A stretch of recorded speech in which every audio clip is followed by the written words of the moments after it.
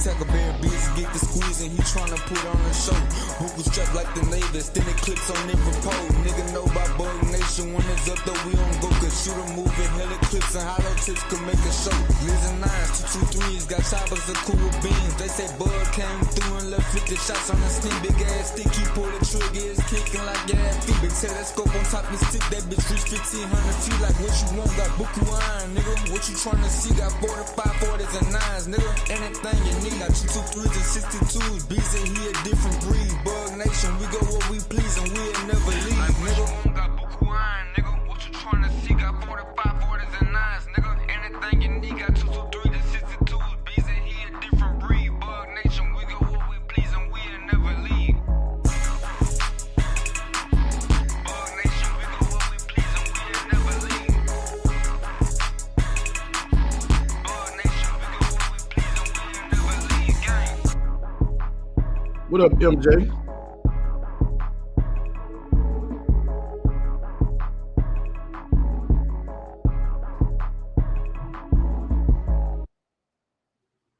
Man, what's the deal? What's up, MJ? What's up, everybody? How y'all doing today? I know it's been 2 weeks. It's been a minute. I'm growing my beard back. Last time y'all seen me, I was babyface. Never do that again. That totally sucked. That totally sucked. What's up, everybody? Got up in here.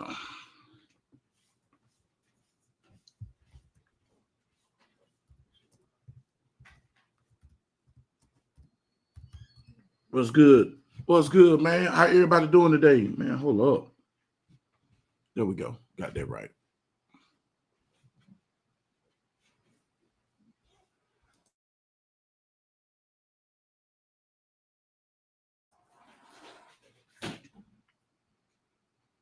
Hey, where you at, man? Where you at? You in the cut? I sent you that link. I sent to Montana too. I'm looking for my iPhone. Man, today is one of them days, boy. I slept all day. Nigga, I went to bed probably about 8 o'clock, 9 o'clock this morning. And nigga, when I say I slept all day, bro, I slept all day. Yeah, I see that.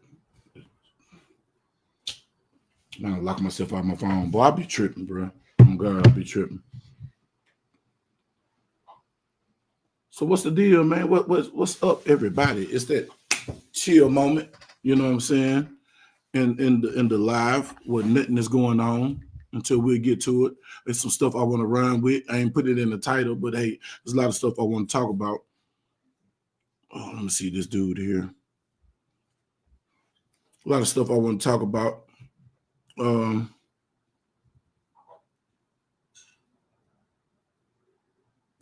Hold on, y'all. Hold on 1 second. Hold on. We're in here.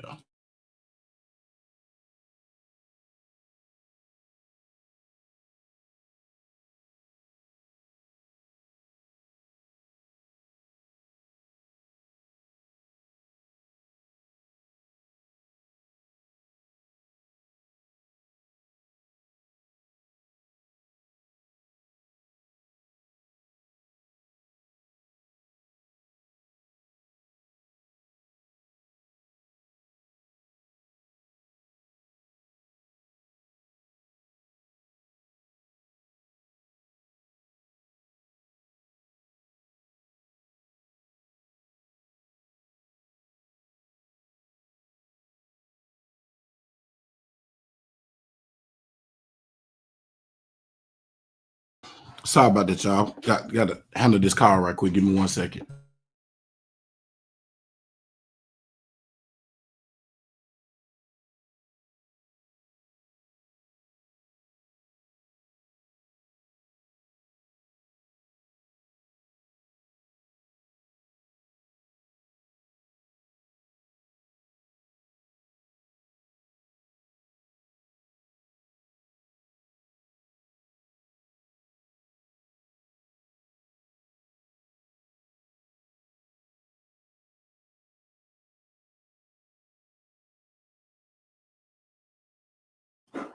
All right, y'all. I'm back.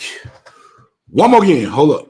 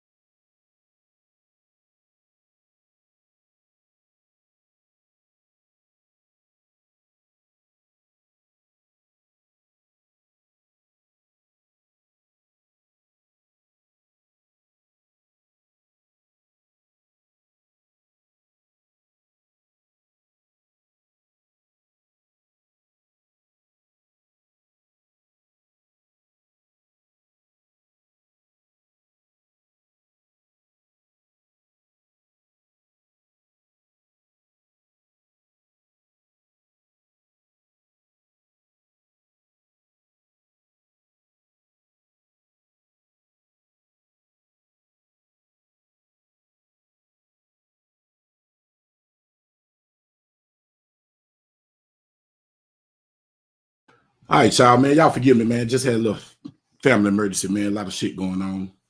I mean, a lot of stuff going on. I'm before the 10-minute mark. I'm cussing too early.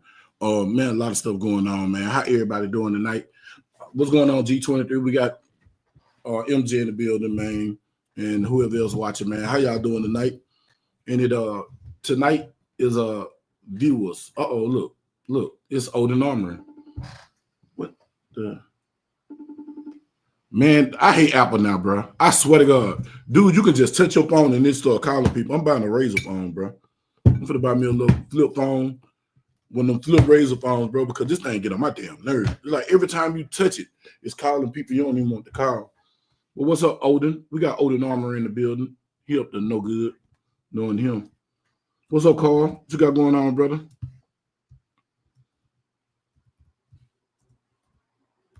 Yeah, it's like, man, for the last couple of weeks, it's like every time I get ready to do the live, bro, I have a whole theme and everything set up, and I get, man, I swear, it's like something be trying to stop me from doing my live because it'd be so much stuff going on, and it'd be going on. Like the first, I was supposed to go at 9, so I put 9:15 because I was working. I was handling some business. And it's like everything be coming at you, bro. I wonder if life just coming like that to everybody, or it's just a me, or is it my karma? What am I doing wrong? What's up? We got Mika in the building. Like, man, it's just like everything like be coming.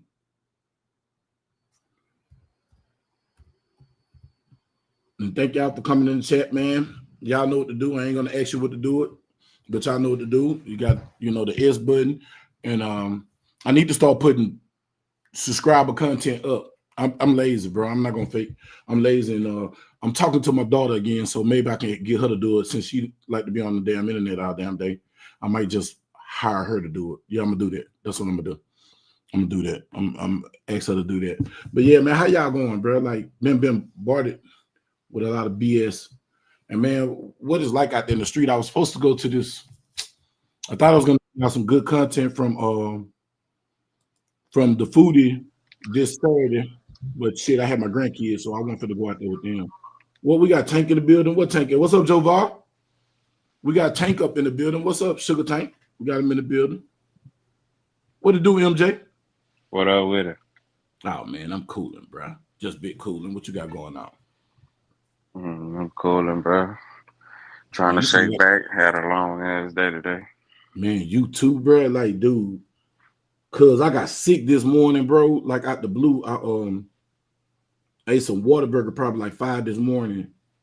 Then I took my medicine and took some vitamins, bro. By 8 o'clock, bro, I swear I feel like I threw up my whole intestines. The dog. When I say, bro, I threw up so hard it hurted, man. I ain't finna go. I ain't finna give you no ammo for your pistol. But yeah, man. yeah. I forgot calling them watching. I'd be damned if them jokes start coming up enough. Bro, when I tell you, bro, like I threw up so hard. Bro. Like, man, I swear I feel like I cleansed my body. I know my sinuses have been bothering me real bad, but I must have threw all that up this morning because, bro, it felt good. I bet. Okay, man, that boy Paradise said he'll be a bit. So what? Whataburger stay open 24 out there? Man, hell yeah, man. Listen, Whataburger don't think I like to eat because they use real vegetables and real meat for sure. You know what I'm saying? So yeah, man, I messed with the Whataburger. I got up, man. I ate some stuff I normally don't eat. I ate a breakfast on a bun, man. I don't eat that pork, but I don't know, for some reason I wanted it. But it smelled funny, so I shouldn't have ate it. I should have took it back in there and told her, hey, look, this smells funny. And I ate it anyway, bro. And I came to the house and I took my medicine. And I'm going to tell you what set it out, bro. I took the black seed oil. As soon as I swallowed that black seed oil, bro, I think about 5 minutes later, bro, I'm talking about, I sounded like a backwards wet vet. Blah! Man, it sounded worse than me being drunk with Courtney, dog. Look, dog, listen. I haven't threw up that hard since me and Courtney got drunk. You remember when the little weird ass video was made? When Courtney came down here, bro, and I threw up real. When Courtney left, I threw up bad. I still got the video. Man, shut up, man. Nobody ask you about the video. I'm just saying, bro. I'm just giving you a reference of what. I ain't asked you about that. Shut up. Nobody asked you. Now look. So, dude, I threw up that hard. I threw up harder than that, bro. Man, it threw up, bro. I couldn't even talk. I was like, man, I went to sleep. I just woke up. And then I woke up to bad news. As soon as phone went dead. So the phone went dead, I put it on charger. I turned the phone off. So you like real meat, bro? Say, hold up, bro. Nah, I want no bitty part of homeboy. Say, y'all need to go on. Go on with that bull. We ain't got time for that today, dog. You know what I'm saying? This the place for the BS, because I'm for it today because we freelancing. So I'm for it today. So they started. Then look. I just paid attention. Real meat. Boy, I swear to God, Tank, man, might be real meat, but it's kangaroo. Hey, why y'all playing? They had kangaroo, cause they had kangaroo in Central Market, and I was finna get some just on GP, and they had a whole alligator up in there. I'm glad I didn't buy it because I ain't barbecue, but I was gonna get the whole alligator and barbecue it, roast that baby, like real talk. And I'm let me go back through these comments, bro. I'm gonna go through these comments. What's up, Will? We got Will in the building. Yo, what's up, everybody? So I'm late. I got one more job to do, and then I'm heading out. All right, it's all good, my brother. I'm gonna mute myself. What you working on, bro? Working on a premier electric range. Gotcha. Only ranges for your house. I promote made in America for the most part, and super simple. But I'm gonna mute myself, fellas. Look, this food. Now, Joe Bar, who else's real meat don't smell funny? You motherfucker. Y'all niggas got jokes today, boy. I swear, and then Carl laughing. Natural oil. They said you use natural oil.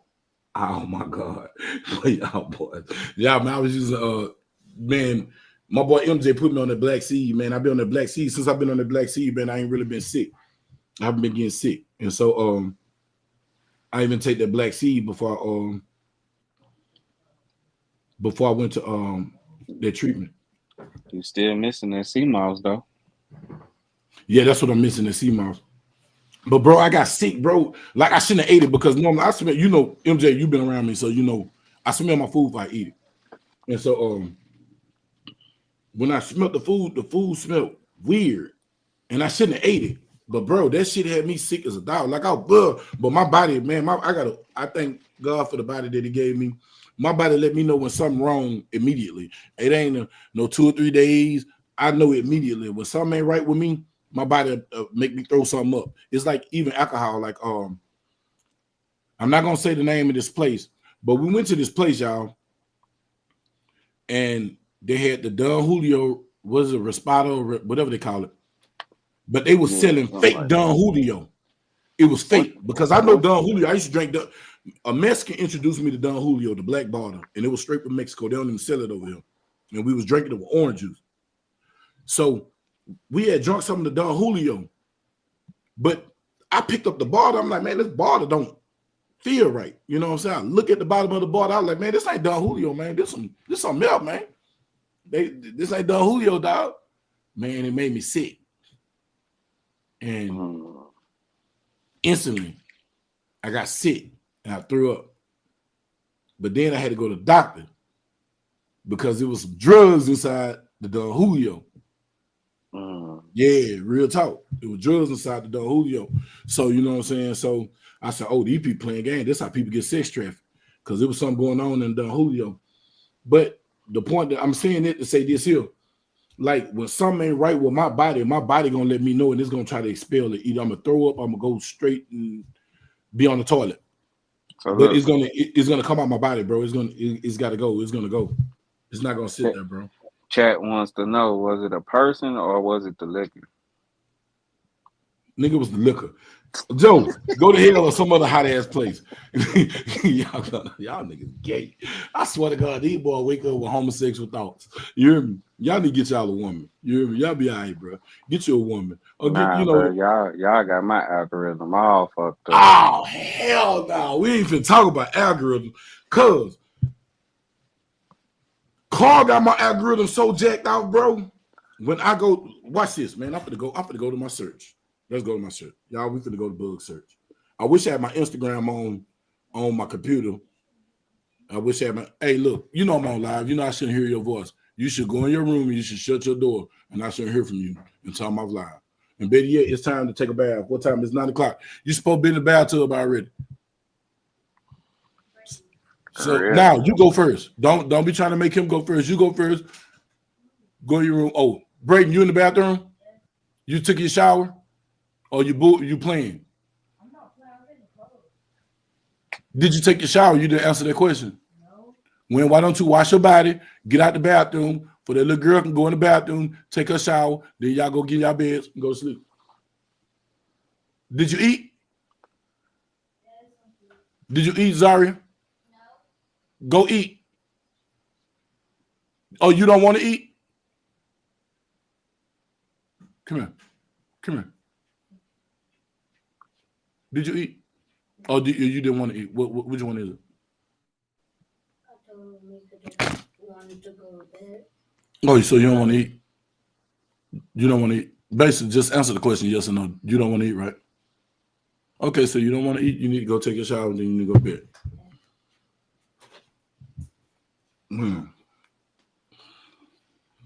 Damn children. Oh, but back to my algorithm, y'all. Let me show y'all my algorithm. Here we go. Let's go to the search bar.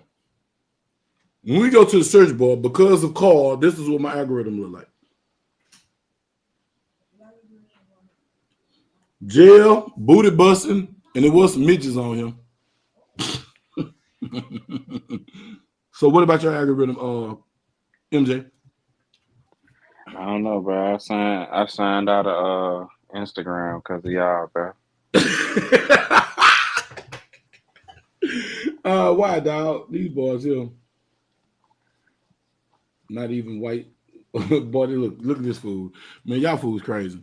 But man, look, my algorithm was so. But it was last night, man. Carl went on his algorithm, MJ, and when Carl pulled it up, man, it started pulling up all type of weird stuff. I was like, man, damn, bro, you be looking at some sick stuff on Instagram, bro.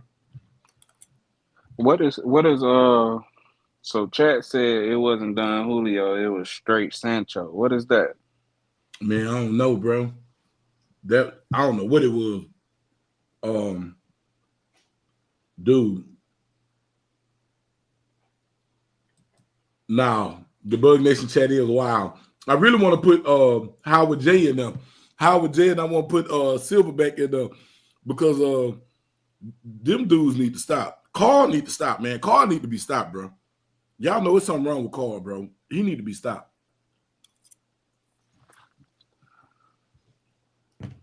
Carl need to be stopped. That Bug Nation chat. Look, to my bring it. Look, see what you talking about? Bring it.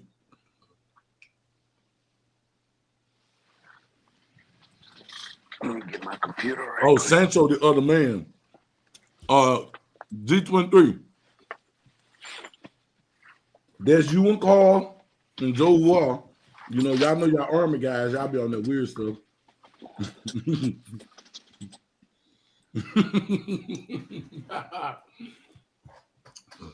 Say for the last couple of days, that Bud Nation chat been out the chain. Especially with Carl. If I went ahead to go holler at my son last night, call him.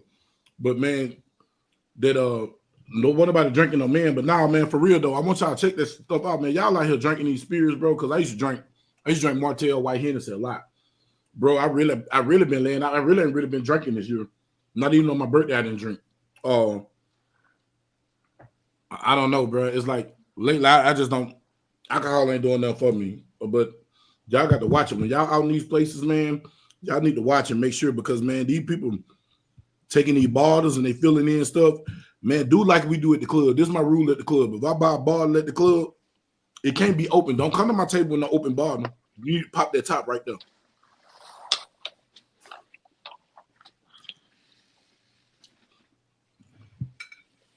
You need to pop that top right there.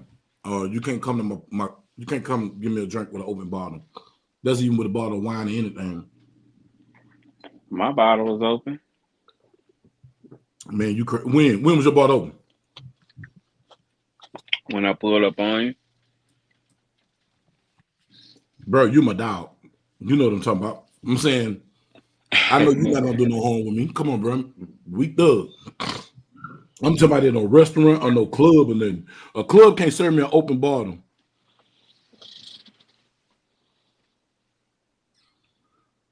We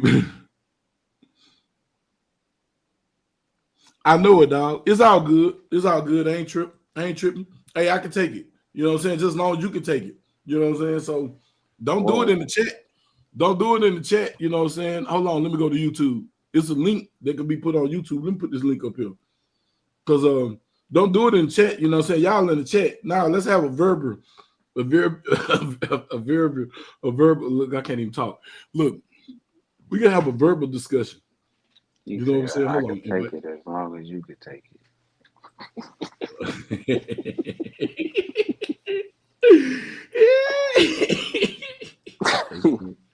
I can't stand you, MJ. I can't stand.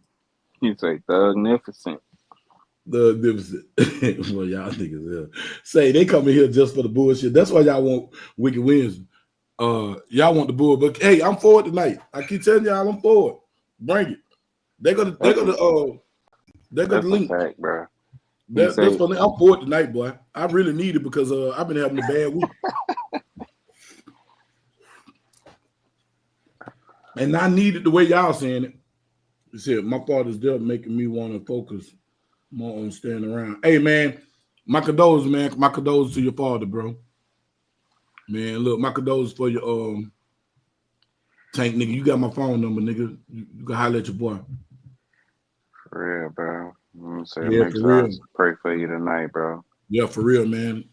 Nigga, send a prayer out for you tonight, man. Because nigga, you out of all the brothers, you go through it. Like people don't know you go through it. And you're a good dude.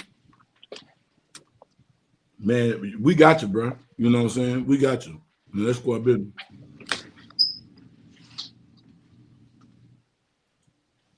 But yeah, man. It's just been a crazy, crazy week. Say, man, I've been in Dallas, dog. Look, y'all, coming to the stage. Undercover. His name is G23. That G stand for get out. And he could take 23 men at one time. Welcome to the stage. You don't want the bowl, because the only reason why you want the bowl is because you want that milk. Now, let me tell you something. Barbecue, go away with this bullshit.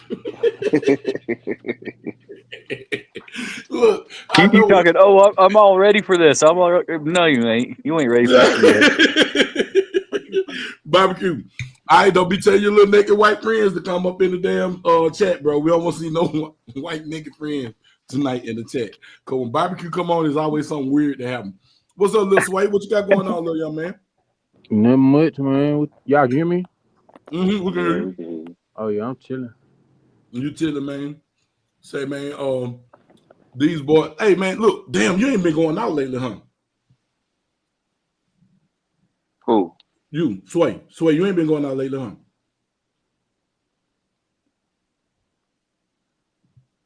Sway, can you hear me? Man, what's wrong with these people, man?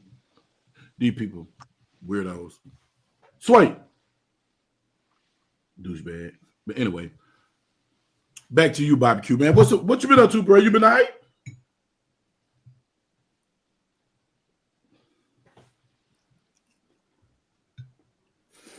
Yeah, I've been doing straight, bro. I can't complain. Yeah, bro. Barbecue, you been all right? I hung out with Barbecue, but no, I'm not Barbecue. Oh no, this G what's it called? But why all y'all sounded like? Look, when you don't have y'all face on, bro, all y'all sounded like, bro. So how life been treating you, man? Not bad. Finally got to go back to work after 3 months off work from surgery. Ah, shit, damn, that shit been going around. Everybody been getting surgery. Carl finna get surgery. My little brother just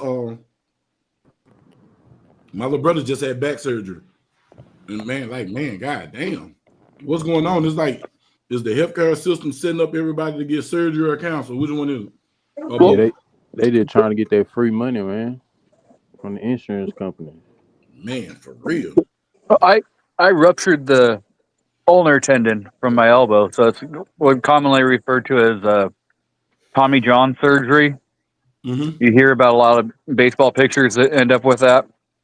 So it starts out as tennis elbow, which is commonly where it's a microfracturing of the tendon as it separates from the bone. And Mm-hmm. once it's completely separated from the bone, it becomes Tommy John. Man, that's crazy. So your elbow back right now? Is it getting now? Yeah, it's back. I can go back to being armed security. Mm-hmm. Yep. Like Sway, he just had his back surgery. I was scared for him to get it. I really didn't want him to get it, but hey, he said his chance was good. Hey, how did that's been doing you good, huh, bro? It all depends on what part of your back are you having you're getting the surgery on. Because like I broke the T11, T12 vertebrae in my back in fuck was that 08? Mm-hmm. And if I would have surgery, I would be medically retired because I would have like 30% mobility. Mm. So Sway, what part did you get surgery on, Sway?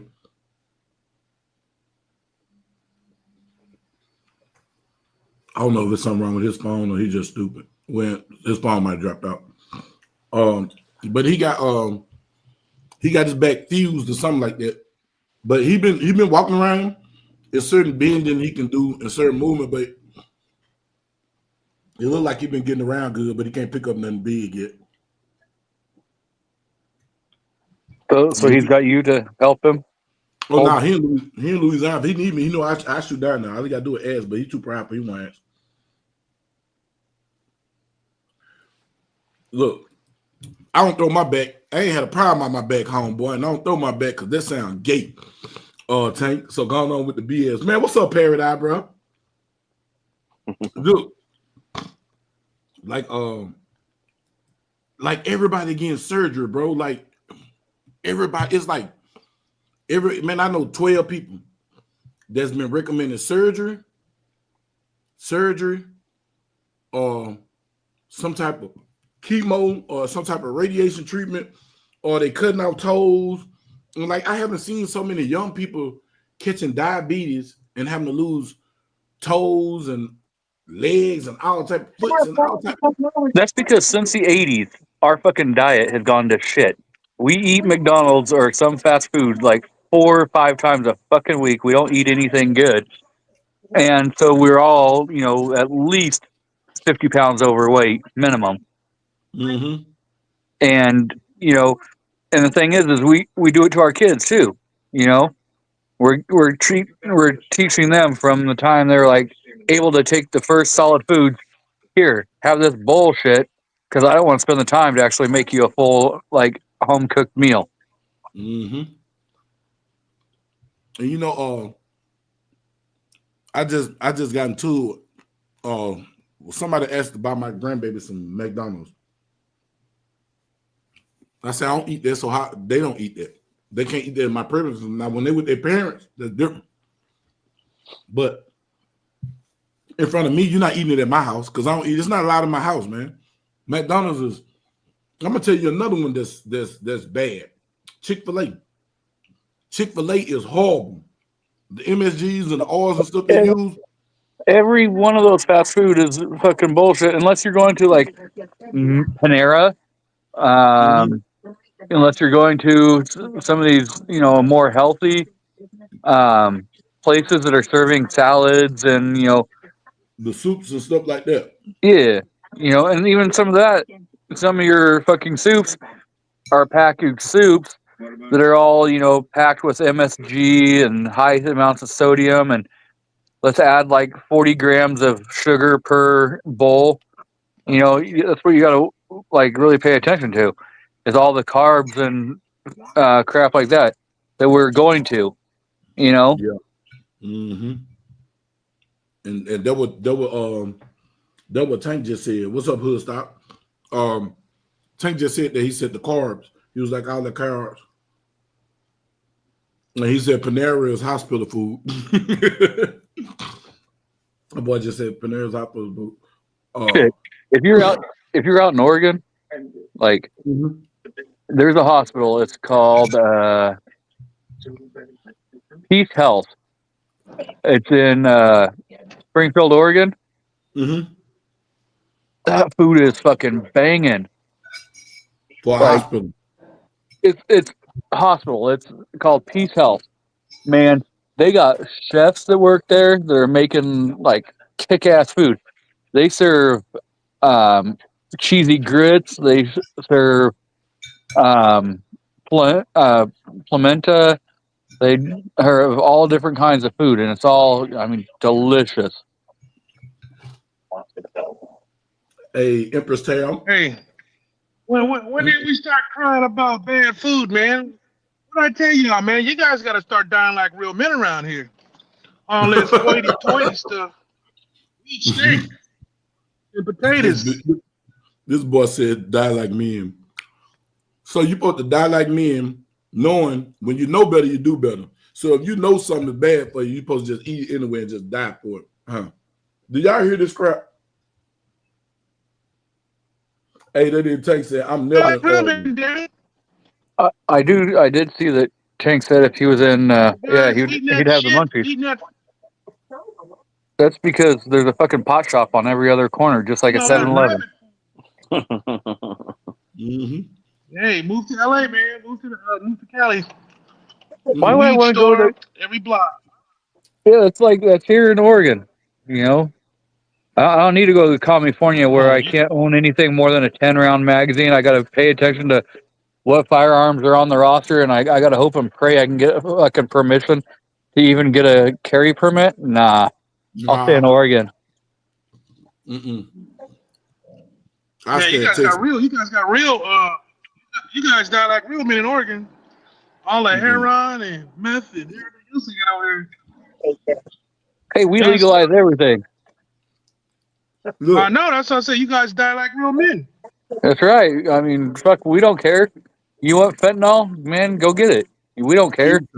You ain't going to jail unless you have like a large amount, and you're but like weed, you can have what I think 4 ounces on you and not have to worry about it. Mm-hmm. If you got meth, you can have I think a teener of meth, maybe an 8-ball of meth without having to worry about going to jail. Coke, same thing. Molly, man, you guys can have cocaine, everything. We got shroom shops. Like you can go and fucking buy shrooms. Well, in the city of Dallas ain't gonna let you have no milk or no coke. Your ass going to jail. But you can have 4 ounces of weed. You can have a cutie of weed. No, we can have, in Oregon. You can have coke, everything. You can have heroin, coke, fucking. You can have whatever you want. But bro, I feel like this. They die like men in Oregon. I feel like this here. Should nothing be illegal? It should be illegal if you use it on other people. Now, if you take some coke and get somebody high to take advantage of them or something like that, yeah, that should be illegal. But if you want to kill yourself, you should be able to kill yourself in peace because it's yourself to kill. If you want to smoke some dope, now if you're gonna smoke some dope and get in the car and gonna kill somebody, gonna run into somebody, now that's different. You need to get okay. They treat all that just like alcohol. You're gonna get a DUI. Mm-hmm. And then we have what's also called DUII, which is if you're on your cell phone, then you're going to get charged with a DUII. Yeah, it's like how they hit you down here is driving under the influence. Influence can be you high smoking weed. You know what I'm saying? Like you on some weed, you drinking alcohol or something like that. But see, those should be hard crimes. But I feel like if you just smoking dope amongst yourself, and it's 10 of y'all want to OD, you know, if you don't got insurance, like, don't revive you. You know what I'm saying? Like, OD in peace. Put it in there. Okay, you can use any drug you want, but we don't have to bring you back to life. You know what I'm saying? So that's just the way I feel. And I believe it'll stop a lot of stuff because it'll weed out a lot of people anyway. You know what I'm saying? Because it shouldn't. I feel like you feel, bro. I feel like you feel, Tank, because Tank, you just said it. I have an issue with the fundamental idea of legal. Fuck the government. I ain't gonna say how lit because I don't need to be on nobody's watch list and I like to fly. But with that being said, I feel like if that's what you want to do, if you want to get high, get wild. What's up, barbecue? There's your barbecue guy. Yeah, Why don't you get him to fucking come on here? Barbecue, he know the rules. He already got the text. It's in the Bug Nation chat. He can get it. He know what to do. Because barbecue come on, he always have some naked dude come on here. You be having naked white dudes come out of nowhere, bro. Weirdo. Like, I'm dead serious. I promise to God, bro. That's why we got our cameras on. Because we know barbecue in here. We ain't been let nobody on the stage. You come in swinging meat and everything else. Man, I was quick that day. Oh, Got my camera, my channel too, man. But now, buddy, I got to be quicker than that. I saw that. Quick. Get up out of here. I'm banning you. But, man, now I'm just saying, like, with drugs, I don't think drugs should be illegal. I think you should be able to smoke drugs. On time, it should be illegal when it affects someone else. When your drugs affects other people, then that's when it's a problem. And you should be held accountable. So if you know you want to go smoke some goddamn crystal and crystal going to have you tripping and put you out and you're going to go out in the street and you get caught high, they should bam your ass. You should get the full extent of the law. I'm talking about ridiculous. The way that they do black people with cocaine, that's the way that everybody need to be charged. That's just my opinion.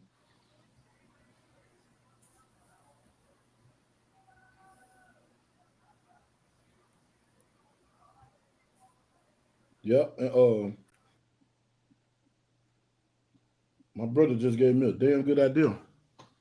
okay. So you want to hear another fucked up thing about Oregon? Mm-hmm.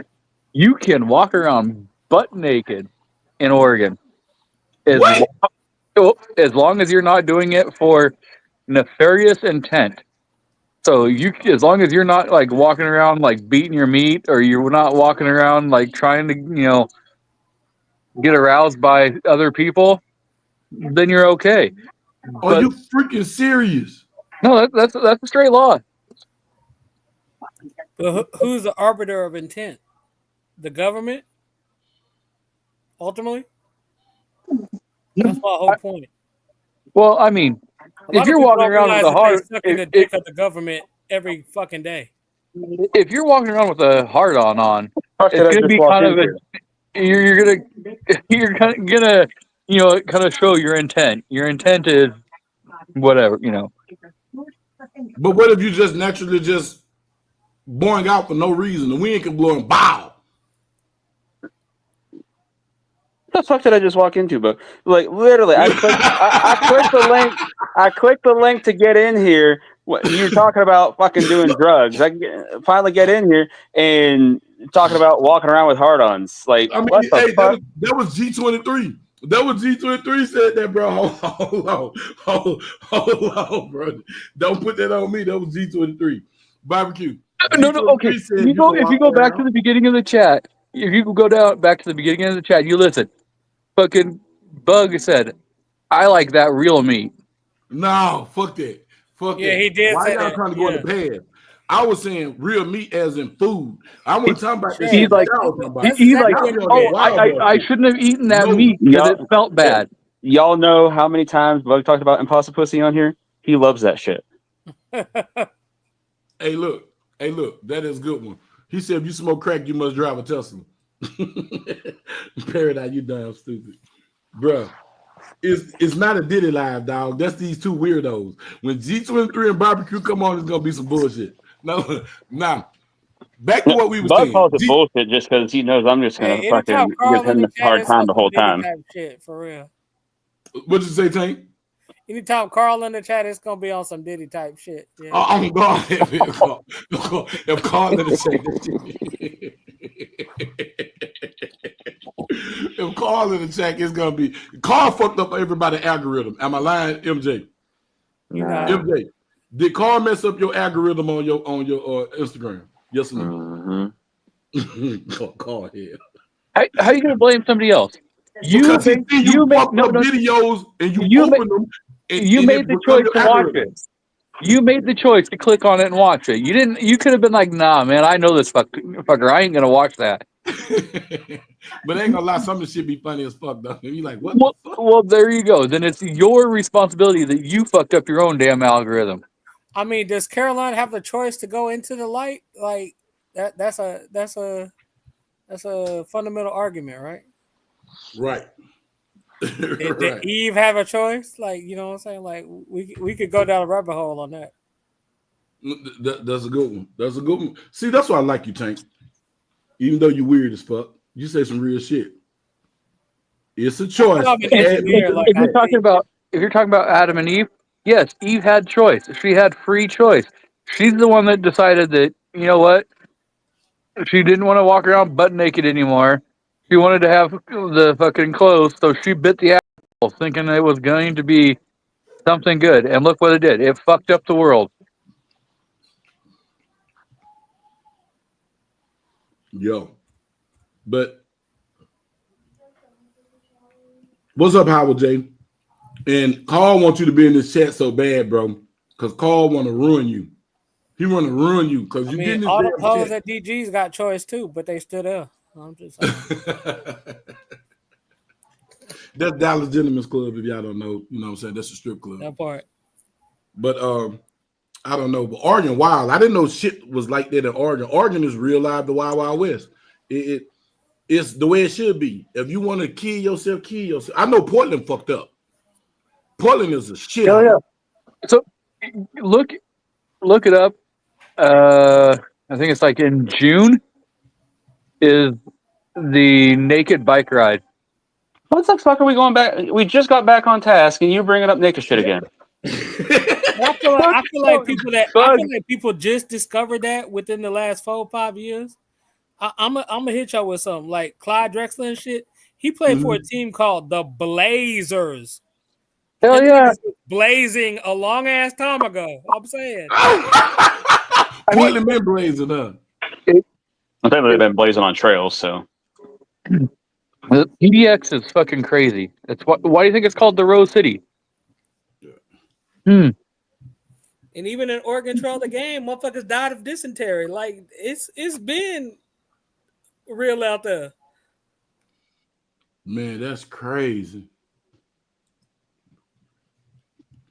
They said, I'm looking at this right now. They got a naked biker's guide. Did you just say you looking at naked bikers? That's what I heard, nigga. It's what. Hey, let him like what he likes. He likes old white dudes, big old beards, driving around naked. Judging, but I'm not judging. Nah, hell no. See, now that's how we're gonna stop all this. We listen and do not judge, face ass. Nah, fuck that. We gonna stop this right now. Look at that. This is what Bug is watching. No, we ain't looking at shit. No, yeah, y'all gonna look Thank at this. God I'm blind. Look, you see that? That's what I was reading it from Google. I was reading it. Said, hey, but you Googled it. That's my whole point. No, because I was like, this can't be fucking true. It is a naked top 10 naked bike ride. And like, there you go. And there you go. His algorithm is fucked up even more. Now it's going to be even more because he's straight up on Google. So this is like going to affect everything. YouTube, fucking everything. He's going to start getting naked fucking dude bike riding. No, they talking about the bike ride. There's this whole symbiosis between Austin and Portland. So nothing that you telling me about Portland is really whatever. Because like we got a whole naked lake in Austin and shit. You know what I'm saying? Hippie Hollow. Hey, say, boy, yeah, Hip Hollow Hill. And the fact that you know what that is. Hey, brother. Hey, Tank, you know one thing. I know about a lot of things, man. You know what I'm saying? Because of course he knows about a lot of things. Exactly. Yeah, I see y'all. I always take something to penis. Bro, why do it have to go back to some talawaka? Dog, I know a lot about some freaky shit. because I used to do freaking shit. Like even New Braunfels, the rafting. You know, at a certain time of night, it go down there. Like I've been places, bro. I've been on yacht parties from Lake Ray Hubbard on down to the Gulf. Lake Travis, yeah. Yeah, Lake Travis. Shit, Lake Louisville. Lake Louisville ain't better than Lake Ray Hubbard. You know what I'm saying? It's more prestigious, Lake Ray Hubbard. But I've been in the Gulf of Mexico. It's a little further out and shit, yeah. Yeah. Like, I've been in yacht parties. Like, bro, let me tell you something. Lifestyle is big here in Dallas. It's big here in Dallas, and a lot of people, you'll be surprised who are part of it because it's so hush-hush. Hey, fuck what you mean? They go down and jump pool. You know what I'm saying? Man, on God, bro. That's what I'm saying. So first thing they say, they want reference to some penis. No, penis didn't have nothing to do with what I had going on. You hear me now? It was that going on, but it didn't have nothing to do with me. You know what I'm talking about? So, you know what I'm saying? It ain't my forte. I'm allergic to other people's pecker. No, it didn't have anything to do with penis for you. They're just impressed how you can get your feet behind your head. Nah, I didn't do none of that. You know what I'm saying? I put feet behind heads before. You know what I'm saying? Just going to fly out and sit on the beach and watch Nick and me and ride bike. No, Carl. No, I mean, damn, see, Howard J act like Carl. Howard J act like Carl. No, yeah, Howard J. I swear Howard J didn't have nothing. It did Carl laughing. See, that's up his alley. That's why if you go back, let's go back to the hill. He finna tell G. Howard J be sending me stuff. Yeah. Man, listen, Carl. If you put him in the bug chat, like it's over. I'm trying to put him in the bug chat, but see, you got to have an iPhone because we be iPhoning it. And I'm gonna have to hook my Instagram up to I'm gonna have to put my Instagram on this computer. I'm gonna do that tonight, and then I'm gonna start practicing on how to pull up these damn videos because my boy is giving me some good game right now, and I'm gonna have to practice doing. I don't want to practice doing it now. I want to do it later. I want to get it right. That's YouTube. Howard J is buying a house in Portland, dead middle of the ride. And I believe you, G23, because Howard J he yellow. You know them light-skinned niggas. You got to watch them. You know what I'm talking about? Light-skinned. They be having light-skinned tendencies. Hey, don't watch me. Watch TV, baby. Yeah, them light-skinned brothers. Howard J here. I couldn't listen. Silverback, Howard J, and Tank in the chat. Yeah, if our algorithm will be really messed up. Yo, shit. Yeah. Our algorithm will be jacked, slap up. You know what I'm saying? It'll be jacked up. It'll be jacked up. But now, bro, huh? That's them videos that he sent them. That's YouTube. Oh, YouTube. Mm-hmm. Let me pull it up on my phone. I'll pull it up on YouTube because I do got YouTube on the computer. But see, I got an alter identity because like I be coaching and all my parents think I'm like very professional and shit. Like they just don't know. I don't know if they knew. But I can't blend them worlds together. Won't nobody let me coach their kid. Well, nobody let you coach that kid. Now you'll be surprised though, because just say like this. I ain't gonna say when because I don't want to get myself in trouble. But I went to a yacht party, and everybody did he? Nah, I wasn't no Diddy party. This some Dallas shit. Definitely sounds like a Diddy party. Nah, man. Man, I'm just gonna say like this here. That motherfucker was wild. But this is the point that I'm making. Who had a yacht in Dallas though? Like where would you'll be surprised. What's some yachts in Dallas? What you mean? Them ain't really yachts. That should be on the ocean. Say yacht to me, that it's gotta be on the ocean. Man, listen to me. They got some yachts in Galveston or Port Arthur or something. Like, man, you're not listening to me. They have Galveston style yachts sitting in Lake Ray Hubbard and Lake Louisville and these little lakes around here. I'm talking about yachts with a nice ass bedroom downstairs. It got a king size California king size bed in it. Upstairs can hold about 20, 30 people. Like real shit. With zebra mussels all on that bitch. Man, bruh. I'm telling you. Don't get it twisted.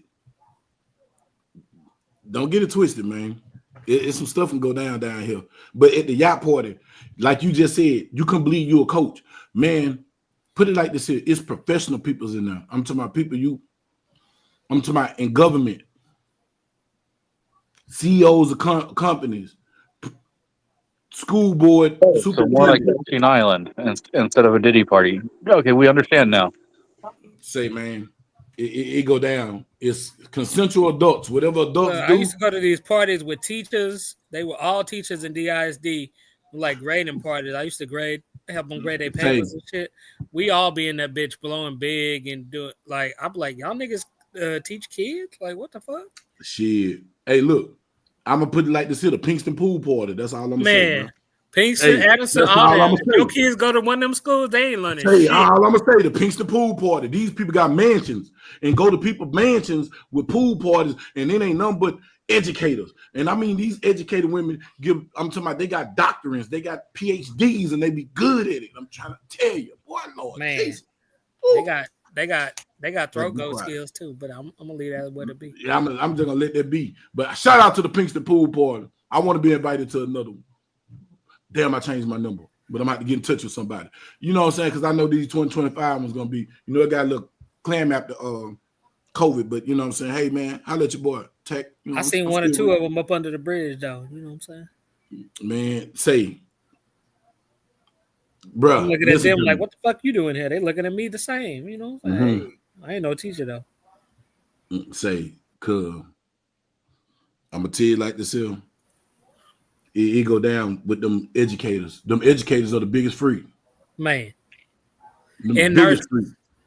Nah, man, we ain't talking about them nurses. Great. You can get some. Find you a hoe that say she work at Parkland or St. Paul. Shit. Man, hold on. St. Paul don't even exist no more. That's what I'm talking about. That's why. Hey, look, man. If you got a nurse and she worked for Parkland, Presbyterian, North Dallas, Presbyterian North,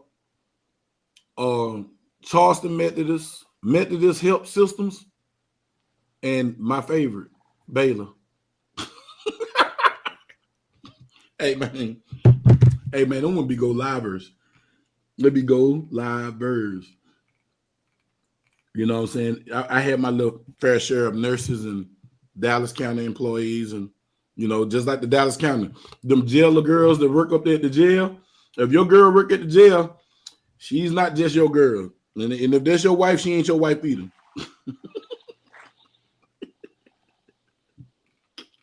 Yeah. Marinate on that. My boy just sent me this video. I can't pull up the video, MJ. Because I put it in. Put it up on your phone and then just type in the title of the video on YouTube on your computer. Low key, if your girl work at the Amazon warehouse, like Sir, this is a man. Hold on. I just I did. I typed in the oh, here you go. Oh, okay. They went to the what column. That's why it didn't come up. The way I typed it in. They went to the Breakfast Club. Look what Howard J just said. No, I ain't even see, bro, because I'm on a big. I ain't even looking at the what's called. I'm going, y'all. All right, Paradise. Already. Any women that have to be in charge of people all week are the biggest freaks. You can do whatever with them. And you're not lying. Howard J, you are not fucking lying. You're not lying. Like, no lie. That's facts. That is absolutely true. Most women with power, they want to submit. They want to submit. Let me get this up here. Did accuse of 2023. This TMZ. It's on the Breakfast Club. They like Club. that real meat. Yeah. And they be nasty with it too. They be real nasty. And then you wonder why they're not married. They're not married because they put their career first, and then, man, they go crazy. They go crazy once you do your thing, bro. Hola, ¿cómo estás? Muy bien.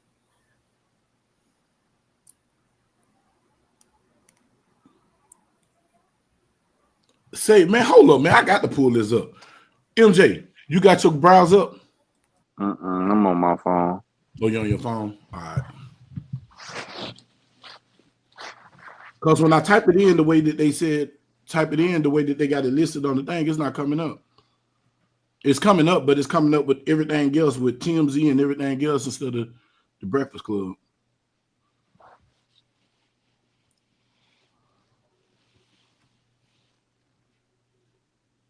Let me see if this still is this. Y'all want y'all to see this, man. This my boy just sent me this. But it don't surprise, man. None of this surprised me, man. If people that's around me, you know, your average people making $100,000-$200,000 a year, and a few millionaires, I can imagine what the millionaires do when they get together, bro. This ain't nothing new. It's been going on. Who is the average people making 100K, 200K though? Man, I know a lot of people make that, man. That's like It's not that ain't average, shit, bro. man. Yeah, you're right. A little above average, but it's a lot of people making 200K, 200. You know what I'm saying? And shit, they get down.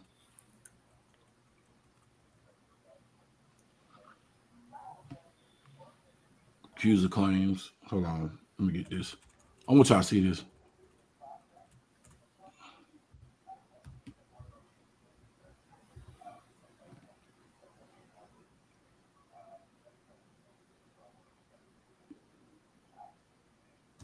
Yeah, they said Beyonce, y'all. Man, watch this. I'm gonna show this right quick.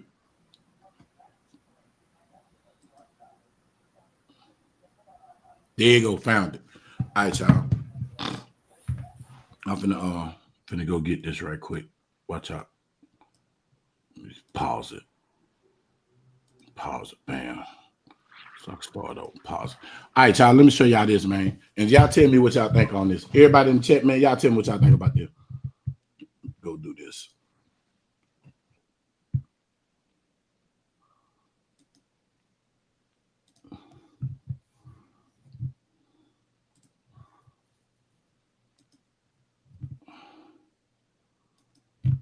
All right, tell me what y'all think about this. Listen.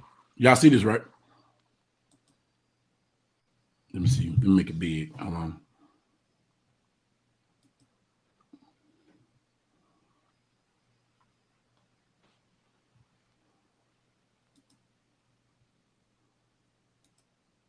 All right. Now, all right, I'm gonna say this. I'm gonna ask y'all a question, man, because you know YouTube got their little policies. You can't let stuff play too long, man. What y'all think about this? What y'all think about this so far? Before we get into the details, what y'all think about this? Cap. You think it's cap? That's straight bullshit. Bullshit. You think it's pure bullshit? What you think, MJ? I don't know, bro. He did it pay for the party, so you got to pay him back some type of way. All right, look, let's finish it. Let's see what you gotta say. Come on now. Fuck that. I'm gonna get back to it, y'all. But nah, fuck that. You ain't let no man put no dick on your forehead and peg you, and then tell you, then put you in a thong. Talking about they drugged you. Come on, y'all. Come.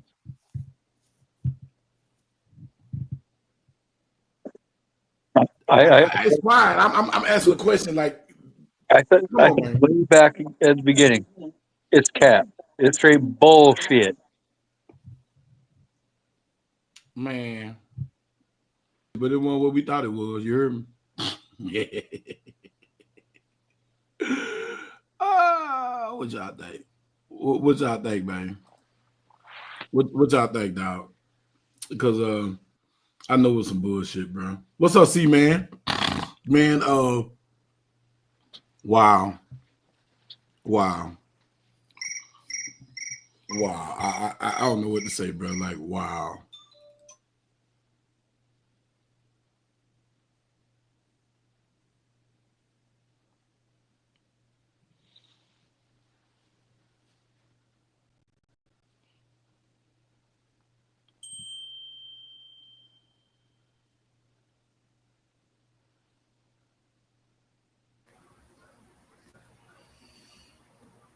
I don't know. Hey, wait a minute, y'all. Is my stream unavailable right now on YouTube? Because I just got told that they stream suspended for policy violation. Oh, damn! What I do? They got me, huh? They got me, y'all. Fuck! How they get me? What they get you for? Whoa! Bro, they got me. They finally got the tech, dog. They got me, cuz. No. Oh shit! Wait, hold on. What? They got me. What you talking about? Man, my stream is dead on YouTube. My stream is dead on YouTube, bro. No, it's not. Is it? I don't think it Hold on. is.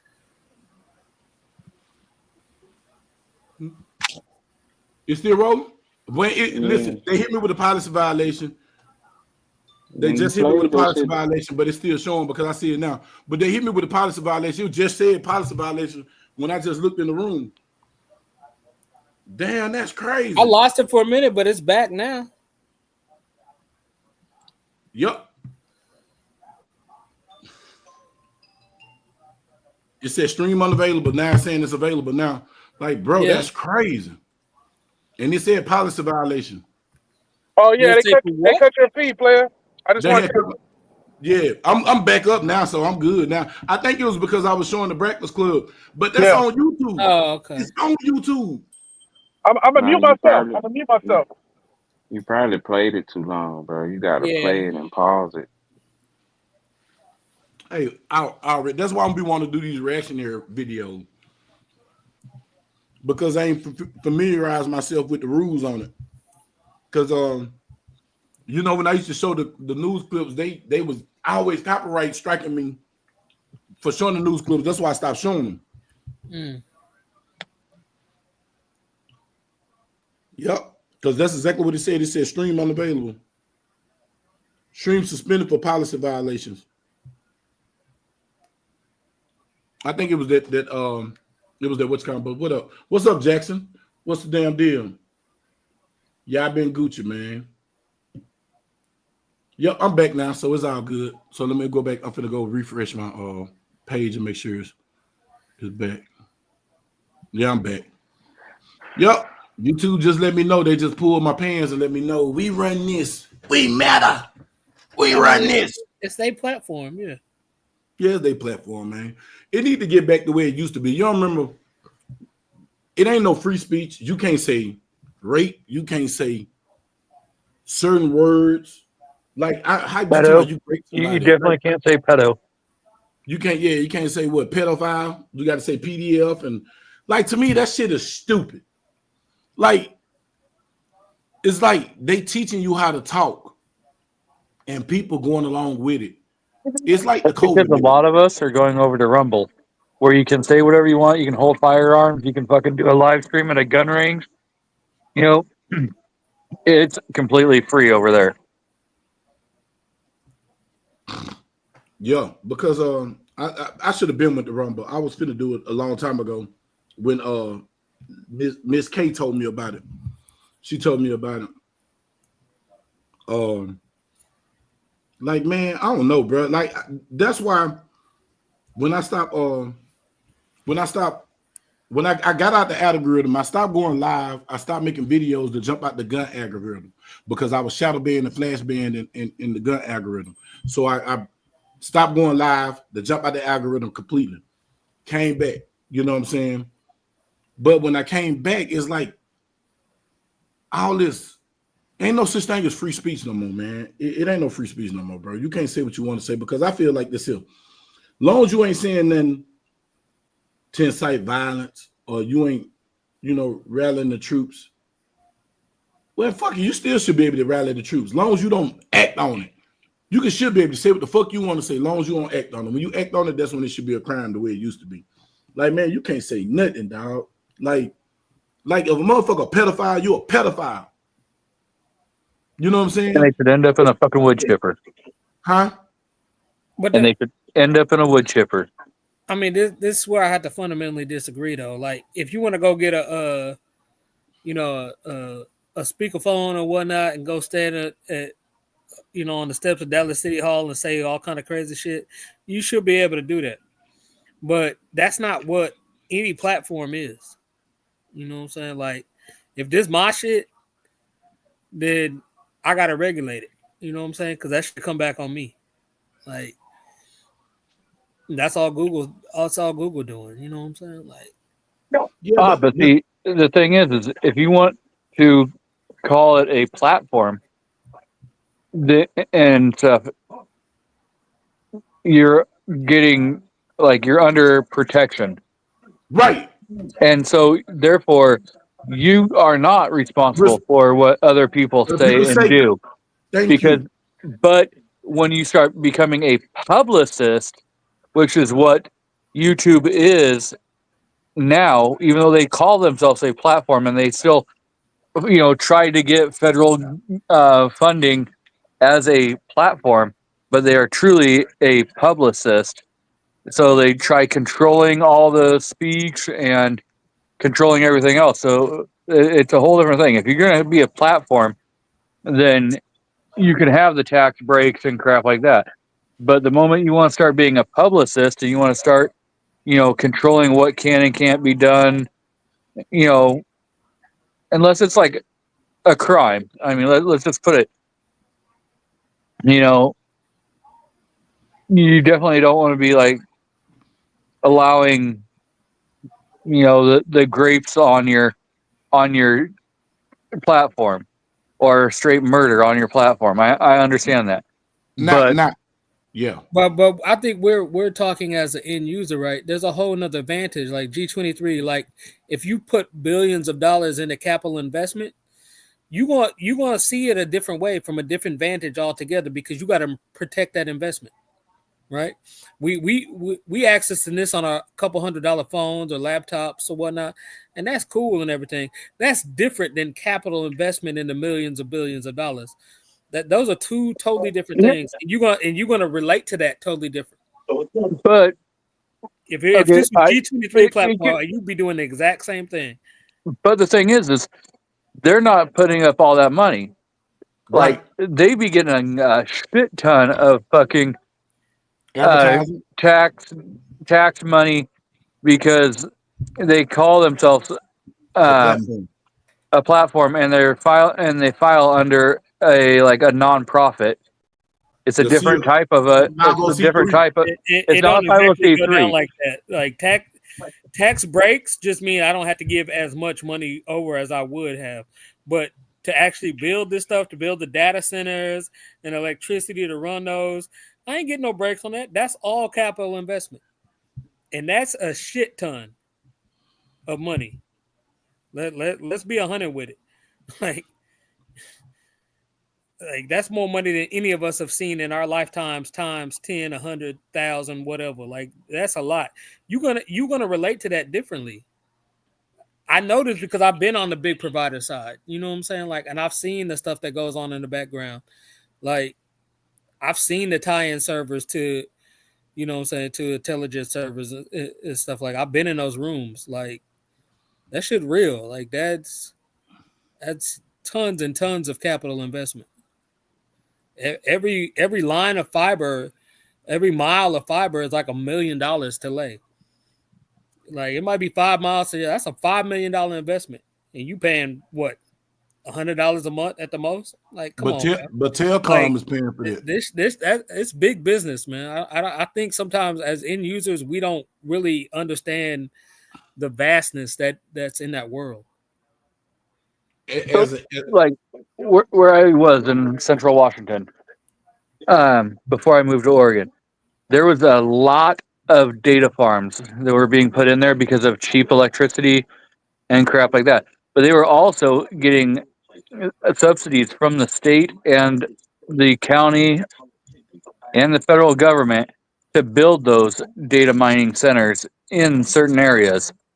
So they're not they're putting out money, but they're not putting out as much money as everyone thinks they're getting, putting out there. So they're getting a hell of a lot of fucking government tax breaks, and they're getting paid. But it's still a shit ton of money. Like, oh yeah. No. It's a shit ton of money, but it's not. They're getting back, in breaks and stuff like that.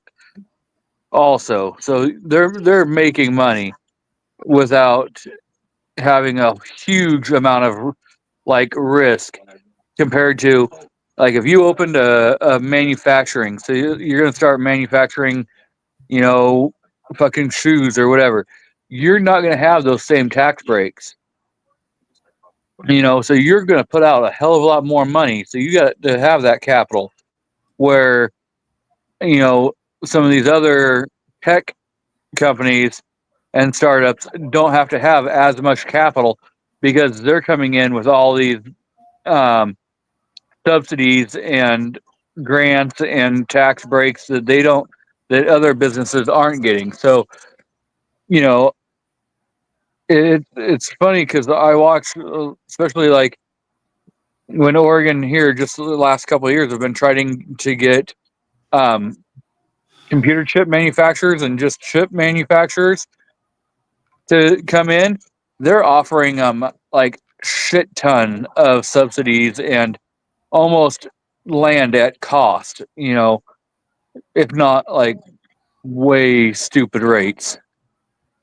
But even in that analogy, like there's a lot that goes into that we're not calculating. Like you got to have a supply chain for all those rare minerals and stuff like that. Like that shit costs a ton. From on the logistics side, on the securing those contracts and shit like that. So yeah, maybe somebody gave you some land, but it's still millions and millions and millions upon what I'm saying, dollars up front that you're gonna have to invest in setting all that up. And you're gonna relate and you're gonna protect that investment just as any of us would. Hell, if I put $20 on something, I'm gonna act some kind of way.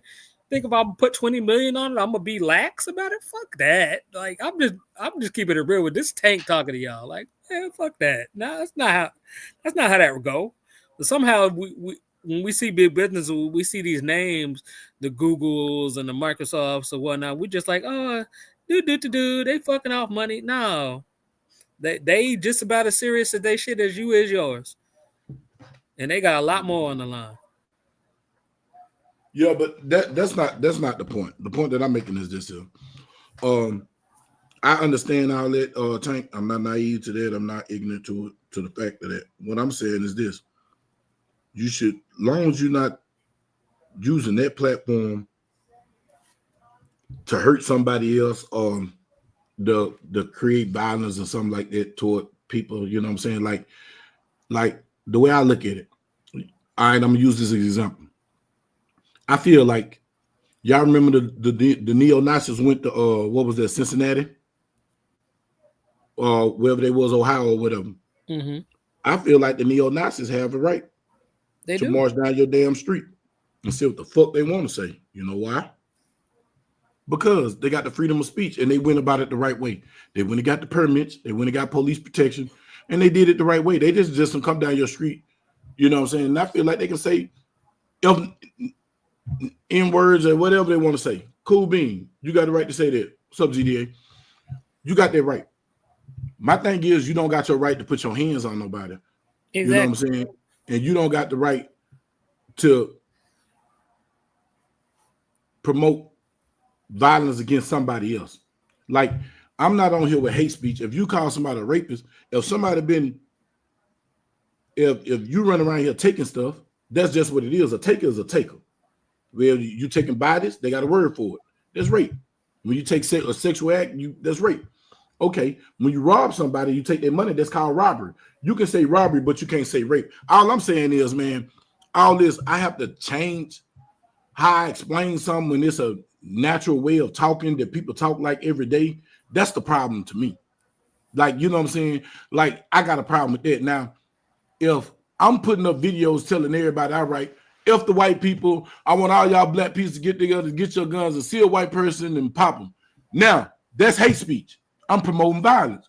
Do something about that. But if I just say, man, dude just been accused of raping the kids, that's some pedo shit. That's some pedo shit. Don't try to take my channel because I said pedo. And I got that. Instead of saying what a person is, giving them their name of pedophilia, mean you got pictures of kids. I shouldn't have to say PDF. That's all I'm saying, bro. I shouldn't have to change. Now they want you to completely, instead of calling them pedos or anything like that, they want you to call them MAP. I'm not finna call nothing because you told me to call him. No, that nigga's a pedophile. He's a pervert. Exactly. Man, the thing is,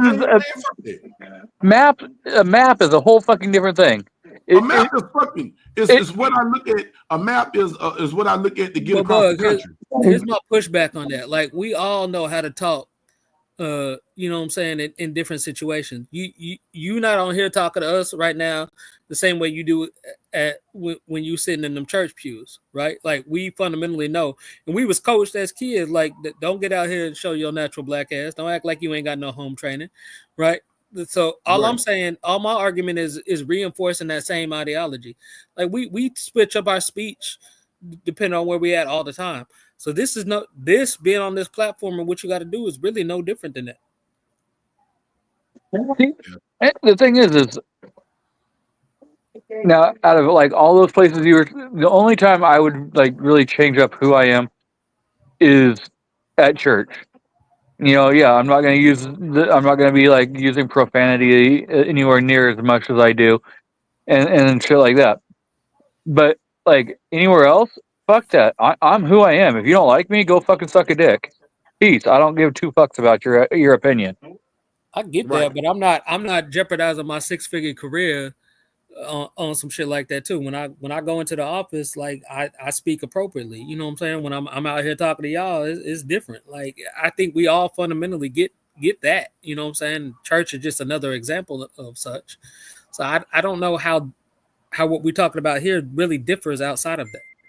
Okay, so this how it differs. Because in church, I'm gonna call a motherfucker a rapist. I'm gonna call him a pedophile. And if he's a pervert or he doing some type of perverse type things, I'm gonna call him that. They not gonna switch it up and call him a map. Because if you've been accused of some type of pedophilia or something, they not code switching. That's what it is. I'm not at church. We gonna say that he's a rapist. They say it all the time. They said that Saul, before he became Paul, was a murderer. They don't say that, oh, he was a unaliver. No, they said he was a fucking murderer. The Bible said it. So I'm going to push back on that concept of code switching. To me, like, code switching, we've all seen the movie Airplane, right? Like, when the white woman was talking jive or whatnot, that's code switching because that's something that wasn't expected of her. You know what I'm saying? Like, to me, that's code switching. Like, my daddy black, my mama white. If I come up here speaking Spanish, that's code switching because that's not of me, right? But of me, like, when I'm in the office, I'm not being me. When I'm in the cliff, I'm not being me. I just have a wider you know what I'm saying, gamut than what people realize. That's on them. You know what I'm saying? It's still native to me. You know what I'm saying? Like, the way I am with my white family versus the way I am with my black family, but that's still all me. Because somebody don't necessarily see that because you only know me in one aspect. Oh well, you know what I'm saying? I also speak Arabic. You know what I'm saying? I say my prayers in Arabic. Like, just because you don't possibly know that, that's a limitation on you. That's not me somehow being other than myself. Like, the problem is that people don't have a way to judge that. So to me, that's what code switching is like something other than yourself. I can speak just as fluently in South Lake as I can in Oak Cliff. Right. Exactly. Those two things are not outside of me though. Right. Just because someone don't realize that. Because what I be on here, I be myself. I'm myself. Anybody that know me know one thing, I'm myself anywhere I go. I'm not trying to be nothing. I'm not. I'm me. Either you're gonna accept it or you're not. And if you don't, I don't give a shit. Fuck you. Right. You know what I'm saying? Well, my argument is that myself is wider than a lot of people. Yeah, right. Exactly. Now, I think that extends to everybody though, right? So Mika said this here. She said if the word is in the Bible, you can't see it. She said if the word is in the Bible, you can't see it. If the word is in the dictionary, you can't see it. Why you can't see it? And that's my point. Exactly, Joe Bob. But the term in there is adjusting. I'm not adjusting anything. Like, I'm doing this fluently. Like, somebody who's bilingual isn't adjusting anything, right? Just because they speak in one versus the other. Oh, see, there she goes. She's trying to start some shit. She said there's no difference with gender identity. What are you walking around the truth? Why they allowing you to water down the truth? And that's my thing. Is they're like, I don't care. What I believe it's two genders, male and female. You know what I'm saying? Now, if you think you're a female, that's on you. More power to you. I don't give a fuck. I don't have to adhere to what the fuck you think. Exactly. I'm adhere to what I see. What I see, if I see you got a big ass Adam's apple in your neck and you got a big bulge down between your pants, you's a boy. You hear me? So if you go to the same bathroom I go to and we both stand up and piss, you's a man. I don't give a fuck if you dress like a fucking elephant. That don't make you an elephant. Now, I don't care about that. As long as you're not going in the bathroom with my 8-year-old daughter. Now you going in the bathroom with my 8-year-old daughter, then we got a problem.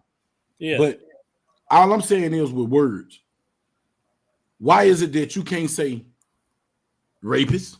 Why is it you can't say pedophile? Why is it you can't say murder? Why is it you can't even say killed? He got murdered. People, we've been saying that. That was a part of our everyday common tongue. Why we can't say that now? Now we got to get on a platform and say unalive. I'm not saying unalive. I'm saying murder. If they kick me out, I'm off. So fucking be it. You feel me? Just like tonight, they just suspended my channel for whatever it is they do. If they don't send me an email telling me what the fuck I did wrong so I won't do it again, and they won't take Taco Berry Bud, I don't give 2 fucks. If they take Taco Berry Bud Instagram, they take and one of these bitches. Guess what? I grew up in the era we didn't even have computers. We had American Online. They used to go to get on fucking line. You hear me? So I grew up in an era where the telephone was in the house and the very few people had telephones on their body. So I don't give a shit about none of this shit. Right. Hell, I'm going to show you how rebellious I am. I could be way bigger than what I am if I'd follow YouTube rules and keep posting. If I'm not getting paid for the shit I'm posting already, that I already posted, 200-300 videos I done already posting. Y'all don't want to pay me for that. Why the fuck am I gonna keep paying? It's like paying into a pot. I'm paying the lottery and ain't winning. Nigga, fuck that. It comes a time when you say, fuck it.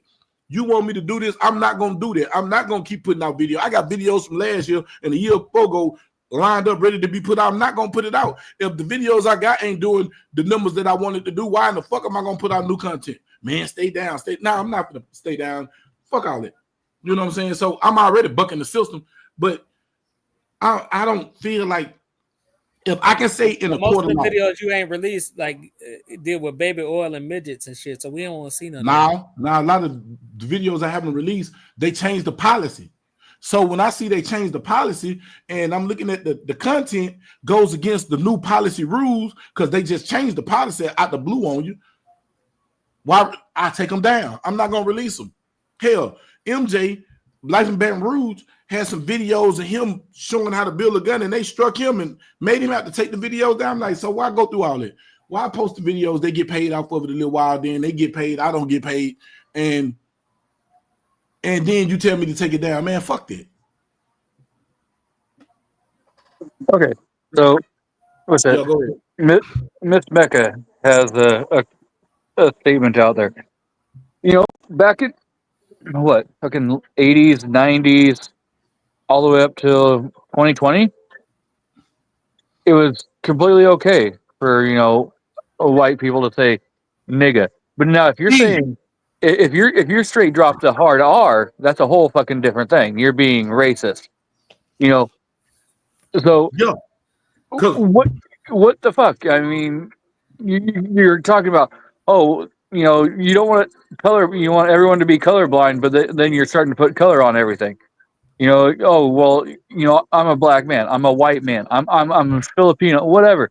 No, we're all fucking humans. We're either we're male or we're female.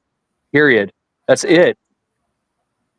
I disagree with that, but I get where you're coming from. But I get the context of where you come from. But see, when it comes to the nigger thing, this is what I'm gonna say.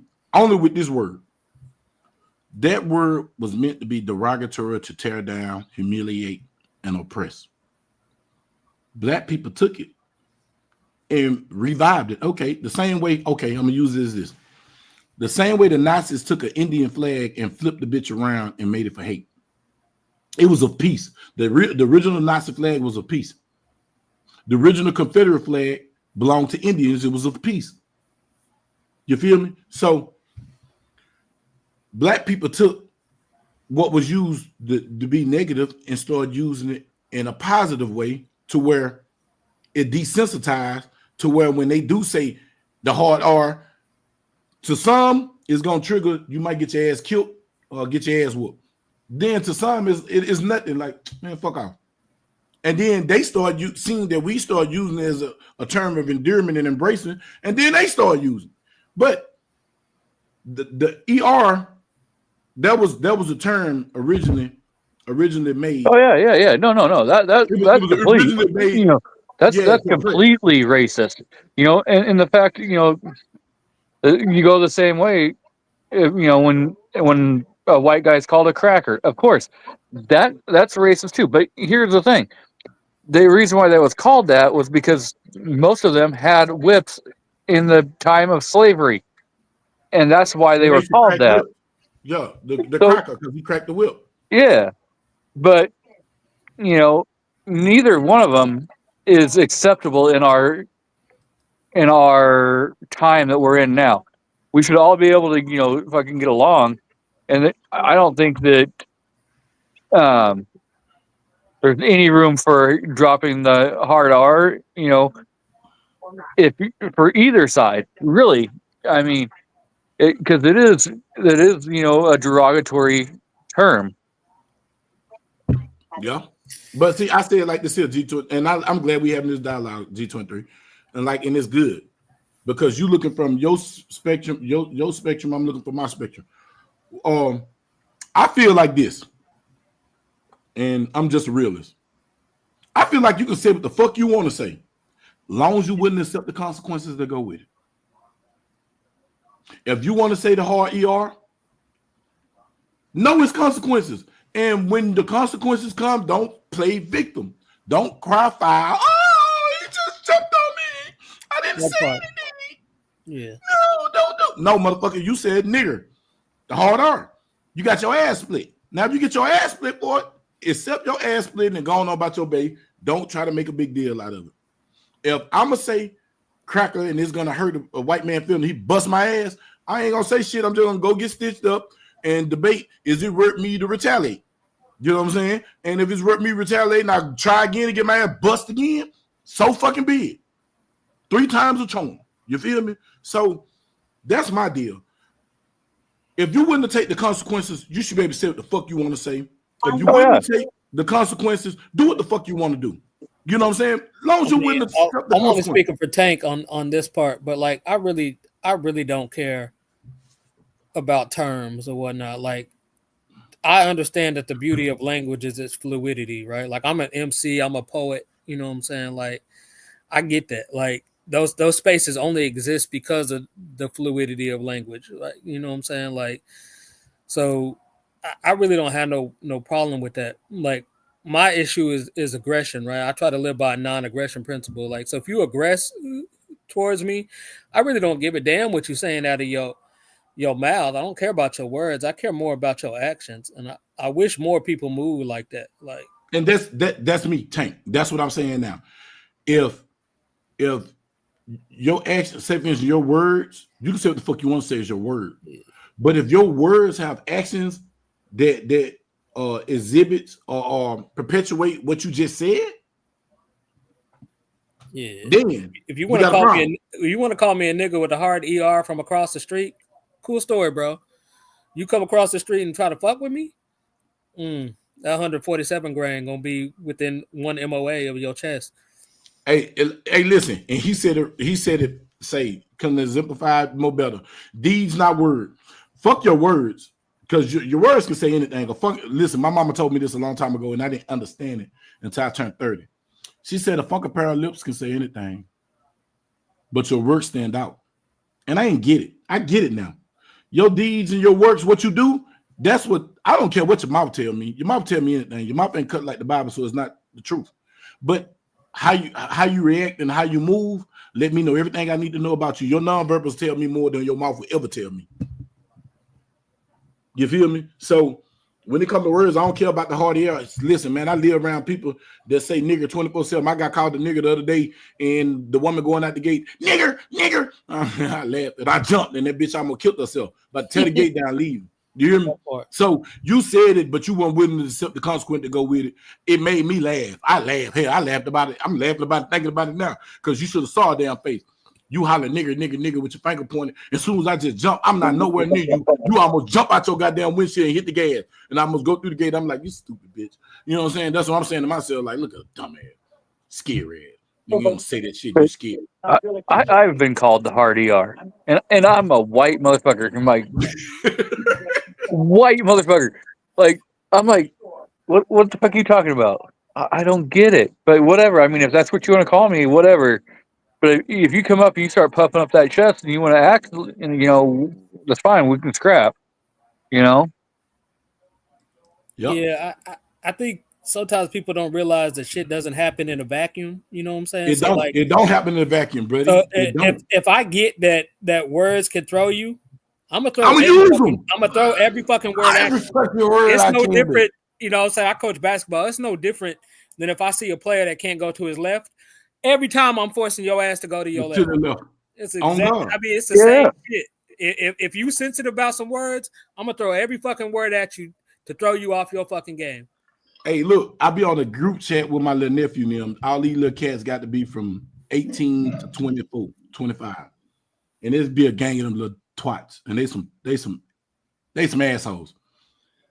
But I learned one thing, they don't understand I'm the jokes king. And why I say I'm the troll king, because the whole time we doing something, I'm analyzing and I'm doing research right now. The whole time we talking, I'm researching and I'm figuring out what type of personality you got. So when we found out something that pissed you off, you say your mama, you don't like mama jokes. So I'm gonna bust mama jokes all day long. It's gonna be mama jokes 24/7 now. Listen, my son 23 years old. My son 23. And to this day, it pisses him off when I tell him this. I said, look, if I start hitting your mama right now, right? If I start hitting your mama right now, won't that make me your stepdaddy daddy? It pissed him off. He says, stupid. It don't make sense. I said, yes, it is, because I'm your daddy 24/7. But if I start dating your mama again, that'll make me your stepdaddy. So I'll be your stepdaddy daddy. It pisses him off. And because I know it pisses him off, guess what I do? I wear him out for about 3 hours, and then I let him leave I let him make about a month, and then out the blue, when I see he's just too goddamn happy for my taste, I just bust out, yeah, I think I'm gonna bust your mama down so I can be your stepdaddy daddy. And now I'm gonna piss this whole world out. Then he said, man, why you do that? I said, for one, you're allowing another person to control you. I'm your dad, I'm controlling you. So if I can control you, I know somebody else can control you. That's why I do it. To desensitize you to where if somebody else said you won't do nothing fucking stupid or do nothing irate and emotionally immature because you're not thinking and just react to what somebody else is saying. You feel me? Right. Because I promise, if I find out that you get mad, I'll Tank, you know how we do it. You feel me? Yeah. Man, we get on you. Hey, Odin Armory. If somebody's sensitive skin, you cannot come in that Bug Nation chat. Odin Armory have pissed brothers off by calling them slaves. He told one person he a snitch. I mean, these people got mad. Like, they really want to put something on his ass. But the point is, if you're going to get mad about words, you let somebody control you through words, shit, you open the door to bullshit for the rest of your life.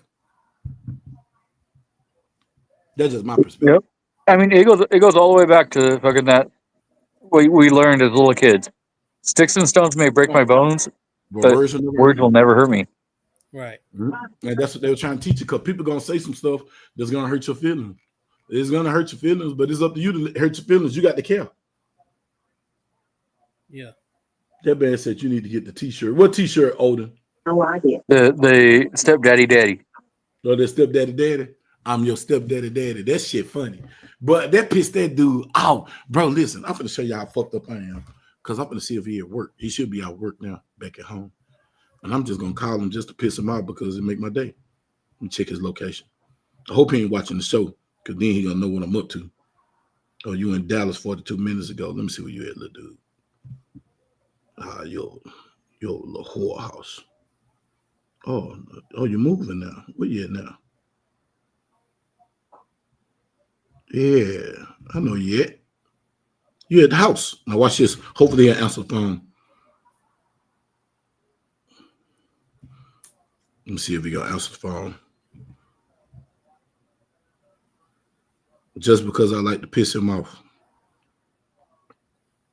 And I messed up. I'm a horrible daddy, y'all, sometimes. Watch this. Listen.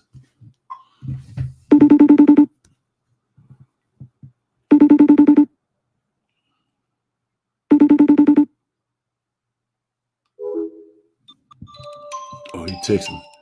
Maybe on the phone. Hold on right quick. Okay, call me back. Yeah, I like to harass my sons. Like I harass Mika's son. And I tell him some shit like this. I'll be like, say, bro, you know I bust your mama down, right? That little dude be pissed off, bro. That piss him off. Look, they trying to teach you to be sensitive for you can crash out.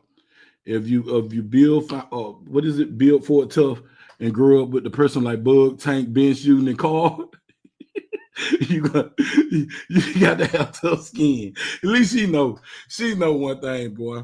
Yeah, even Tank, because you got to watch Tank. Tank be sliding men on you too. He sliding men on you too, man. He a horrible person. And Carl is the worst. Y'all know what Ford stands for, right? The Found on Road Dead? No, fags only ride dicks. That's why I call like Ford. Y'all be quiet. Here go my son. Yeah, you can do that when you private. What's up, Doc? So it ain't. Man, what is wrong with you? Why you shaking it like it's a tambourine or something? You trying to tell me something? What is that? That's like a tambourine movement. Like no, they got. You ain't seen that new dance? No, they got a dance for the guns. Oh God! What is wrong with gun, you like. That's that young nigga shit. Hey man, listen. You know what I was thinking about? Huh? You know what I was thinking about? What happened? I was thinking about you supposed to came by the house on your way home, man, to get them screws. You need to get them screws. Yeah, you tripping, get them screws. But listen, I was thinking about this. I was thinking about hollering at your mama and being your stepdaddy daddy. Fam, we just got cool, right? We're not cool no more. Well, you're gonna straight do him like that on live. I just told my new BM about that shit too. She was like, "Why would he say some stupid ass shit like that?" I'm like, "Bro, thank you.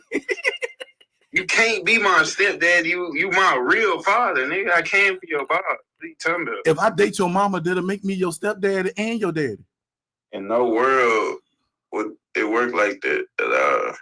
Nah, look, I got you on live. I just told them that you get mad when I say stepdaddy daddy, and they just heard you say, "Bro, that don't make sense." You like we was just cool. I still cannot believe you straight did him like that on a fucking live. Look, I said that on the live, dog. Look, bro. I told them I fuck with you like that because I'm fucked up. But why do I fuck with you like that? It's to stop people from saying anything to you to piss you off. Yeah. Because like back then, shit, motherfucker get a reaction at my ass from anything they said to me that bothered me. But now that shit just roll off a nigga's skin like butter. Hey, because you got a daddy like me, they don't understand the daddy you have, do it, bro. Hell nah. That shit really need to be studied. Oh, So you know he's gonna have a T-shirt made with that on it. Yeah. Look, I'm gonna get that T-shirt. You know that you're gonna wear it. What T-shirt? Stepdaddy, daddy. No. I'm gonna boycott that motherfucker. I'm gonna buy. You foul. Listen, He's a right Negro for that. He said he gonna boycott them all, y'all. He gonna boycott and buy them all. He boycotting them motherfuckers. Bro, put that shit in Big T. I'm gonna buy one. That's gonna be my merch. I'm gonna start making merch just piss people off for no damn reason. You hear me? Bro, I swear to God, you do that shit, bro. You're gonna be your first hater. I swear to God. No, man, y'all better not go buy that shit. Stepdaddy, daddy. I ain't gonna lie, that would be hard though. That'd be hard than a bitch. You'll go around fucking people's head up. They're like, what the fuck he talking about? What do you mean? Oh shit. I see that. Look at that. Hey, it's some Yeah, you gangster shit. gotta go make that ASAP. I ain't gonna lie. See that? My son approved, y'all. I got the son approval on it. You know what I'm saying? Man, I ain't mean to fuck with you and ruin your day. I just call y'all. Bud, See you you going working to with a good man. hell. I know I'm going to hell, bro. But that ain't nothing. They don't understand half the shit I do. The gasoline draws. They don't understand half. Man, look, bro. It's not a deterrent for me. I got a reservation in that motherfucker. So yeah. I'm gonna get them bitch. I'm straight driving the fucking bus. What are you talking about? Hey, you in for the night, little dude? Yeah. Yeah, if I get out, I'll bring you them screws so you can go and put them things in there and reinforce your door. You hear me? You need to, that should be a priority. That's security. You need to reinforce your door. So yeah, do that shit. Your camera right? Your camera straight. They ain't moving nothing, huh? So if somebody move it, you know they moved it. That hoe is perfect. Perfect. I like it that angle anyway. Okay. Well, shit, I'm finna get back to my live, man. I just want to, upset you. You know I'm a troll. You know what I'm saying? And I'm finna call BJ and just, since we're on live, it's crank calls. Call BJ and just tell him, say, man, do you know that your mama swallowed your dad and she had you? You going to hell. Look, y'all should see his face, man. Yo, look, let me show y'all how this dude look. This dude's face when I said that, bro.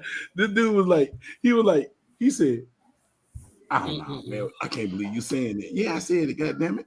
And he put it on the internet. He just didn't say it. Nigga put it on the internet. This shit's universal, worldwide. Hey, look, I'm gonna tell you, your mama swallowed your daddy and had you. She didn't even get pregnant the traditional way. You're a special type of child. That's why you talk shit. You can't do the mouth. Yeah. Wow. Every time that poor boy see his mama, he gonna. Hey, look, y'all like to see how this dude is looking at me. Why you looking at me like that? Don't call BJ and tell BJ that. Yeah, he probably looking at every time he see it. See, somebody call him. He ain't gonna look at his mom. He ain't gonna look at his mom screen no more. He's gonna tell him she earned the Slut of the Year award. Yeah. BJ, boy, I'm gonna call you back when I get out live, dog. You go, bug. Every time he see a dude look at his mama, he be like, damn. He's just gonna put his head down with the shame, like, damn. He gonna always wonder. What you say, Tank? I ain't tell the baby mama what? I say, he said he ain't tell the baby mama, did he? He said he told the baby mama. I said, yeah. Shit, man. What's up, man? I mean, it was on his mind. He was like, look, let me hit you with this. He said he told the baby mama. He told his baby mama, he said, say, look, my daddy tell me some shit like, you see, I know he was mad when he said it. Yeah. He told me some shit like, talking about he my stepdaddy dad. That shit fucking stupid. Listen, the first time I ever told him, he said, it don't make sense. And it was like, it pissed him off because it was so stupid. What? Why would you say that? It's just dumb. Man, he got hysterical. I was looking at him like this nigga was flashing. I was loving every minute of it. He didn't know it though. And I was looking baffled, like, why are you acting like this? And the whole time inside, I'm cracking up. Like, I got him. Oh, he fucked up. He done let me know his weakness. Say something about your mama. Yeah. Oh, I got him. Boy, I started telling mama joke. Boy, you know your mama hands so soft. Boy, that boy got mad. Yeah, they just things you shouldn't do. Oh, man. Oh, shit. Bruh. That ain't, man, I'm ignorant though, bro, because I say anything to them. Them boys, you can't say too much to them girls. Them girls sensitive. You know what I'm saying? But them boys, they catch hell. Boy, I'm telling you, like I get bored. Like I was just look, bro, on the child, really, because my daughter is the worst one. Hey, my daughter, the worst one. Like I just got so disappointed with her yesterday that I was looking at her on the phone talking to her, and I told her I can't even be mad at you no more. It ain't nothing you can do to make me mad no more. You don't reach your mad limit. You hear me? So, y'all, I was on some bullshit yesterday, so I texted my daughter and my son. I asked them, do they want to come jump me?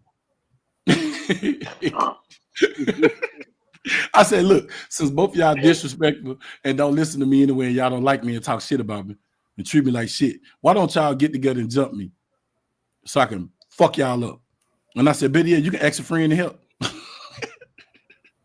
He He didn't respond. My daughter instantly said, "Oh, wait a minute. What? Why am I brought into this?" I said, "Because you my daughter and I don't like you and I don't like him, so I want to beat both of y'all up." And they were just like, "Man, what's wrong with my dad?" And my dad is just out the blue. I was dead ass serious though. Then he gonna tell me at work. I said, "Say, bro." I said, "You all want to jump me?" He said, "What we need to jump for? I can do it by myself." Oh yeah, bet. I said, "What time do you get off?" He said, 8 o'clock. I said, "Come by my house. We're gonna do it in the garage." Then he didn't come on my house last night, so I had to pull up at his house at midnight. You know what I'm saying? To see what he was doing. Listen, I ain't leaving my son's house at 5 o'clock this morning. Like, nigga, bro, you need a job. Go get a damn job. This nigga need a fucking job. What kind of bullshit, man? Look, I'm put you to work, man. Look, man. You need a fucking job. Because the dude said he was gonna whoop my ass in my garage. He said he told you he was gonna whoop your ass. No, you can't tell me you're gonna whoop my ass and don't come whoop my ass. Like, just the idea of you thinking you can whoop my ass, I'm gonna have to show you. Yeah, but Bud, you brought this shit up. You brought this shit up. You can't invite this shit and then be like, yeah, come on. Man, this is the thing. You're gonna feel horrible when you shoot your son. That's what I'm saying. I ain't gonna shoot him. I promise. Listen, I told him like this: if y'all jump me and my brother's gonna jump y'all. So don't get mad. So just listen. I invited you to see if you were gonna take. I want to kick your ass anyway, but I don't got no reason to kick his ass. So I needed an excuse. So he's a good son. Yeah, no, because he ain't really did nothing for ass whooping, but I feel like kicking his ass. So he's a good son, Bug. Yeah, he's a good son, but that's being a bully, Bug. All you women out there know. Don't get this nigga no babies because he's gonna beat up your poor babies. Look, I said, bro, I want to whoop you in morning. Y'all can jump me. He said, I know him. He egotistical. So I said, this dumb ass gonna fall for the trap. My daughter instantly saw through it. Nope, dad on some bullshit. I asked Bryce. I said, Bryce, you got something on your mind? Shit, what's up? Say, bro, I don't got time for you. You have a good day. And Bryce just told me fuck off because he already seen I was on bullshit. So I said, I know my son Markel, he gonna fall for it because he too high testosterone. That fucker said, yeah, I beat you up in your garage. Oh man, you can't tell me that and not do it. You know my polo game is official. I got to come get you now. We gotta go to the garage. You a daddy, nigga. You a daddy. Yeah, but listen. You gotta show them the example. You can't be smacking them. Listen. If anybody had a teenage son and see now he grown, I didn't get to kick his ass when he was a teenager because all sons buck daddies. It's the rite of passage. It is a rite of passage for you to buck your dad and get beat the fuck up. No, thank God I didn't see the old man. He didn't give me that right. He didn't give me the opportunity. See, my oldest son, Sean, he gave me the opportunity to kick his ass because he tried it. I knock your old ass out. Oh boy, let's win the backyard, beat the brakes off of him. You run that fade? Yeah, what? Fade? It wasn't even fade. It happened so quick, bro. You didn't put him to sleep? Bro, I didn't give him an opportunity. Once I seen his fist balled up, he fucked up. Bing, bing, bing, bing, bing. It was over. You gave him a 3-piece. See, it was 4. It was 4. Oh, you gave him a 4-piece. 4 and done. It was done. Really was done with the third, but the second one, but the third woke him up and the fourth one put him back down. You know what I'm saying? So, but I told my son, because every now and then my son be acting like, man, y'all know when them kids act like, man, I can take them. And when I see it in their face, because I was that dude, nigga, I bring it to you. Man, what's up? What you want? I got to show you. I got to show you. You're not supposed to. Man, you do damage every time you hit that boy. Listen, you're doing damage every time you smack him. I ain't hit him yet. That's the point. He overdo, bro. You need to go take jujitsu. Trust me, you need to go take jujitsu. You won't feel bad. I felt bad because I hurt the little homie. And he had an indentation in his chest for the rest of his life. I felt bad about that. I hit my son one time because he was mouthing off. It was one day I was taking Mika to work, and me and him was in my car. And basically, he was ready to go to his grandma's house. He didn't want to live with me no more. But instead of just talking to me, the nigga got spotted. He said something small. Before I knew it, man, my hand reached back and hit him in the mouth. Didn't nobody see my hand hit his mouth? Only thing they knew was mouth. He didn't even see the hit. Because we talked about it afterwards, he was like, man, I didn't even see you hit me. I just felt my lip bleeding and hurting. It's like, did this nigga just hit me? And like everybody asked the question. Mika was like, Damn, he hit him quick. I ain't even see him. She in the front seat. She didn't even see me reach in the back. But that's the only time I ever hit the little dude. But We all got that time. We all got that bad temper. That's why you want it, man. You need to go take you some jujitsu and some pressure points. Learn some pressure points, bug. And you like, okay, all right. Let me show you. You give him that Hey, pain. look, watch this, Pete. Watch this, Will. Change their religion. Will. Just put it like this here. I know some shit. There you go. Hey, look. Because when you start putting hands on them, you're gonna start fucking with their head. You're gonna start messing their heads up. You're gonna feel real bad. I to this day, bro, to this day, like my little man, he killed himself. To this day, I feel bad because he gotta go to heaven or hell with a big old dent in his chest for the rest of his for the eternity. Listen, Will, I'm big. Will, I'm big now, but anybody know me? I used to be skinny as shit. And I wasn't as tall as I am. I didn't start, bro. I'm no bullshit. I didn't start growing until I was like 30, bro. I got up to close to like almost 6 feet in high school, but I was like 5'10", 5'11", something like that. You might. Now I'm dead serious. I didn't start growing until I'm 30. Like, bro, I'm 40 plus, and I'm 6'4". They said you stop growing after 20 something. That's some lie. Yeah. You stop growing when your body decides not to grow. Bro, I'm 6'4". Like the doctor put the thing on my head. I'm fucking 6'4". So 6'4", I was 280. I'm like 270. 6'4".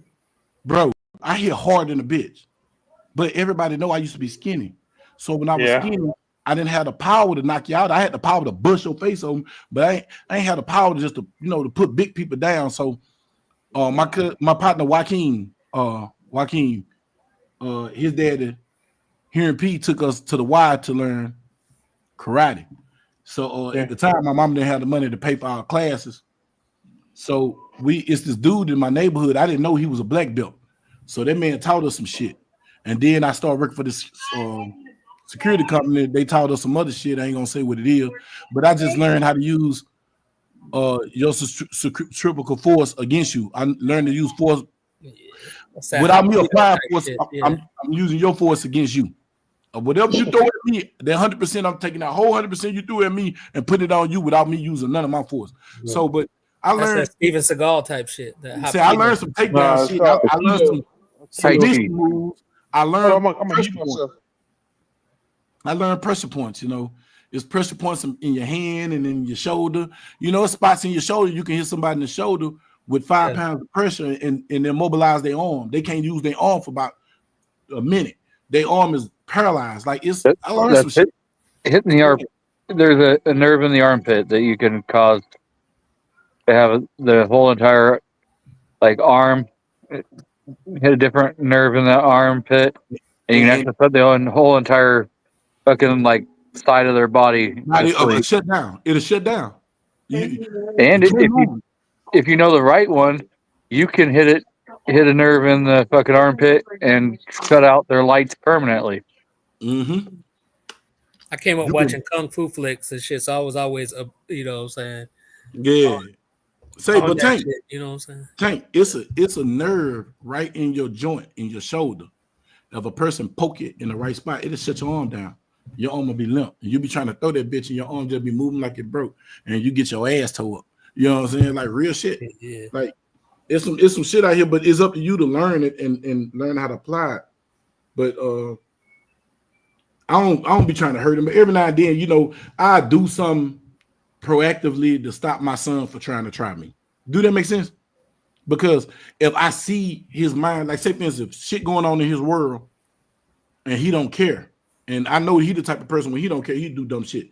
So if I see that, and then I see when me and him have a conversation, I see how the conversations go, and I start seeing if I see a heightened and a disrespect, but he don't realize he disrespecting, but I'm taking it as disrespect, I try to check it. But then when I pulled up on his house last night, he said, "Man, you came all the way up here for the bullshit." I said, "I'm on it. What you want to do?" He started laughing. Once I seen him laugh, I knew we were gonna be good because he'd balled up his fist. I tell everybody the worst thing you can do is ball your fist. You know what I'm saying? Yeah. Once you ball your fist, that's a sign of aggression. What I say, it ain't what you say, it's what you do. You ball your fist, that means you can't be beating the kids like that, man. What the fuck is wrong? You like 4 extra. This nigga's like 4 extras daddy, Bug is like 4 extras daddy. Nah, We man, gonna but start calling this nigga extra. We gonna call a Bug extra. bro, This nigga's listen, with that he little not dude, regular. man, with that little dude, I used to have to tell him because I found out he was my son when he was 14. So you already you're a teenager now. Like you at that stage where I got to beat you up. You know what I'm saying? Because if you was my son in the house, I'd beat you up around about this stage. So Oh, that's happening to my brother. Okay. yeah, so Sorry. once it got past, 14, so I used to have to let him know when I say something, I mean it. I learned that from driving the school buses. When you tell a child something, you got to do what the fuck you tell them to do. Yeah, you So damn if I tell straight. him, I'm gonna pull up, nigga, I pulled up with that bullshit on my mind. You know what I'm saying? Like, man, it's on my mind. He was like, but I tell him every time though before I leave though. That's why he said, man, we was just good. I was like, nah, bro. I don't want. I'm gonna respect you as a man, but when you disrespect me and you can't listen to me and you came from my nutsacks, then we got a problem. And me and him came to agreement last night. He was like, yeah, man, I get it. I said, bro, I should be able to tell you something no matter how mad you get. If I tell you something, one thing is not to hurt you. Is I see something that you don't see. Because I've been on the earth longer than you. So I never gave you bad advice. And he was like, nah, you never gave me bad advice. I was like, wait. So if I'm telling you chill out, I'm telling you chill out for a reason. That's So why you have to beat the brakes off of him and take it to the hospital as a good, So I told him that. I told him that if I beat you up and you go to the hospital, you better not tell him I did it neither. I say he got hit by. My little brother told me. My little brother Johnny told me. He said, man. He said he knocked a nigga out, pick him up, put him on the side. What happened? When he wake up, he tell him, man, you got hit by a car. Got hit by a bus. Hey, look, this so crazy. This is so crazy. Look, let me show you. I get this from my mama. That's how I know that a child is half the father and half the mother. They get their ways from the mother and father. That's where their ways come from. Now, it might be the good, it might be the bad. You don't know.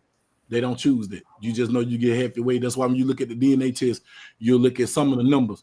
If the child got the high numbers from the mama and the low numbers from the dad, the majority of the child ways is gonna be of the mother. So you know what I'm saying? With my son, I tell him like this. My mama told me this a long time ago. My mama whooped my ass so bad, child. She caught me in the bathtub. I hated these whoopings. I remember. Bro, She get you with that fucking telephone wire too? Listen, bro. Lord. I was in the bathtub.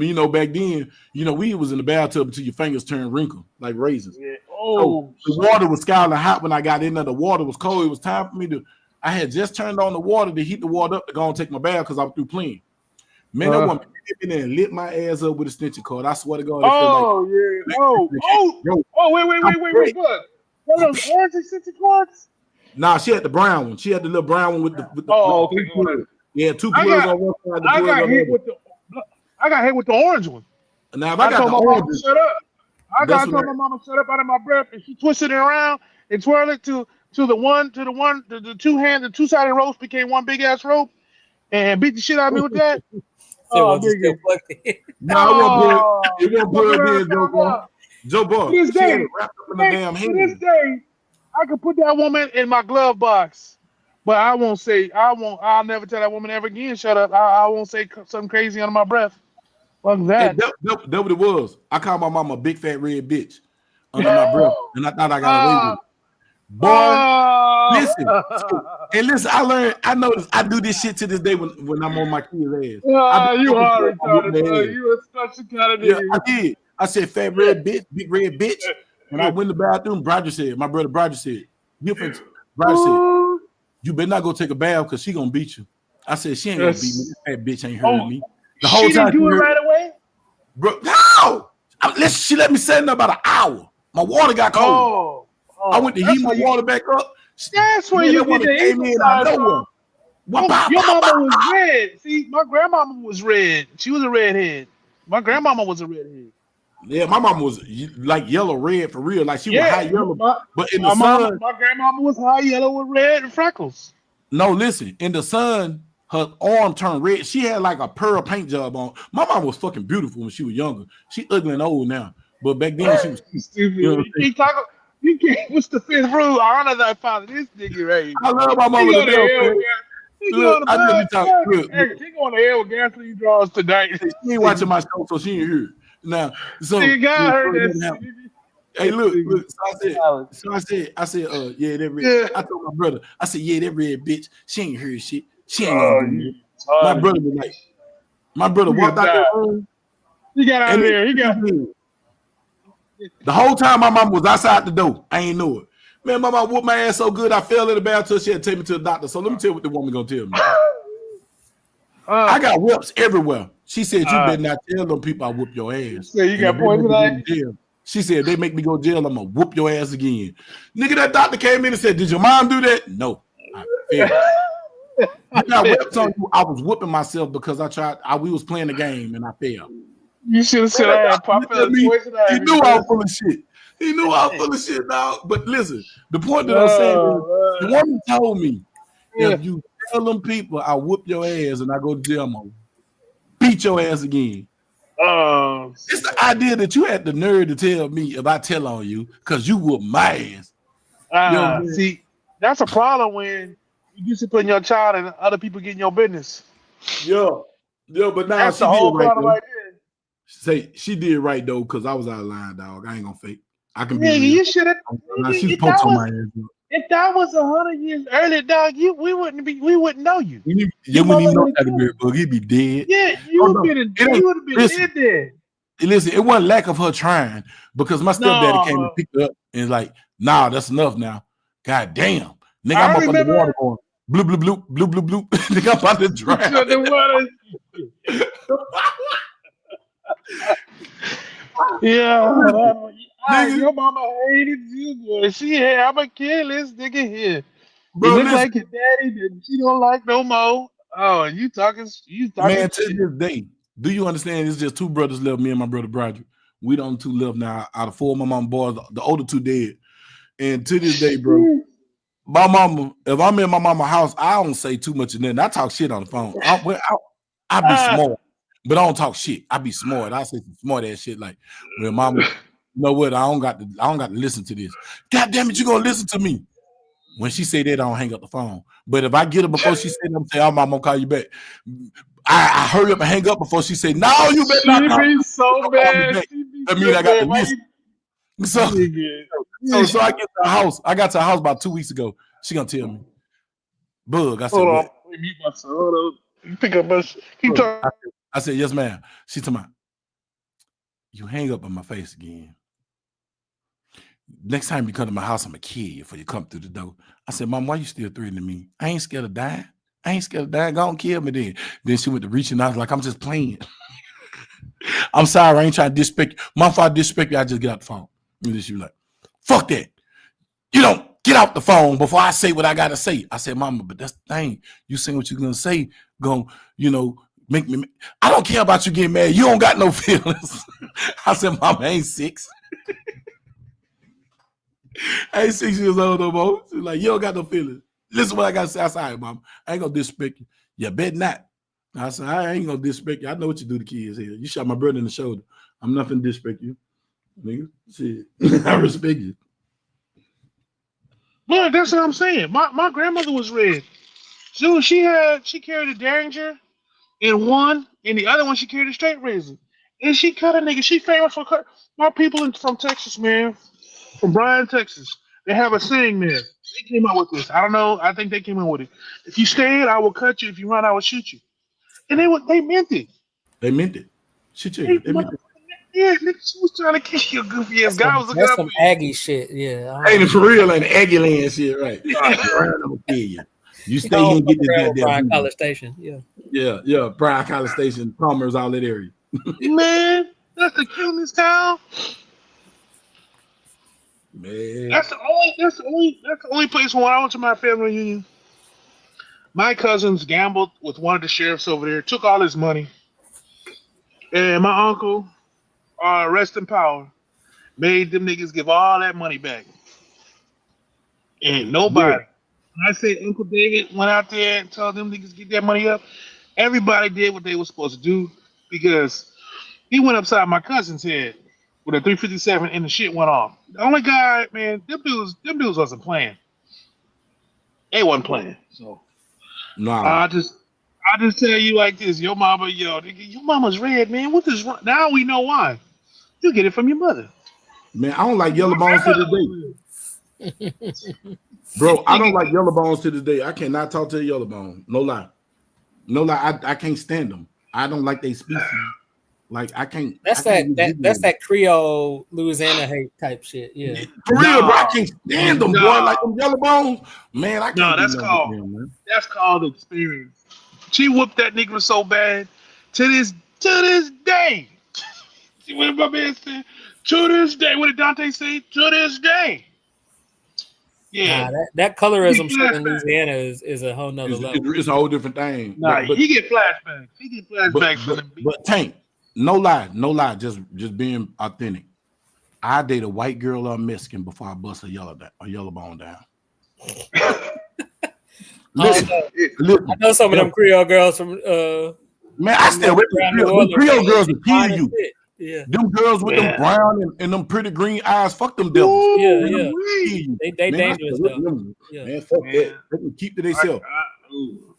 Can't get no more wives. A little bit more money. And what they all say, I got French in me. Yeah, them be the ones that kill you. Yeah. The French kill your ass. And you know what? You know why they deal with all them poisons. Hey, look, watch this.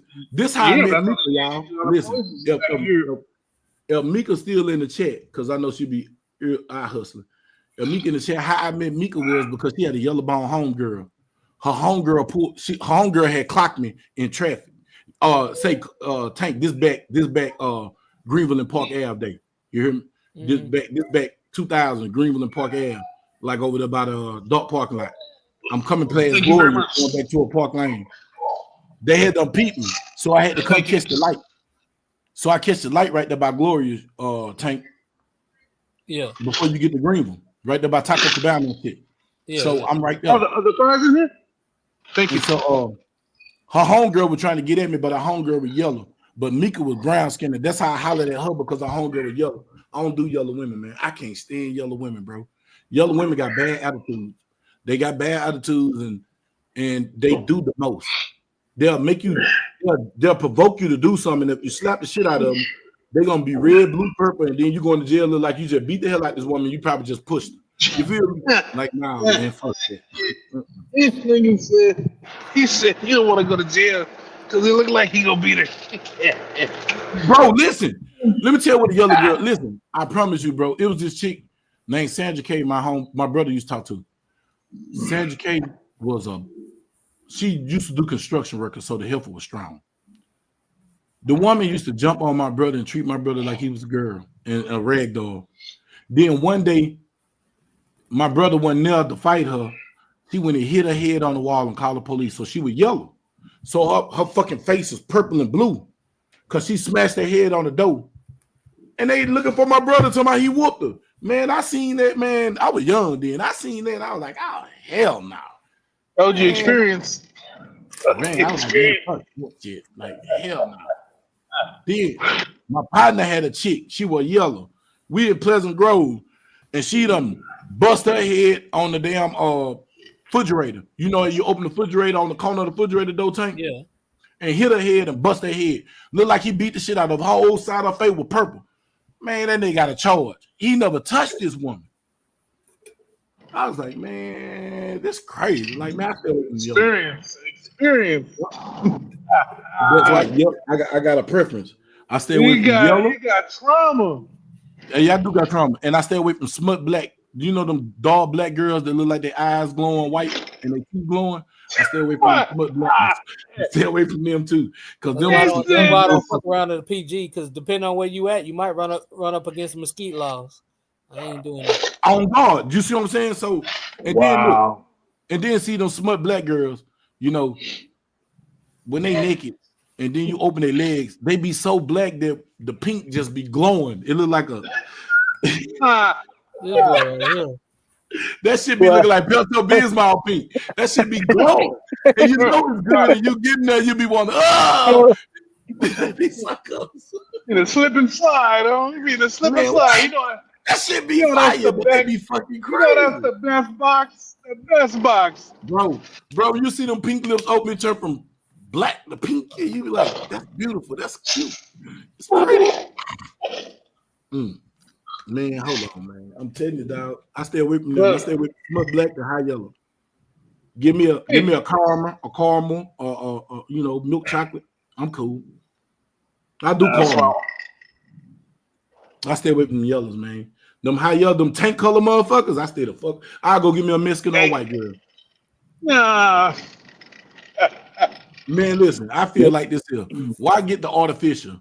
Why get the girl that was contaminated with white lineage? I just go give me a straight white or a straight Mexican call today. Ah, If I I'm want a gonna dog skin, I want a dog skin Mexican. I go give me a Dominican. I'm gonna bail out, Tackleberry. Thanks for the invite, you guys. It was a All right, great. I appreciate you, all right, man. D23. He's trying not to get canceled. He's like, yo, I gotta get out of here. This is a little bit too deep.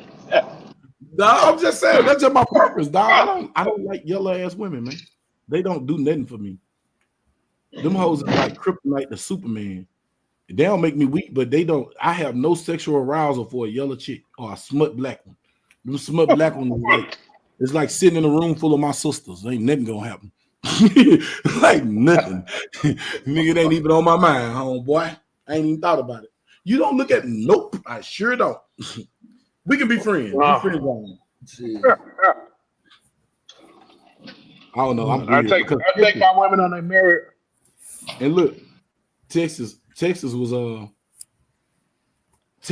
known for the yellow bone because they love yellow bones down here. They can have them all. Leave all the browns and blacks unattended, the dark skins unattended. You know what I'm saying? Y'all can go and get them yellows and see how they work out. Because it be them little red girls you see on Instagram 24/7 fighting. It be them red ones with a bonnet on. With a bonnet on. They all nigga out here, they all got bonnets. All right, man. Got them bonnets and they got them moth. What are them what is that? What is that? Remember in Godzilla? Moth, whatever that thing is called? Moth something. The moth monster. Them big old eyelashes, man, look like a giant moth coming out there. Oh man. Heck no. Oh, so say y'all. So listen, I just got an email from YouTube. Hey, Tackleberry Bud, due to a copyright match, your stream was interrupted.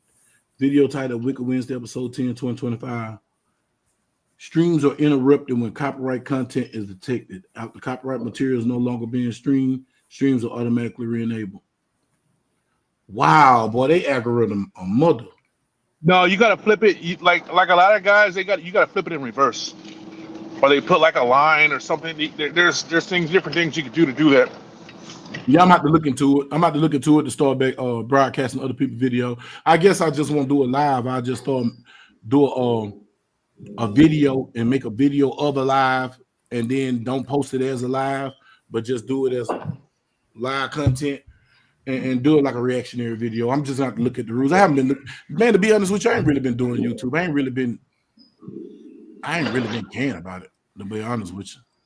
So like so I'm just gonna look into it and see what the new rules is, because they do rules down there every 6 months. Oh, sorry about that. I got the window down. My bad. Yeah. I'm barely getting home. Barely But getting home. It's no different. Like before streaming was a thing, and like people were like downloading files and sharing files and whatnot.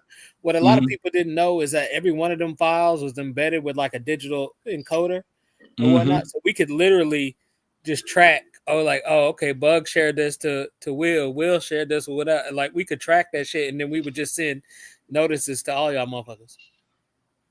Yeah, the old PDF files. I used to work that shit. Like I know exactly how that shit works. So like, check you and I see. All they doing is encoding their video stream. So like once you saw that stream on yours, like they're not really tracking. They just looking for that footprint. to pop. Yeah, digital code.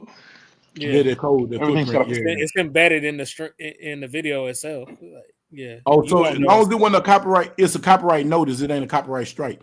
So long as it ain't no strike, I'm cool. You know what I'm saying? I'm cool. Like, yeah, I learned from that. Just don't do it. If you're gonna do it, don't do it that long. I did it too long because you remember I kept cutting it, stopping and talking, because that's what they do it on the dudes when they do the reaction videos. They don't never let it play. They stop and talk. It's more embedded than a codec. Like it's a different different thing because like you can strip out a codec and still have the data, which would be the raw video. But the way in which we did it, like it was like almost like in the DNA of the actual the work itself. So like you couldn't strip that shit out. Yeah, I'm gonna mute myself real quick. That's how like MPAA and all that shit was doing. Like, cause we used to get those notices from them, like, "Hey, on your network, so and so is doing this." So we would reach out to you before we had to pay like MPAA and shit like that. Oh, okay. Yeah. So it makes sense, but you know, it's a complex ballet between sharing other people's content now, because I know what they're trying to do. You know how all these people go get your content and redo your content and they get paid off your content. They trying to stop that. You know what I'm saying? And I get it because that piss you off. You done took the time, man. People don't understand it's hard to edit these videos. That's a job. And then somebody take your work and then get paid off of it. Yeah. So I get it. I ain't mad about it. You know what I'm saying? It was my fault. I went too far. So I figured it out. You know what I'm saying? I'm gonna go look into it some more and figure it out. So if I do it, I know how to do it right. There's a right and a wrong way to do anything. Yeah. Right and the wrong way to do anything. And then I'm gonna put more. I've been trying to put more emphasis into the YouTube because I want to do I want to set it up podcast style and do it like a real podcast. I got a location and stuff, but I got all this medical shit. Once I get all this medical shit out the way, then I start investing because I don't want to start nothing and then the shit go away. You know what I'm saying? Don't go the way I want to go. Then now I'm leaving them the foot in the bill and I done started something and can't finish it. I don't like that. Yeah. And that's why you gonna be interviewing people and shit. Man, listen, yes, because I learned one thing. I done figured it out. Anybody will come interview with you. They'll come to you. If you pay for their room and board, if I get them an Airbnb or get them somewhere safe to stay that nobody know about, because that's how people getting robbed, is they involving other people trying to buy security and all that. Okay, what I'm going to do is, I know police officers that do security and they charge like, $50, $60 an hour. Right. If I get a police officer and pay one officer 6 hours, I got 4 police officers for the weekend, however long you're going to be here. That's your personal bodyguard. Their job is to be with you 24/7 to provide your security. And we in Dallas, I got a DPD officer. If I'm in Fort Worth, I got a Fort Worth police officer. Because, you know what I'm saying, I have they're going to be Texas approved. They're going to be approved. You know what I'm saying? So they're going to be T-Close approved. Right. So and all that is having a bodyguard, I got a peace You officer. ain't even got to be a peace officer. Yeah. I know, but this is what I'm saying. I learned one thing. Because I did security and shit. So when I got a peace officer have a little bit more leeway than a bodyguard, than a level 4. You feel me? Because he is a peace officer. You feel what I'm saying? Even off duty, he's still a police officer 24 hours a day. And if I got a uniform officer working security, it's just gonna cost me. I don't got to worry about that. I don't got to worry about nobody getting robbed and nobody saying, hey, man, we came to this platform and these people did this. Now you come to my platform, you're going to keep your switches up because DPD going to arrest your ass or pop a cap in you. You feel me? It ain't going to be none of that no jumper shit where you got to worry about getting jumped or none of that shit there. You safe when you come down here. Man, I did a Taco Berry Buzz, so I was safe. I learned some shit about that world the other day that I didn't know. So I just figured anybody who had like a personal security company was automatically level 4. Nope. Apparently, all you have to have is a level 3. You got to have a level 3 to get the level 4, but the level 5, which is to actually start your own company, all you need is level 3, which really ain't that much. Because I was talking to somebody that was like, "Yeah, you should do this and then spin up your own company or whatnot." I was like, "That ain't really what I'm trying to do." But yeah. Yep, it's oversaturated though. It's a saturated market. Yeah. Because there was some instructors I was talking to, right? And they were like, Mm-hmm. "Yeah, you're already an instructor. You already got those, so you should just make these moves." And I was like, they were making it sound way too easy. I'm like, well, shit, then anybody can. Yeah, right. That's what I was thinking. Like, yeah, that shit got to be saturated to get anybody. It's oversaturated. It's oversaturated. That's why I never thought about a security company. Because then again, to be honest with you, who get priority? A peace officer. A T-Close security officer gonna get the priority over a regular security officer. Yeah. If you don't got no police in that field, you got to have some type of police connection. You don't got that, man, you're not gonna fare well. That's why security companies come and go 24/7. Yeah. Look at all the security companies. You remember they used to have all that Victory Patrol and all that. You know, there was annexed by the police and all that. Man, you don't see all that shit no more, man. Oversaturated. Security guards do too much. Police got a different level of training. That's why I skip over. I get a police officer that has a security company and hire him, and he hire his officers to be my security. You feel me? Right. Yeah, I'd rather do it. To me, I feel more safe with a peace officer because guess what? I don't got to worry about drugs. I don't got to worry about your guns illegal. If he get on that walkie-talkie off duty or not, when he call for help, it coming. Then me calling 911. You feel where I'm coming from? Yeah. My security team say, hey, we're security officers doing protection for such and such, we need your help. Dallas is going to put you probably a priority 3, 4 call. But if a peace officer get on that walkie-talkie, that's priority 1. Yeah. Hey, this is officer such. But low key, I don't like how they be wearing their regular ass uniforms on their private ass job and shit. Hey, I used to go to that what is shit, River Cut liquor or something right there on y'all know what your River liquor right there. Yeah, and I would be a fucking Dallas County constable sitting there. No, goddamn, this ain't no constable job. But hey, you got your full goddamn, you got the car out here, and you got your full goddamn uniform on. But think about it. Dallas County constables have take-home vehicles. And when they off duty, they can drive their car if they choose to, because guess what they mean? If they in a personal police car after duty, that's a police present. If a motherfucker see a constable car going down the street, they would think about we finna run up in this store. But then they seen a police constable car come by. They don't know if he got his uniform on or not. What that's gonna do? That's a deterrent. Yeah, when I stayed in Village Square, my next door neighbor was a fucking constable and shit. Yeah, I got a partner here, constable. I didn't even like smoking over there. I was like, see what I'm saying? Now you see what I'm saying? It deter a lot because you're like, man, hell no, this nigga might come out. You know what I'm saying? Like when I go in chicks' apartments and you see 3-4 Dallas police cars. It was a female though. She had long ass nails. I'm like, bitch, who is you pulling over? Who is you? If some shit really get into it, what the fuck? You gonna break a nail trying to arrest me? You'll be surprised. But Dallas County constable don't be doing shit. Anybody can be a fucking Dallas County constable. Yeah, all you need is you can go to what Mountain View. You can go to not Mountain View. I want to say it's UNT Dallas now. They're trying to open one over there. I know they got one at damn, what's the name? You talking about that one in Lancaster? That one, Valley, yeah. Eastfield. They got a T-close. They got a T-close program because a lot of constables, Valley got one too. Yeah. A lot of people go get it, and because to be smart, if you want to be a police officer, just to be real, it's good to go take the T-close course, and you know, and then try to see if they'll do tuition reimbursement, because I think most departments will do it. Because if you already went through their academy, they're gonna send you through their academy anyway. But a lot of the stuff you can sit out because you done already learned it from Eastfield. You hear me? You're just gonna have to learn their procedures and codes and stuff. Because that's how my partner did it. My partner went to Eastfield. He went to Eastfield, got his T-close certification. No department wanted to pick him up. Then he went to Houston. Houston picked him up. So he Texas T-close certified. Houston trained him. And he was like, man, parts of Houston, he didn't even have to do that. He did Houston for 2 years. Now he a state trooper. He trying to be a Texas Ranger because he had to be a state trooper for 5 years before he become a Ranger. Ain't old boy trying to go through all that? Who? Skinny. No. Oh, him too, but no. Saint. Shit, I don't know. I ain't talked to that cat.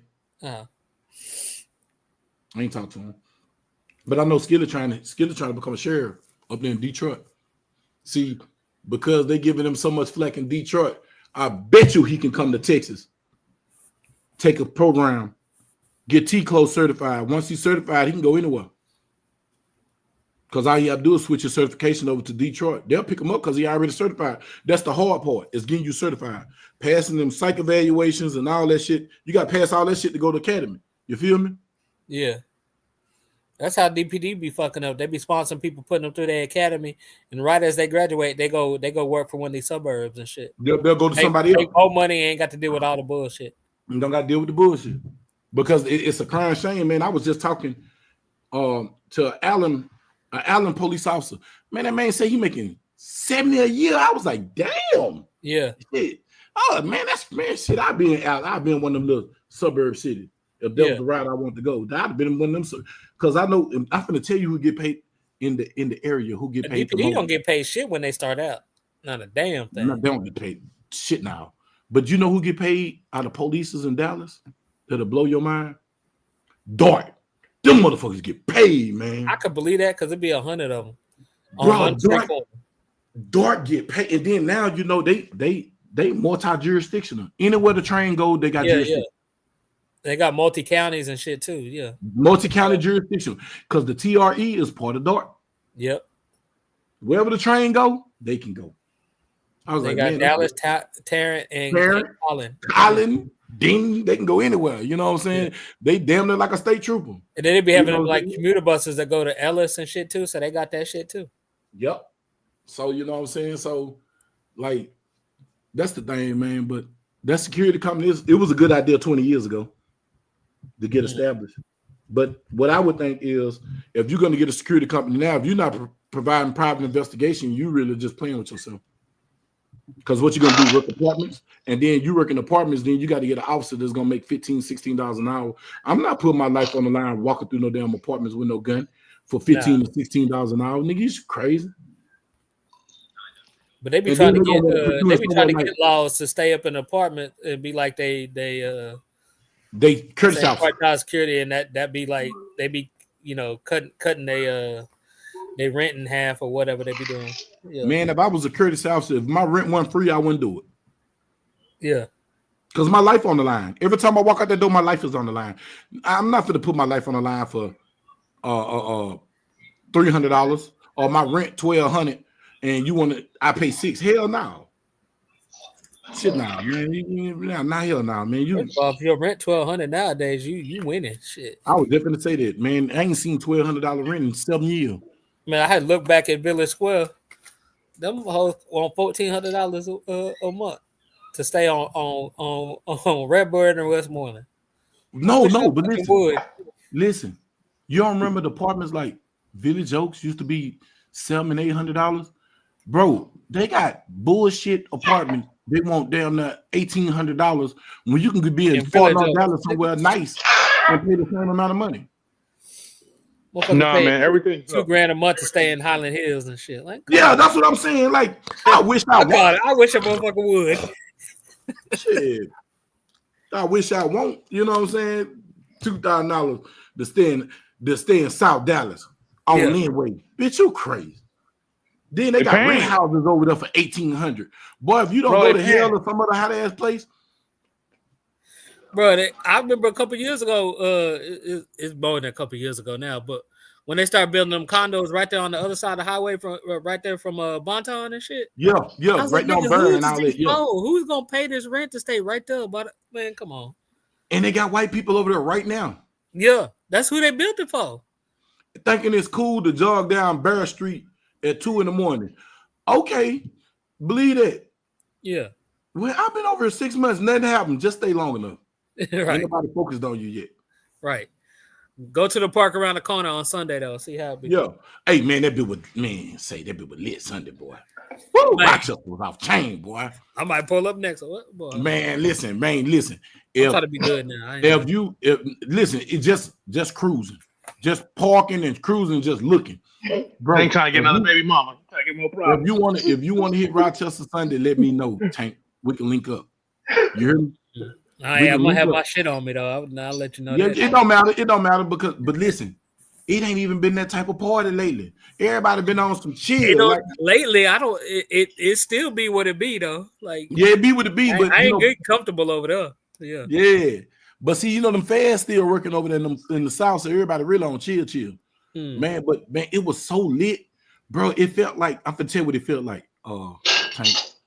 It felt like some shit pop off. I'm gonna hit that highway and be at Paul Quinn in a minute. It felt like 96. It felt like Glendale in 99. Glendale 99 was hot. What are you talking about? Man, Glendale in 99 really wasn't that hot. In 99, 2000, they got real hot. But Glendale 99 was really like all about the females, man. Niggas wasn't looking at each other. They were looking at these girls. And when they were getting into it, because my baby mama was this nigga was hollering at my baby mama, but my baby mama initiated the conversation. You hear me? Yeah. Wow. Yeah, now for real, I'm just getting it to you. Like a lot of that stuff used to be because your girl not acting like she your girl. You ain't around and she don't know you there, and she acting how she really act. And you know, she's showing you one side, but she really this, and then she's showing her true color, and then you not being man enough to accept that she's showing her true color, and then you getting your emotions, and then you get emotionally insecure and do emotional uneducated decisions. You feel me? So No, like, get yourself locked away or get yourself killed. now, But now you you don't met get at locked the up. pool hall. You But you get met at put the pool down. hall on Camp Wisdom, so you knew she wasn't yours. On God. Man, if I pulled a chicken, listen, I promise to God, I hollered at Mika in traffic. Yeah. I hollered at Mika in traffic. Bro, it took me years. It took me years. This nigga was on Forest Lane talking about, hey. No. She called me on Greenville. That was the whole Wearing thing. all black. Hey, wearing all black. Hey, Yours look. green, huh? Man, I'm telling you, anything that I met in traffic is what it was. Like say for instance, if I go on a boat, I get invited to a boat, right? And whatever happened on the boat. My logic is this, and my logic is not everybody else's logic. My logic is this: what happened on the boat was a good time. We had a good time over. So be it. Nothing more, nothing less. This nigga said, "What happened on the boat? Stay on the boat." Face ass. On God, that's basically what it said. What happened on the boat? Stay on the boat. It never happened. Once I leave the boat, it never happened. So you know what I'm saying? Say, I see you in public, ain't nothing happen. I'm not gonna act weird. Yeah, nigga, I ain't gonna act weird when I see you. Hey, how you doing? Yeah. I never met you until you introduce yourself. I can see you with your husband. I won't say shit to you until you say something to me. You see what I'm saying? So, but a lot of dudes didn't feel like that. They feel like, you know, this is my woman and I'm a kill for her. No, she's not your woman. If she don't show you, now if somebody disrespect or virtue, you supposed to act like that. But if she not acting in position of she's your woman, man, you let her be who she is. She belongs to the streets. Yeah, she belongs to the streets. You treat her like the street, man. You don't got to be disrespectful. You don't got to treat her bad. You just got to accept. Man, I tell this I make this joke, but I be dead ass serious. I said I could come home and catch a nigga putting 13 in my girl. You hear me? I'm not gonna fight him. I'm gonna join in. Because wherever he ain't filling up, I'm gonna try to fill up. She got 2 other holes and some hands that you can fill up. I'm gonna try to fill them up because guess what? That's my last time on life touching her. Because you wasn't never mine. That part. And everybody be like, damn, Bug, you tripping. No, I'm not tripping, bro. Because love is love, hurt is hurt, but truth is truth. I live in truth, facts over feelings. Facts don't give a fuck about your feelings. The fact is, you allowed that other man to penetrate you, so you wasn't mine. Right. Your actions just showed me that. I'm not gonna jump on him to make you want to do. No, I'm gonna allow you to be you. You acting like a slut. I'm gonna slut you out.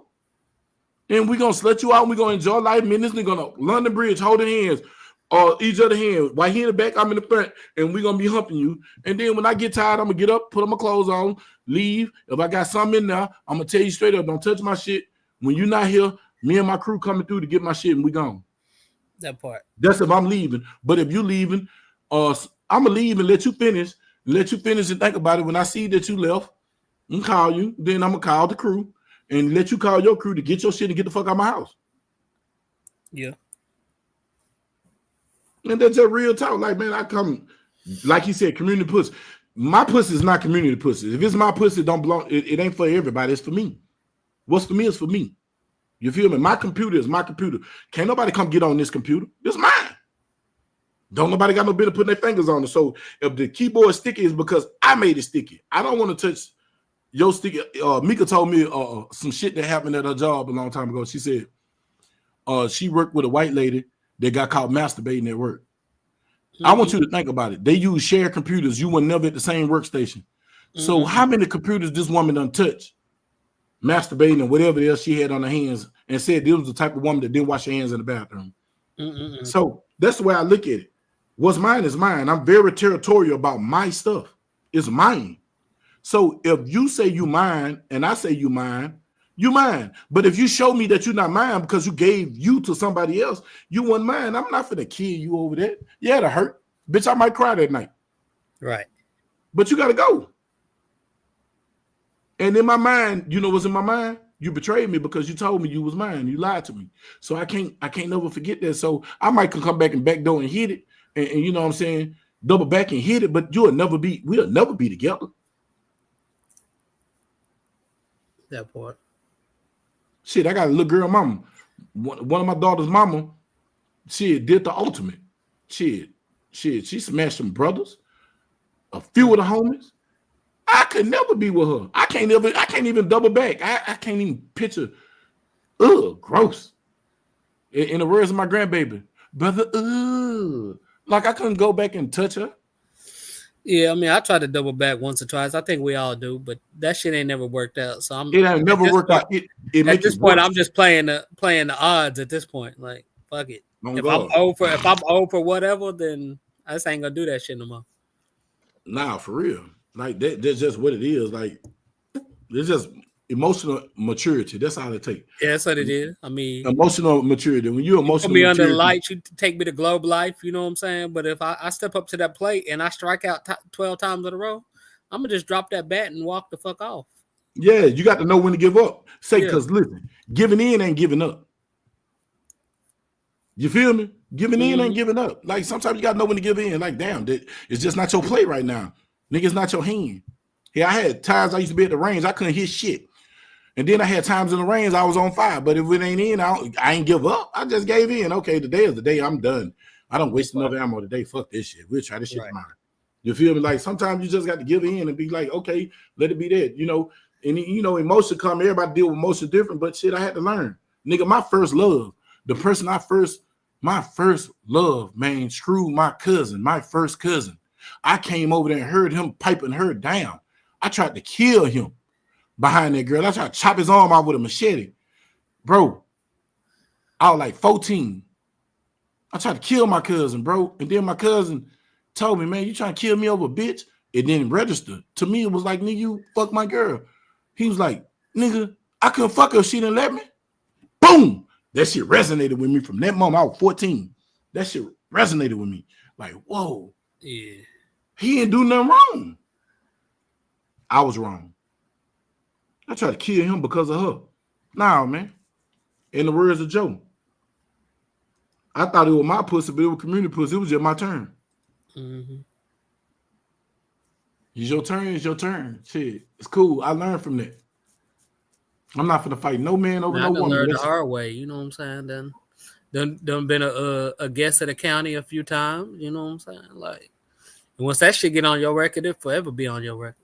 Bro, listen.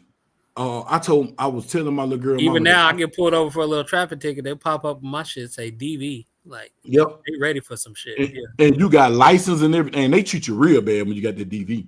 Yeah, they treat you bad. They treat you bad, man. Look, no bullshit. I was in talk. You know, when I first started Whicked Wednesday, right? I was in negotiations with somebody to sponsor me for a podcast. And we was gonna do a whole little show with Whicked Wednesday. But Saint got locked up for the DV. You hear me? Mm-hmm. And just the woman told me, this are words. We are having a Zoom meeting. She said, because that's your friend that you started this show with, because I started it with Saint. Right. She said, because your friend been arrested for family violence. She had the record, she had the arrest report, had the Tarrant County, had the picture, had everything. You hear me? Right. She said, I can't affiliate my brand with somebody that beat women and pregnant women at that. Man, I don't know what happened with the case, his disposition in the case or whatever.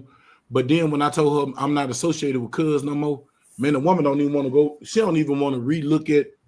She didn't even want to renegotiate. And so my cousin was telling me, like, you got to watch who you deal with, and you got to watch who you attach yourself to. Yeah, because it can hurt you. And so I listened to her. You know what I'm saying? I was just like, yeah, man, that's cold. But yeah, bro, that was a like, it was a real live $1 million deal. It would have been like $1 million deal, bro. She probably invested $1 million in the nigga. And by now, that shit would have been, because, you know, at first, Whicked Wednesday was wild. You know what I'm saying? And if we could have kept it rolling like we had the momentum when we had the momentum, man, it'll be big like Club Shay Shay or something by now because we had that star power and that financial backing. You feel me?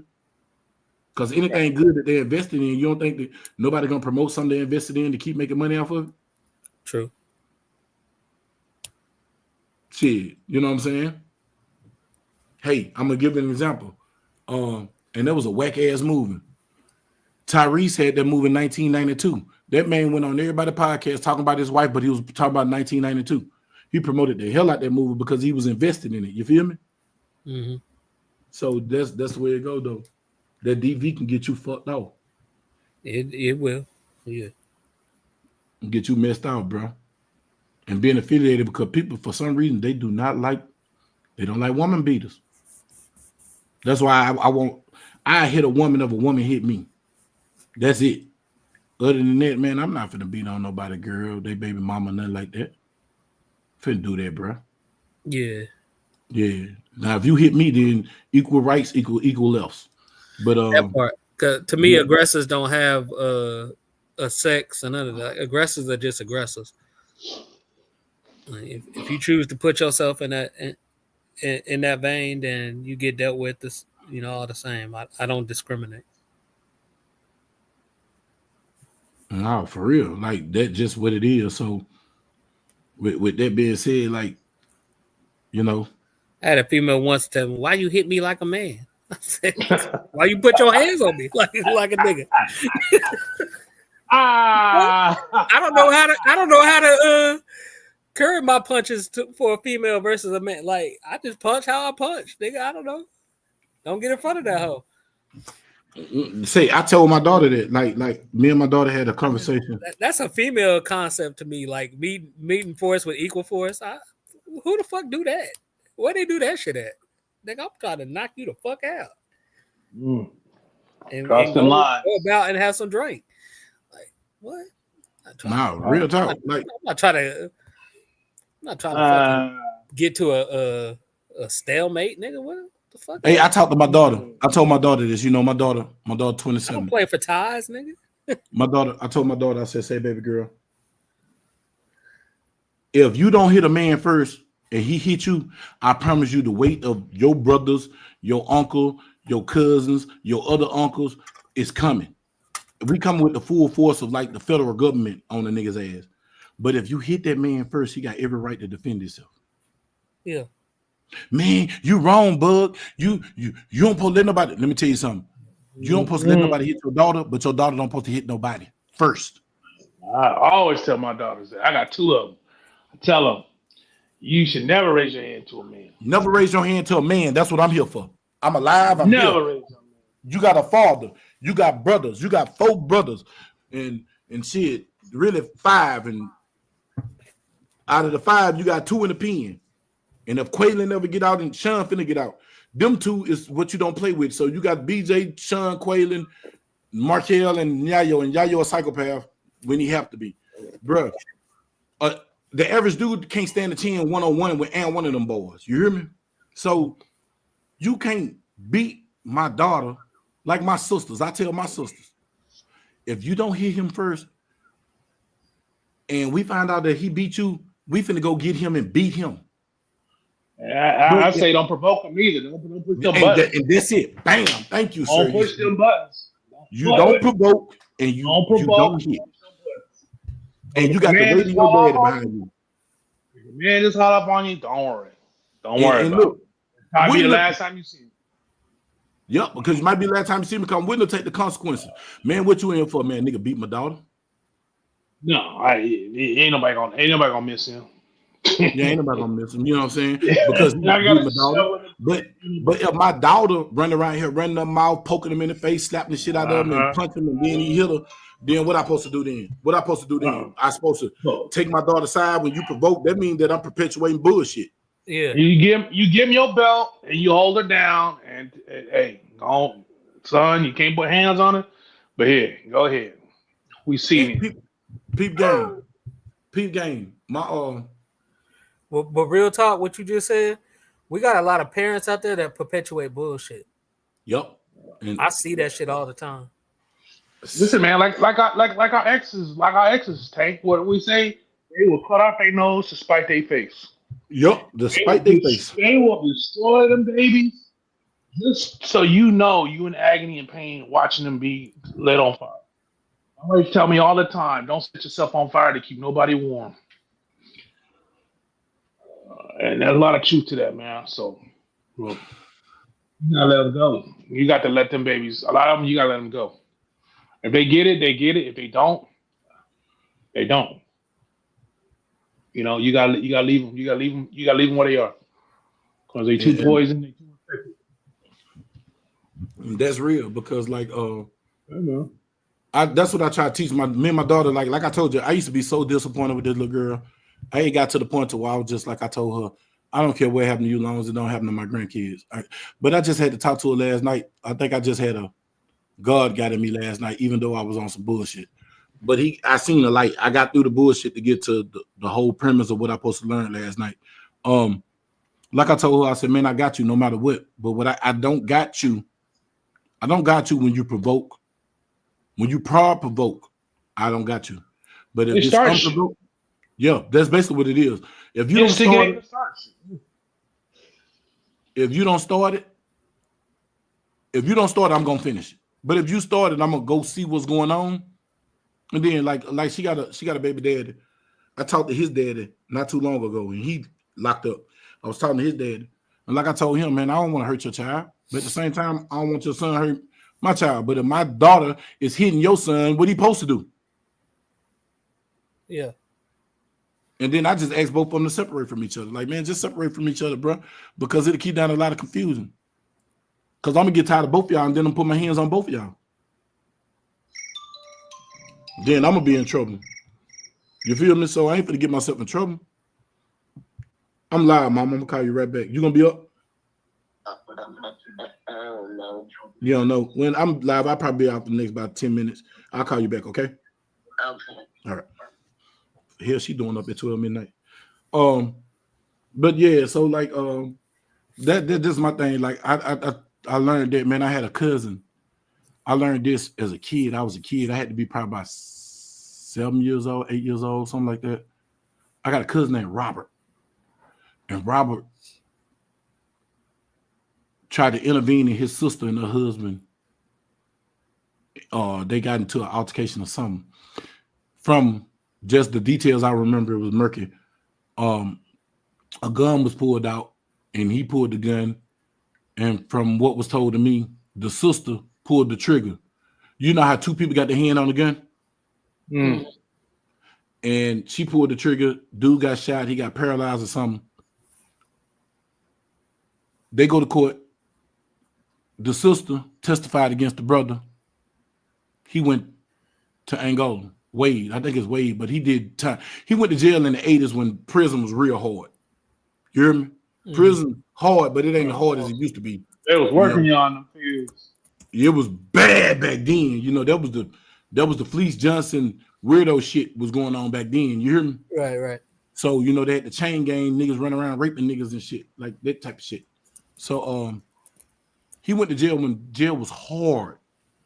Prison was real hard. And I learned from his mistakes. I learned, like I got sisters. I tell my sister, I jumped up, my sister got into it with her baby daddy. I shot over there, seen what was going on. I seen my sister was a provoker. I seen he did his thing, but I seen my sister was provoking because when we got there, my sister showing her ass. Got my sister, got the kids, took them out that situation. You go back to that situation, that's on you. You separate from that situation, and I see you trying to separate from it, and you ain't trying to fool with that no more. And he kept playing with you, then we'd got on him. But when I seen that you kept going back to him and you kept, okay, then let me step back. And that's just the way I am. I told my daughter that. My daughter did that with her first child father. I said, whatever you do, don't hit him. What she do, y'all? Hit him. Hit the dude. No respect, man. I got a young bull. I got an apprentice. And same thing, man. He going through it. He just had a baby with this woman. He going through it. The young man is going through it, man. And they be going through nothing. I tell her, I said, say, little baby, I got your back. And then she gonna tell me, you ain't helped me, you left me. I said, no, I didn't leave you. I asked you not to do nothing. Did you do what I asked you not to do? But she didn't understand. My dad ain't helped me because my daddy gave me specific instructions and you didn't follow them. If you're not gonna follow my instruction, why the fuck should I put myself in life?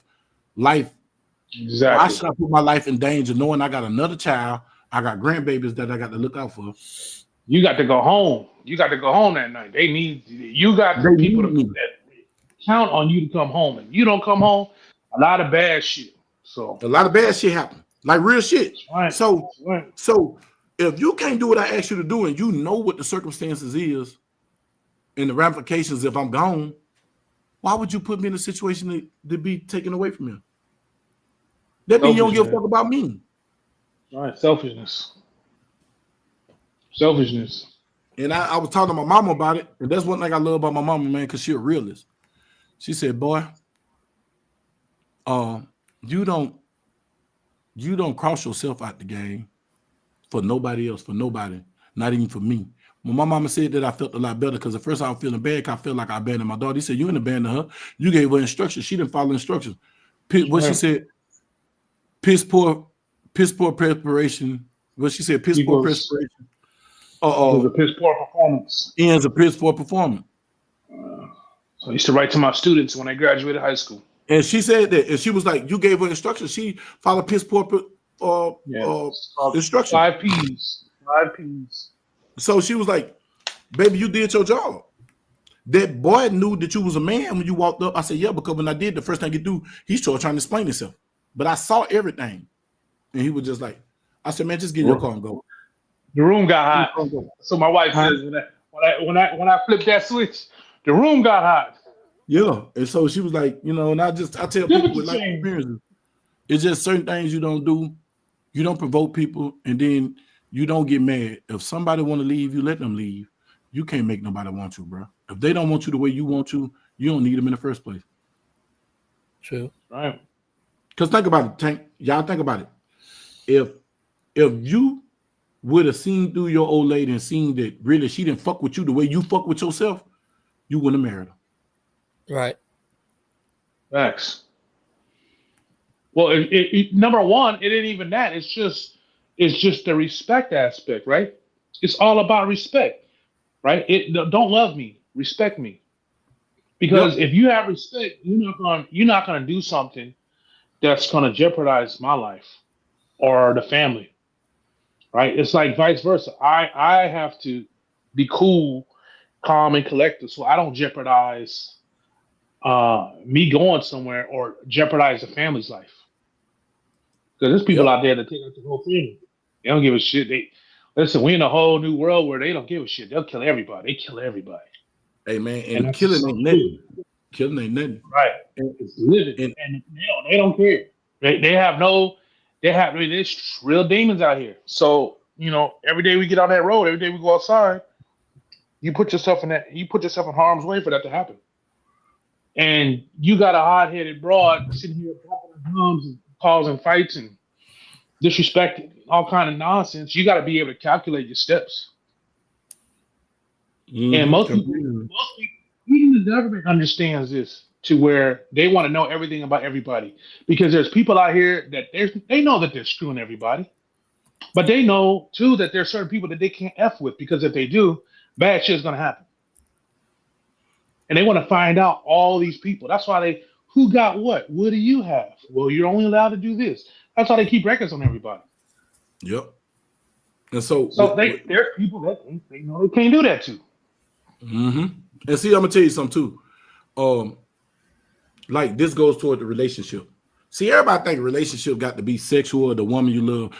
Relationship is a relationship I got with Tank. Me and Tank got to understand. I respect Tank as a man. Tank respect me as a man. I'm not going to disrespect Tank. Tank ain't disrespect me. If Tank need to talk to me about something, whatever he talk to me about in private is in private. Me and you, we like that. We got them relationships. Our relationships are the same, but they different. It's different levels to the relationship. If my word don't mean shit to you and I can't ask you not to do nothing, then that determines how our relationship, what type of relationship I have with you. You feel me? You ain't got one. My point exactly. My point exactly. My point exactly. I was getting to it. I was just being nice. Sorry. I was going to segue to it, but you hit it for me. You answered it. So I deal with women like I try to deal with women, and I give them simple tasks. If you can't do nothing simple, you can't do nothing complex. That part. Correct.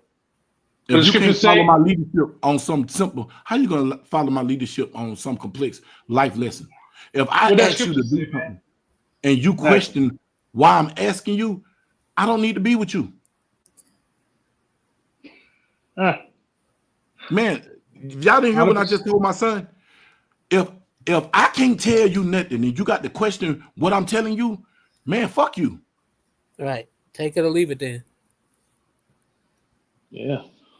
And that's just real, because I'm not gonna tell you nothing that's gonna harm you. Anything I tell you, me and my son talked last night. I'm serious. This is the longest I ever been over that little dude apartment, bro. I'm sitting in the nigga house and he was like, Daddy, you ain't never told me nothing wrong. I said, why wouldn't you not listen to me? Why wouldn't you bring your problem to me? Because Dad, man, you don't have to. You got a support system. You got a daddy. Man, you got something that's so fucking valuable that a lot of people don't have. Nigga, you got something that's invaluable. It's priceless. You got a daddy that done been through everything, bro, and still going through shit and still prevail. When people think that I'm down, man, God see me through it, bro. Like, bro, I done been through some shit. And I was like, bro, you got to utilize that shit. Don't dismiss it, because then it's turned off. It's awful helpful. And me and him were talking. He was just like, I said, man, so the day I can't tell you nothing and you can't listen to me, dude, stop fucking with me. Don't fuck with me. And nigga like, damn, Dad. I said, now listen to me, man. I'm telling you straight up, as a young man to man, if I can't tell you nothing, don't fuck with me, period. Because don't make me think I could tell you something, then come to find out his little brother said, Dad, I know Daddy. I would have did this here. I said, see, that's why you fucked up now. That's why you're not my favorite. That's what I would have said. Fuck no. It's his little brother. See, my son is the oldest of his mama kids. His little brother is by my homeboy. When he ain't my homeboy, it's a nigga that I know. You know what I'm saying? So like I told him, when your dad is wrong, because your dad is just sat down and you hear the talks I'm telling my son, see, it ain't about money. Ain't about money. I bought this nigga Jordans. That shit don't mean shit. Right. And I gave him an example. I said, little daddy. I said, look, bro, I'm asking you a question. I said, I went way back on him. I said, you ever heard of FUBU? He said, I don't know what FUBU is. I said, my point is that you were born in 2002. This is before you. FUBU was the shit. Iceberg was the shit. Red Monkey was the shit. Evisu was the shit. True Religion was the shit. What are now? Right. FUBU was the style. I can't wait to get my hands on a pair of FUBU Platinum with the Fat Albert and the Muhammad Ali. That was the shit. Boy, I had the jersey, I had the shorts, I had the pants. I almost got clipped in I was off of Avalon in LA.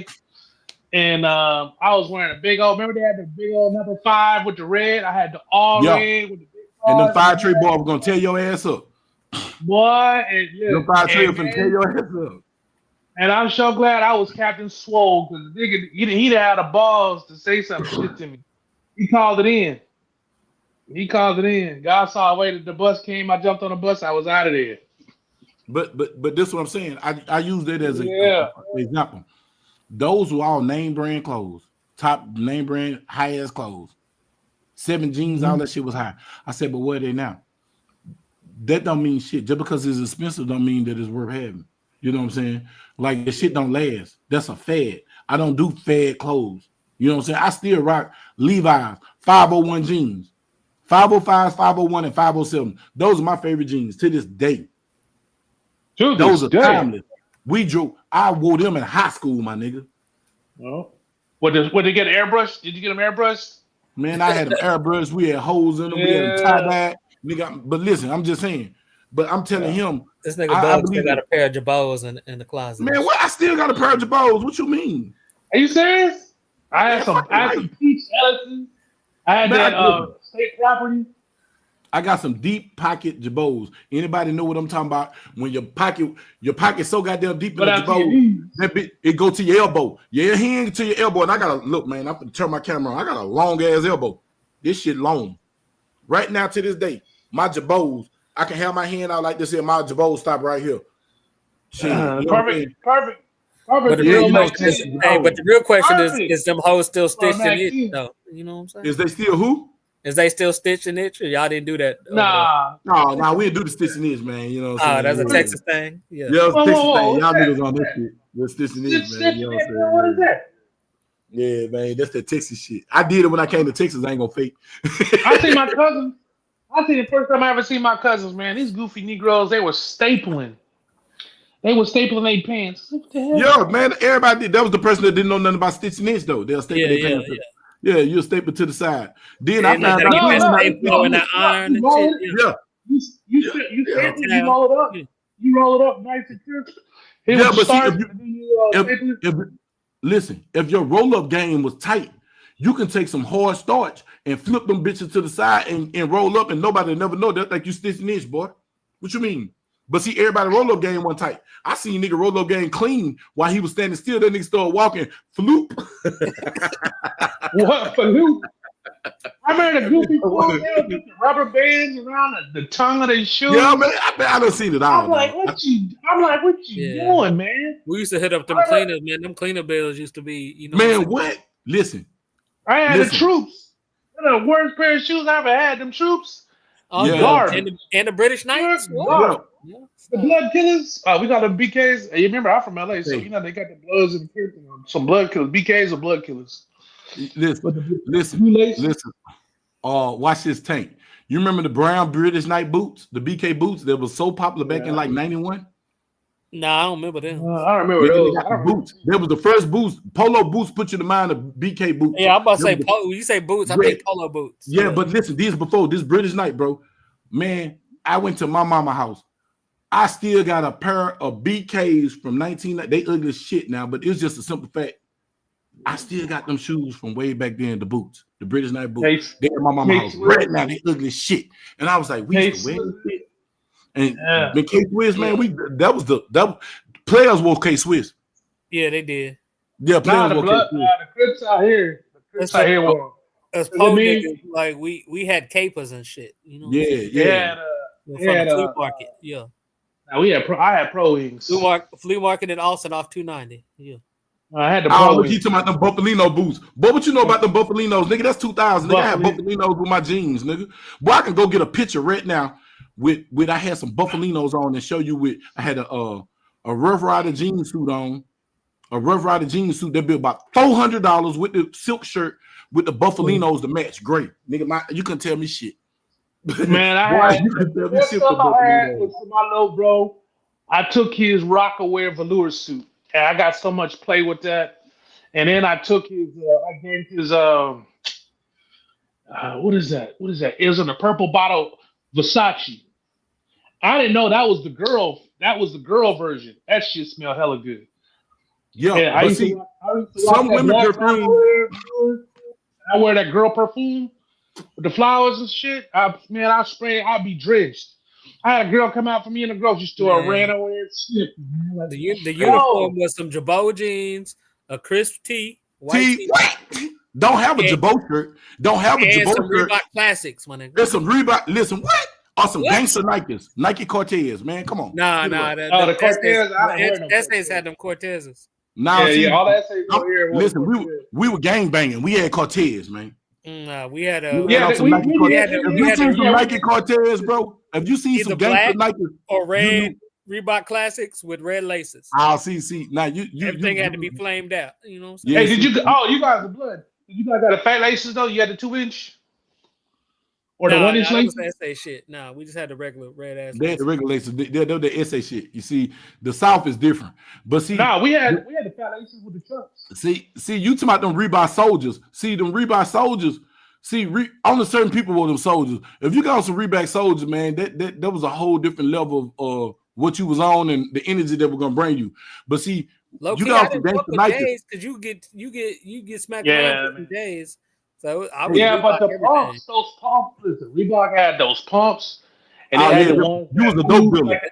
That was a dope builder. Remember the Allen Iversons?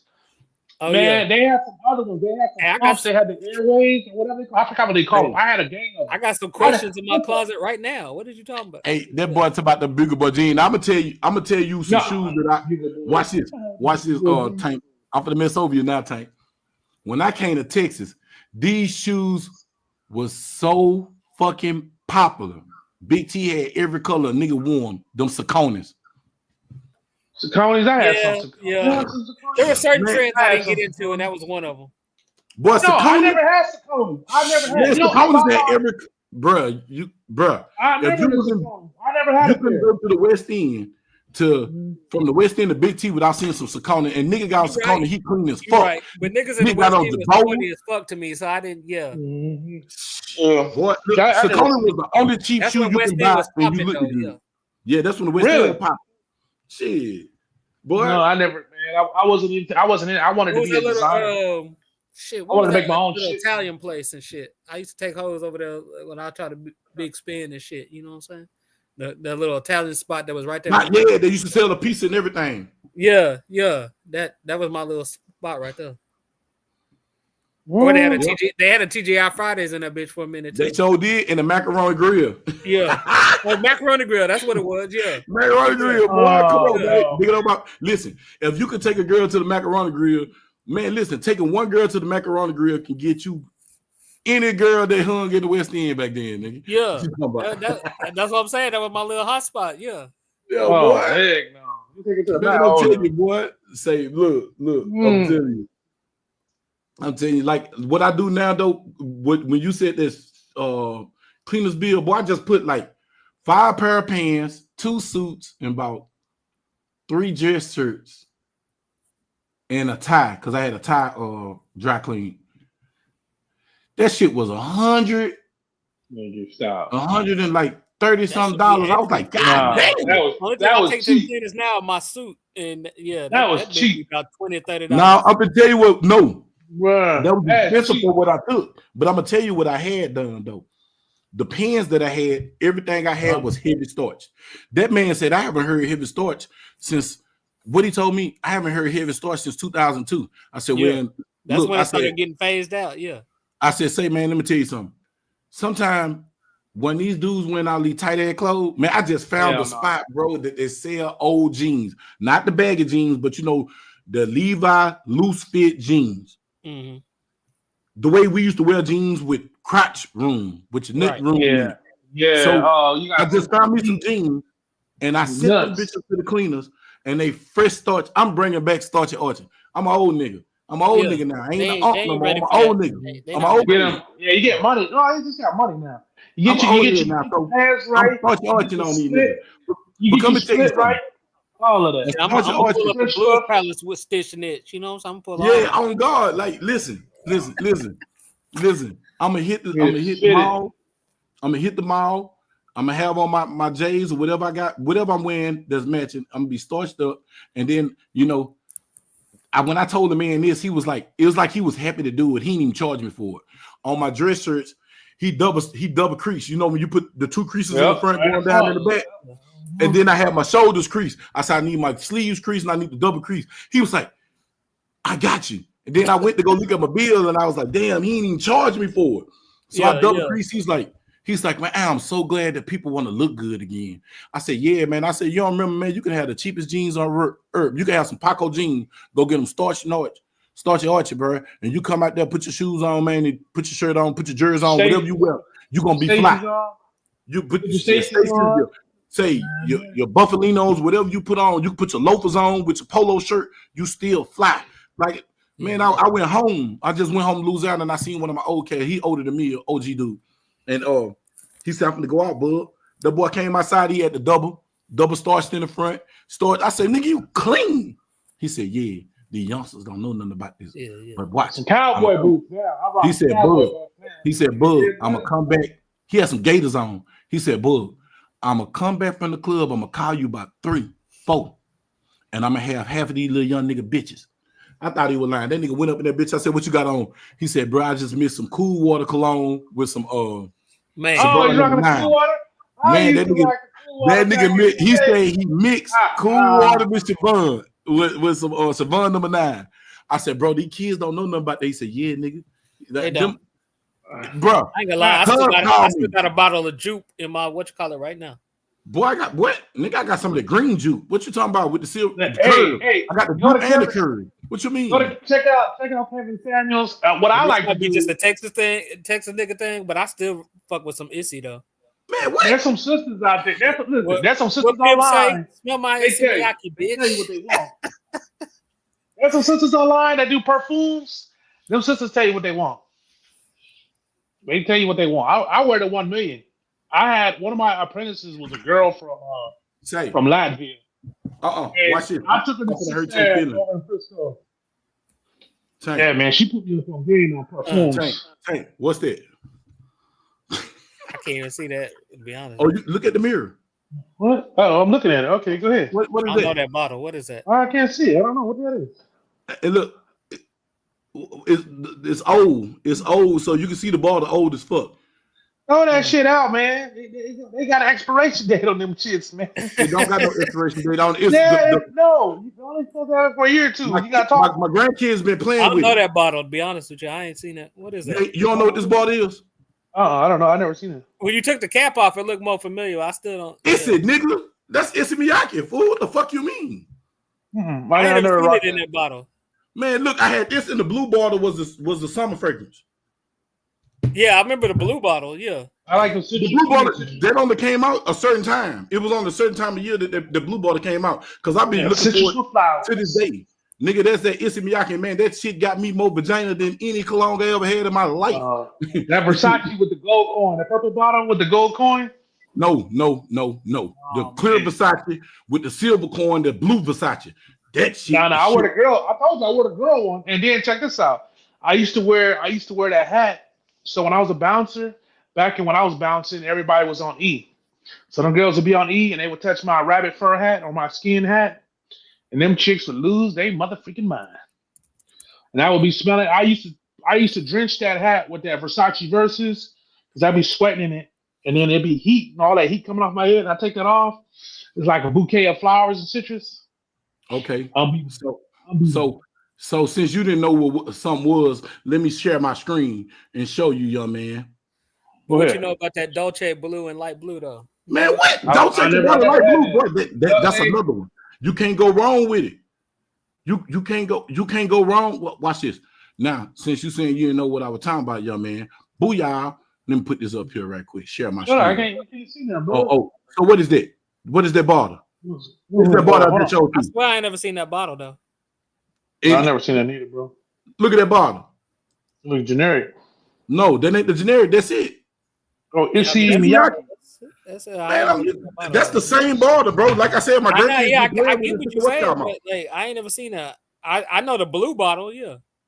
Okay, so let me go to let me go to what's called. You see the T-Mobile bottle over there to the side. That's the stuff I need right there.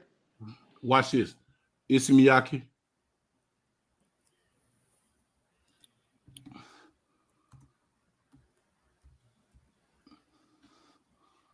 Boom. That's the one you talking about. Yeah. Yeah, nigga, I know that. Say this was a summer fragrance only, and that was the regular. And when you get these two and mix them together, when you mix them two together, oh my God, bro, I swear, man, that man, bro, ain't playing no games, bro. What you talking about?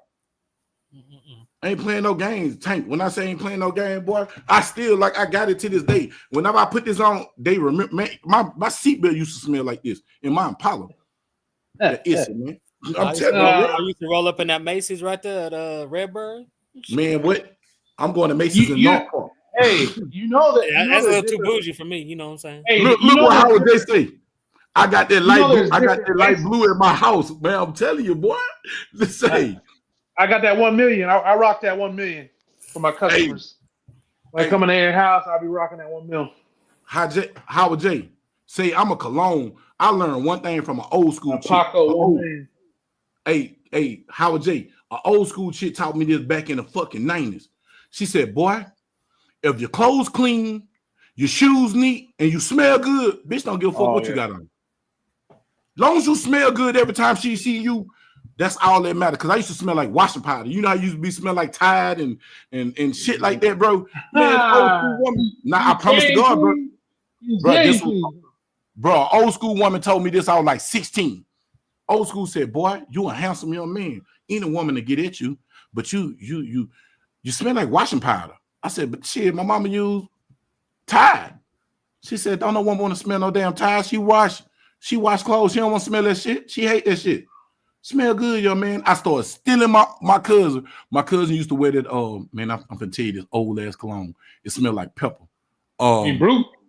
Oh, pepper. No, not Brute. No. And we all went through Brute and Old It was Spice. it was red. It was a red bottle, y'all. Y'all know what I'm talking about. Red bottle. Boy, shut up! Don't talk about that eternity. No, man. You know, all the old men wore this goddamn cologne. If an old man had some money, he wore this cologne. It smelled like pepper. Damn, what's the name of the damn cologne? My uncle them used to have it. I stole it from my uncle. Got my ass whooped for stealing this bottle of cologne. But it would work. I don't know, bro.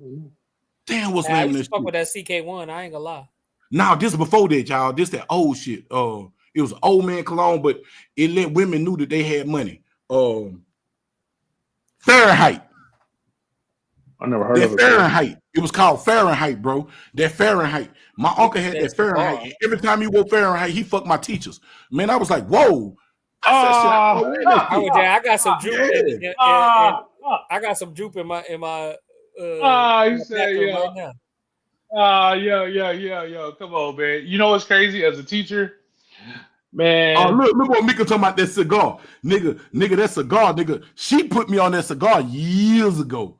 Nigga, boy, I had all the cigars, bro. Anytime I went anywhere, depending on what you got on, you're gonna pull older ladies, you're gonna pull widows, you're gonna pull young girls, and you're gonna pull sluts. It was one of them boys that was light brown. They pulled the sluts.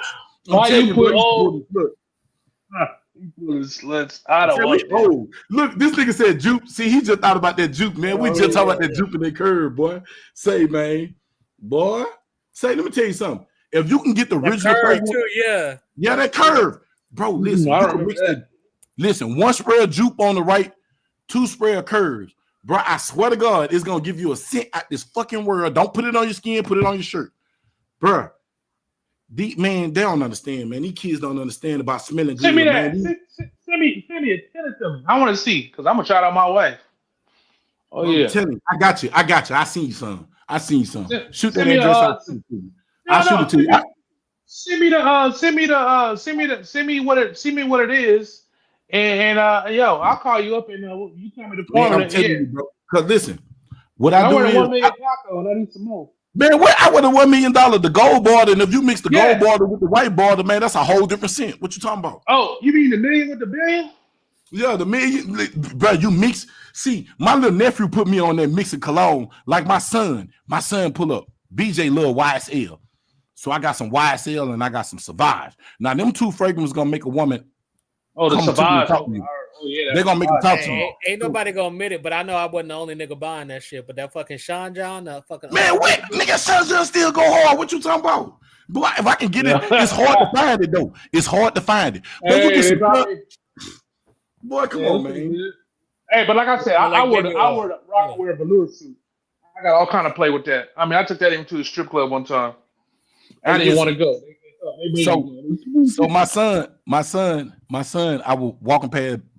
This nigga always smell good. The nigga be stealing my cologne too. He think I don't know. He be switching my borders. When his border get low, he gonna take my full border. Nigga, I know what you on to, BJ, nigga. So nigga walked in the house. I said, nigga, you smell good. You smell like YSL. But it ain't just YSL. He was like, how you know? I said, nigga, that's the YSL in the blue border, and that's the YSL in that light border. Damn, Dad, how you knew that? I said, bro, I mix cologne, nigga, because it give you a different scent. I said, you can't smell like everybody else. What if you go to the club and everybody got on YSL?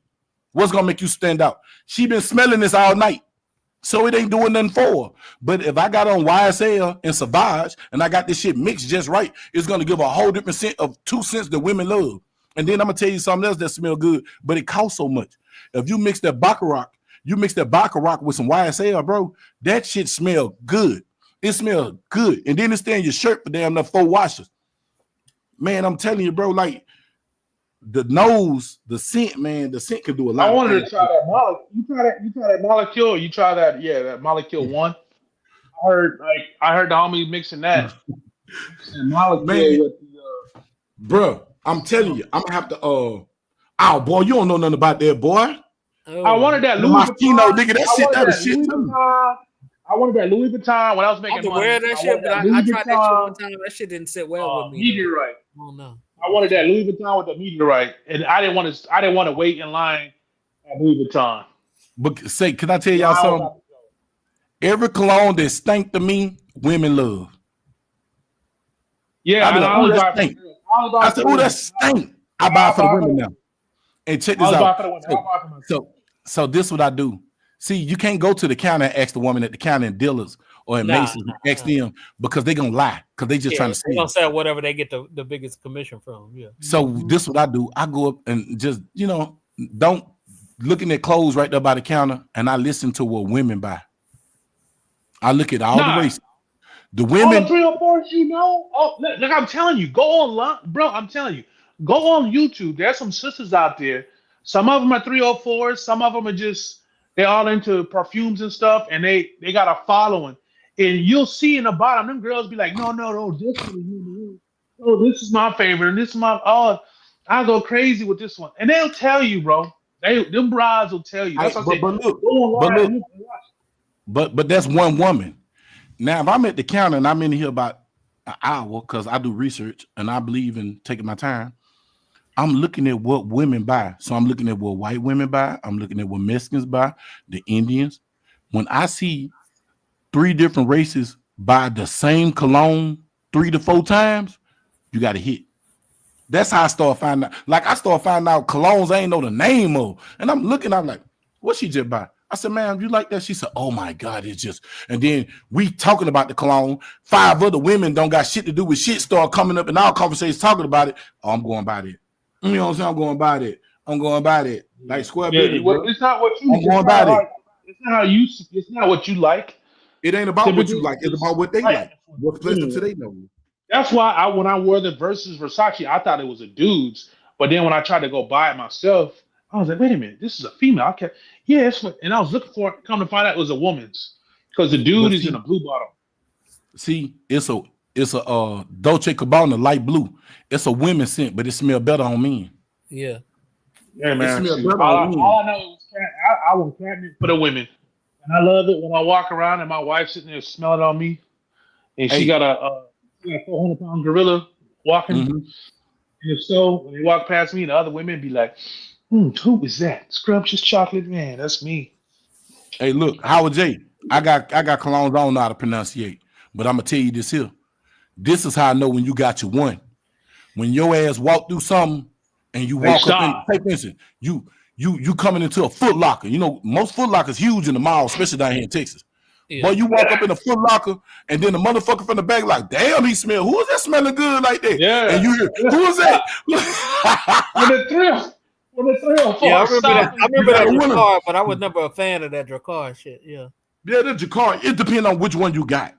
That typo cool, but see, when you got them colognes, you got to mix them. You got to go get a man. I'm gonna tell y'all a cologne that done got me some action. I mean, like every time I put it on by itself, and then I like to mix it with some cheap cologne. Whenever somebody gave me a bad gift, and I just say, "Fuck." You ever come across some shit and whoever was on, you like, oh man, I gotta check that out, and then you get that shit and put it on, and you be like, it ain't the same because they don't. It took me a while to figure that out. Everybody don't wear the same scents the same way. Nope. Yeah, because it don't match with your DNA. It don't match with your sweat.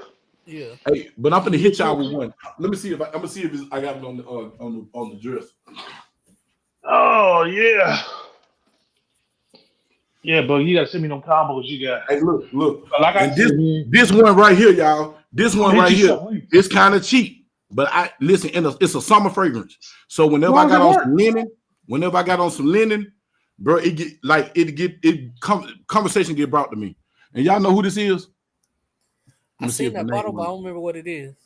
This is Paris Hilton, my nigga. Okay. This Paris Hilton. This, man, that shit smell good. But this Paris Hilton, it puts you in the mind of the cologne. If y'all know Chrome, it was called Chrome. It was white in a blue bottle. I didn't like white, Chrome, though. But it was blue. Yeah. It was a blue cologne. Yeah. That Chrome. Say, bro. Wasn't there a couple different Chromes, though? Yeah, but I'm talking about. There was like a red one, I think. Yeah. The one I'm talking about, it was white. And they had the chrome top, and then they had the blue. It was blue on the inside. It was about this color blue. On the inside, the cologne was this color blue. That chrome with Savon number 9, you mix them two, you got a banger. Because what you want is a scent that can't nobody identify. Bruh, these women, this scent by itself, whenever I'm wearing linen, I got on some linen and my sandals on. You know what I'm saying? My little gator sandals. If I don't got no gators on, I got them ostrich skin sandals on, linen, and a nice little hat. This shit is the shit. It's gonna pull old women, young women. Somebody gonna stop. Oh, you smell good. They want to talk to you. And then this shit ain't even expensive no more. Man, you might go find this shit in Macy's for $10. Marshalls or something like that. Ross or Marshalls or something like that. Like, bro, like smelling good, man. It's all about smelling good. Smelling good make you feel good, man. You know what I'm saying? Me anyway. Look, he said, look, the chrome was my go-to for years.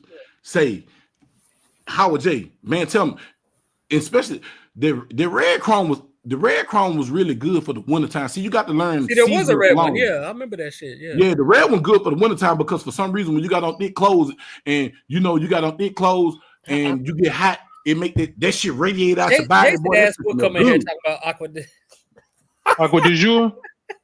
Aqua du jour. Hey, quit I playing. had some of that. Jason old as fuck.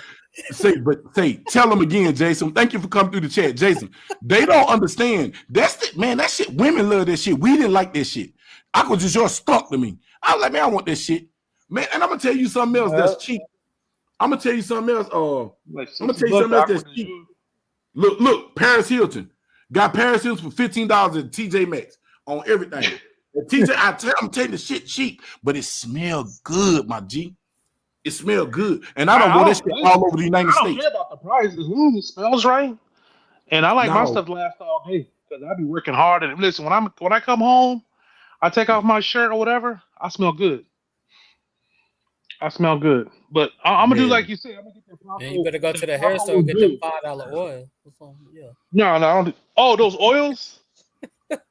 You get those. I don't fuck with them oil no more. I don't fuck. You know why I stopped fucking with them oil? Because everybody don't be mixing good oils, bro. Some of them oils That's be true. You gotta know where you get it from. Yeah. Oils and incense, some shit you gotta be particular about. Yeah. I don't mess with no incense, but oils, yeah. Yeah, like I stopped fucking with the oils. Like, if it ain't a company I can sue, I ain't buying it. You know what I'm saying? So if I can't sue Macy's for selling that shit, see, we got this place out here in Dallas. It's off Harry Hines. They sell all the fragrance. The little Chinese all the knockoffs. They sell all the knockoffs. No, they got knockoff, but they got their real shit up in there too. They got their real shit up in there at a decent price, bro. Listen, it works. It smells just as good. Sometimes, bro, but they say, if I can't sue your company, I'm not buying that shit. Unless I get it from Dope Fiend, he got a gang of cologne for a little low. And I was driving through the clip of the South and ran across the jug. Look, there's a guy online. There's a dude online. I got to see if I can find him again. There's a dude online. He shows all the fakes. He shows all the fakes. He shows all the fakes and he shows all the real. He shows what they look like. Oh yeah, I seen the little black dude. The little black dude. He be on YouTube. No, it's a European guy. Yeah, because he told me, I was finna go buy that Baccarat. The big bottle of Baccarat I wanted, they wanted $1,700 for the goddamn cologne, but that Baccarat ain't gonna fake. Nigga, depending on which Baccarat you got, that shit take one spray. One spray, you smell all day. You hear me? It don't take that. It probably got that. It probably, well, that's good. That's the difference between perfume and then the cheap stuff got the alcohol in it, where the good stuff is oil. It's oil based. Yep. You know, they got he said it. See, Harry Hines, real deal. They wholesale.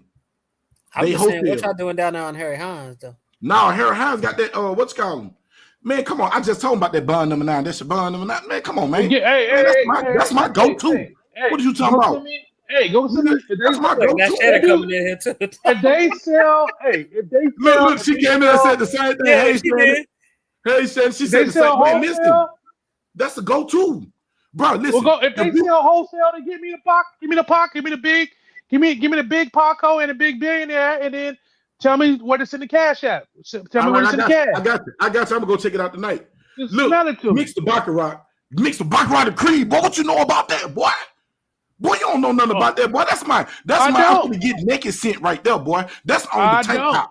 Nigga, that mean I got company. Boy, you don't know nothing about that Baccarat and that Creed.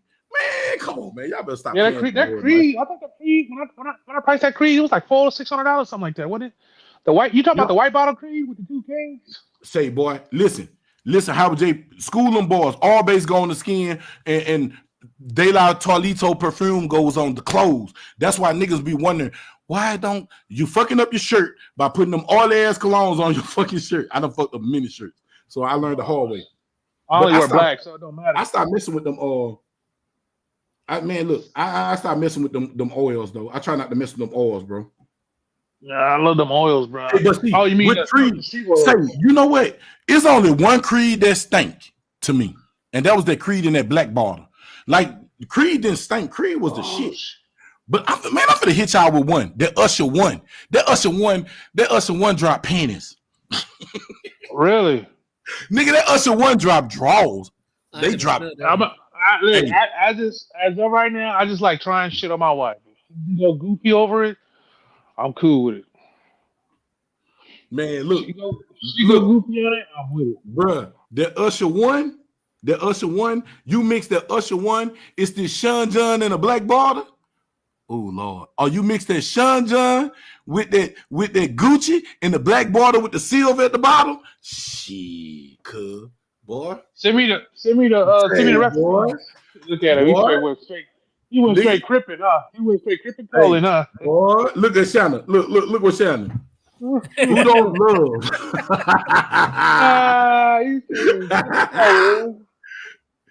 Hey, look. Say, man. I can't see who the don't chat. love this type of convo in the middle of a tornado, man? Y'all be safe up there, Shannon, y'all. Y'all know how with y'all, man. Y'all be safe because I know y'all would have bad the mug out there. And oh man, it was bad. The clouds was bad out this way, man. It was coming. Oh man, it looked terrible. How you know like God about it? Supposed to get hit, but I ain't seen it yet. I see it. I see the clouds forming, and it's hot as shit. Man, my shit says 77 degrees outside. Oh, that says tornado then. If you see all them clouds in this heat like that, it's supposed to say tornado. That's what I'm saying. So I know it's gonna be bad weather. But we in Tornado Alley though, so that's hey, look. Yeah. Listen, ain't nothing like smelling good in the middle of a tornado warning because tornadoes stink. If y'all ever smell the air around a tornado and a hurricane, it is disgusting. Hugo Boss, come on, thank you, sir. Thank you. Oh yeah, Hugo Boss. Yeah, man, come on, Hugo Boss is another. Hey, you can't never go wrong with Hugo Boss. And look, Hugo Boss. It's all right. It's mid though. Hugo Boss. Yeah, like I said, I only buy perfumes for the ladies. So me personally, I used to take my apprentice. I used to take her to Sixth. I took her to Sixth Avenue one time. I'm not saying Hugo is bad. I'm just I saying had her I had her go through all of that stuff and be like, "Yo, which one's gonna get you pregnant? Which one of them? Pick them out." Now what you go through. Hey, look. No lie. I have went in the store. And no, I didn't touch that lady. That lady was married. Just ask the lady. Man, look, I just want to smell real good. Talk, I'll fall back to some Issy before I do some Hugo Boss. A what? Issy? But say, look. I'm just giving you some game. If you can mix labels, nigga, you mix sense. Nigga, with the right Hugo Boss, with that right Issy, because that Issy is a light. God. Man, all you gotta do, get your girl arm and spray that shit on her arm, man, and smell yourself. Or nigga, get you some of them cards, bro. You know them index cards. You can get an index card and hit it with a cologne, and then hit it with another cologne, then hit both of them in your face, then get another one and hit them together. It'll tell you what to go together and what don't. Because I always learn the harder colognes go good with soft colognes. Them colognes with them heavy peppers in them, like man, them, I got this stink ass. This shit stink to me, but them old women like, hold on, let me find it. I ain't worried about what them old ladies liking because they can't give me no sons. So them old ladies can kick rocks. They got some money though. I don't care. I don't want no females' money. I want my own. Hey, y'all got confirmed tornadoes. Shannon them got confirmed tornadoes. Ooh. Wow, like butt cheeks. Yeah, I create my own shit, bro. Cause look, watch this, y'all. I'm gonna turn on live. I'm giving y'all some game right quick. So an old school chick bought me this. This is called, I don't like it at all. The hell is Let me see what it's called. It's called John Pavados. John Pavados. See it? Let me see. Hey, blow your picture up. Okay, everybody else, bud. Okay, gotcha. All right, now look. Yeah, there you go. It's called John Pavados. This shit is heavy.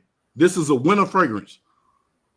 it stank to me. It smelled like old ass man. So what I get is John Vavados, spray him 2 times on me, and then I backdoor with Jimmy Choo.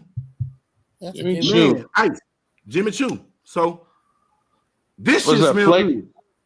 Bro, this shit, it got Hey, a pepper. the other bottle you just showed looked like a flask, like you Man. gonna have some alcohol up in there. Yeah, And it right. looked like it got Nah, it's man, like basket weaving. I Man, mix put your these wife two. on. I Put your wife on. We want to hear her. We want to Hey, hear look, her man, opinion, man. I mix these two right here. Listen, cuz. Yeah. I mix these two right here in the wintertime, and I put on my pea coat, and I put on my scarf and everything. Looking like a dapper dandy. Hey, listen, walk through the courthouse, made every woman I pass say, "What you got on, sir? What you got on, sir? Seriously, sir, what you got? We in the courthouse, nigga. We in the courthouse, Yeah. bro. I'm in Collin County. That's a white courthouse, bro. What you got on, sir? What you got? Sir, you smell good. Thank you, man. Them two. Man, I'm telling you, because to me, this one stink, but this one, old ladies love this. I go somewhere, somebody, mama and grandma be on me. Ooh, yo, man, you smell good. No, can't do that. That's how I'm gonna leave. Yeah. Man, let me bring them all in now. You know what I'm saying? White no more. Them dude at Frisco and McKinney, Collin County ain't white no more. Well, say it's white in that goddamn courthouse. Yeah, that's unless you're defended. Unless you're defended. That's who owns it, and that's who runs it. Like I say, man, I be telling y'all. If I had some money, I'd be up in Ponda, Van Alstyne, something like that. Yeah. Right. If you got money, you smart, you go buy your own land, you make your own city, you do what they do. You charge people to live there. You charge people to live there. Like, say, bro, I could talk about that smell good all night, man, because I got a crazy index of cologne, bro. Give me some recipes, man. Bro, I got you, babe, because see, what I believe in, y'all. This what happened to me one time. Smell good, feel good. Before Savage got big, I had got some. Before everybody knew about it, about 5 years ago, 6 years ago. Man, I walked in the club. I smelled good. I told one nigga what I had on. What's the end of that? Went to a birthday party. 2 weeks later, everybody had it on. Man, let me tell you what the woman said. And this like 5, 6 years ago. This is what the woman told me.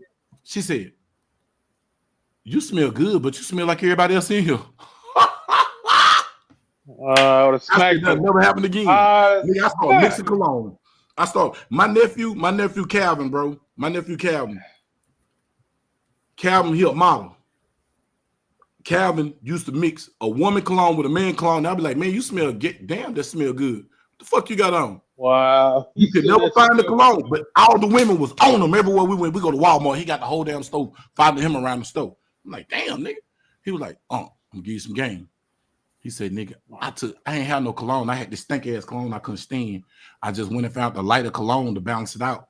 And I put on my mama perfume to go with it. Nigga, now these women on me. I said, nigga, are you serious? He said, yes. He said, that because I ain't have none. But normally I mix my cologne because everybody smell the same. I said, I thought I was the only one. He was like, yeah, man, you got to stand out. I said, yeah, because the Baccarat used to stand out, but then they started making the fake Baccarat. And I was like, because that Baccarat, that shit $300-400 an ounce. That shit was high. Yeah, you talking about $1,200 for a bottle or more. Some of them, like the Christian Dior's, those things are super. That's the Sauvage. Sauvage is a Dior. It's a Dior. Yeah, but you go to like what is that? Like I go to downtown Frisco, and they have like Louis Vuitton store down there, and they have 6th Ave. You hit up 6th Ave, and right when you walk in 6th Ave, they have like all the perfumes right at the front. You can go one side of the store or the other side. And they got a ton. There was another one where they sell them inside of one of the. He was supposed to take me there, but there was another store where you go inside the hotel, and in the hotel they have some really high end stuff where it's like $1,200 and up. And then if you go anywhere past that, then you go into the guys who make the stuff, and they'll make your own personal. So you're different than everybody else. And man, when you like that whale puke that you bring to them people, man, that stuff sometimes it go for $500,000. It go hella money, $500,000, $1 million. But you know that whale puke from sperm whales or whatever they say it's from. You bring them that piece of chunk of fat or that piece of they say it's puke, like the whale puked up some stuff, and they use that oil for the perfumes, and that's where you get the most expensive perfumes from. It's made Hey, from that. look, you see Hey, what that not Howard J said. Howard J said he told one person about the cologne. Now everybody wear it. Everybody Yeah, wear it. yeah. Big Town Bazaar. Say, boy, Big Town ain't even open no more. They shut that bitch down, dog. Big Town ain't no longer. Hey, man, look, I still wear Nautica to this day, dog. You hear me? Yeah, No no, playing. I still wear Nautica to this day. Like, when it come to them scents, bro, I'm going to tell you, to me, I'm going to tell you a timeless sense. And this from the 90s. Cool Water Cologne. Cool yeah, I Water had Cologne that. still yeah. smell good. I used to wear that for years. I wore that for years. Look, Cool Water, and then Tank over here on the backside in this Hugo comment Boss. talking shit. Talking about Trader Yeah, Village. Nigga ain't been in Hugo Trader's Boss. Village in over 30 years. I never heard of. I never heard of it. But you had the Man, Hugo man. Boss. You had the Clearwater. You had the Hugo Boss. You had the one where it was like a dude's upper body with the green, and it had the stripes that went Yeah, across.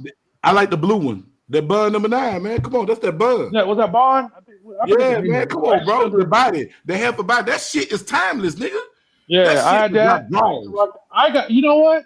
The only reason why I bought that is because my cousin bought some, and his dad was dating a 304, And she loved it. and she went crazy, and that's when I knew. All right, I got to listen. Like if I go shopping for colognes, perfumes, bring a 304 and let her go crazy. Like, oh, you can get some because they'll tell you.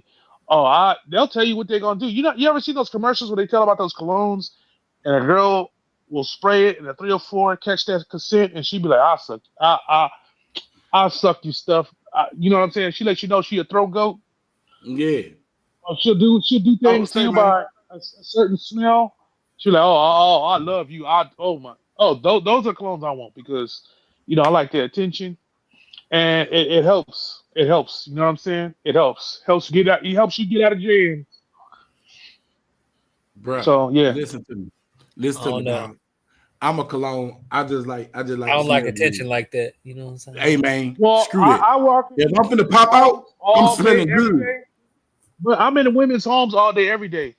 And so I a get lot of that. times, when you big as me and everything else, and then I look a certain way, they get nervous.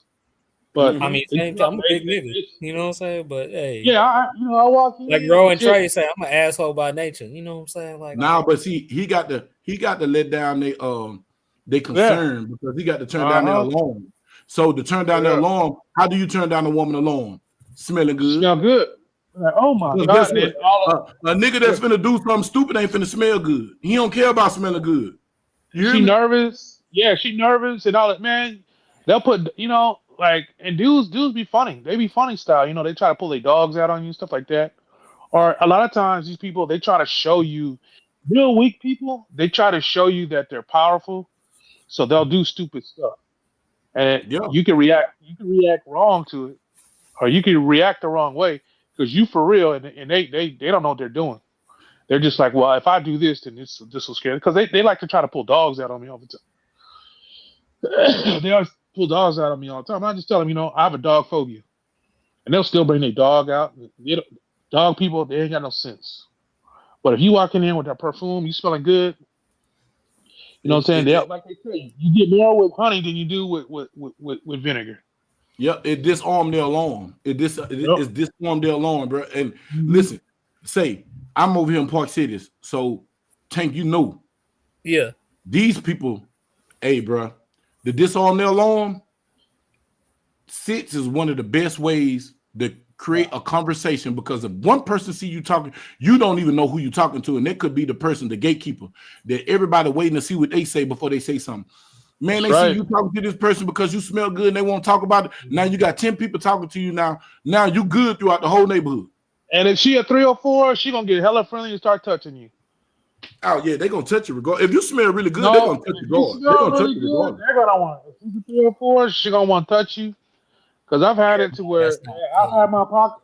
Listen, as big and mean as I look, if I smell good, oh no, it's like if they don't say nothing, then you ain't got the good stuff. But if you got some stuff that the 304, because a lot of these women you don't even know that they're 304s, and they smell that, and the 304 come out, they just Hey that's man, let me hot. tell you something. Let me tell you Yeah, something. I'm finna say yeah. something, and I don't mean no offense to nobody, but I'm gonna tell you, everybody got a 304 in them. It's just up to you if you got the key to unlock it. Or if you got the right perfume, you can unlock it, and Hey, you're if not you trying got to the keys to start unlock it, taking it. hey, You just hey, need the I power to tell have it. You any spit in and get woman I out. talk to, I know you got it in you. Just show it. If you just showing it to me, we cool. Cause I need it in you. Because if you got it in you, I know we're gonna have some fun. Because if you don't got it in you, that shit gonna get boring. But if you I got it don't in want you, it. Oh yeah, that's true too. it's just up to anybody to unlock it. Just long as it's not I'm one of them accessible to the antisocial world. types. I don't like that kind of attention and shit. So y'all talking about people touching you and shit now. Yeah, Yeah, well, but see, listen, I way done been better jumped too to many times. Don't do that. Don't. it's better to diffuse those kinds of situations. It's better to diffuse those kind of situations because you got to remember, man. Them people, like, I go into places where, sundown towns and stuff, and there's a whole lot of them in Cali, whole lot of sundown towns, and you want to get in and be able to get the French toast out of there yep. because I get that. you got people relying on you If to you go home. defensively think I might do something to you, that defray all that what y'all talking about. Like I don't Yeah, want you well, touching me. I don't want none of all that.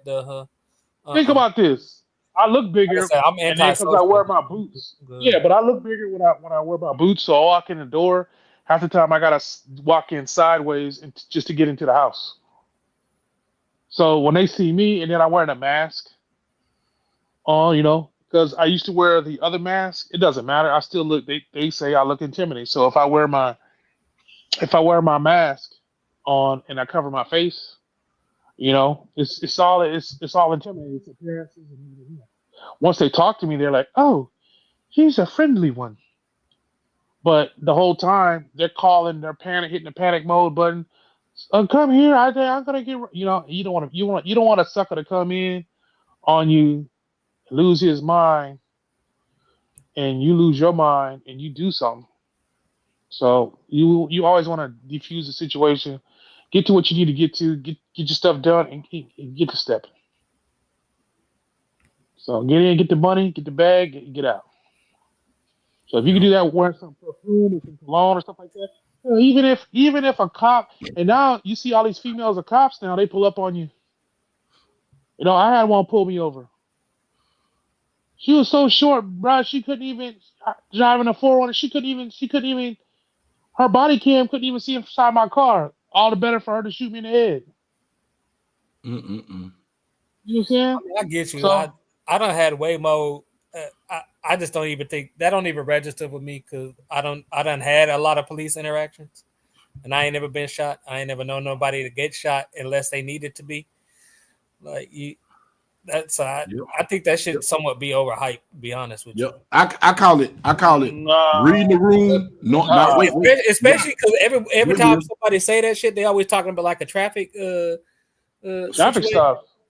Hey, but wait, Will. Here's the thing: if any police department anywhere in America, if the motherfucker running traffic, they not that high of a cop. I'm dealing with like gang unit, fucking Yeah, jump out boys, that's motherfuckers different. coming out in tactical, and I ain't never been shot. You tell me about some Barney Fife motherfucker pulling you over, man. Get your ticket and go Yeah. home, man. You got to go out your way to get shot by a traffic cop for real. Hey, look, No. but wait, let I me make don't this point know. right quick before you go there, Will. Wait. And I piggyback off what Tank said, and we stay in Texas. I ain't been shot by a cop. Don't plan on getting shot by a cop because I learned this from a cop. Even when they assholes, shut the fuck up, get them what they asked for, and go home. And I've Don't had hold court. laws pull guns on me. I done had that too. I got pulled in my Oh, apartment in the middle of Oak Cliff with Hey, 6 hey, PD officers with Glocks pointed at me. I still ain't never been shot. hey, but listen, I've been You pulled gotta go over. out your way. Hey, look, been pulled over.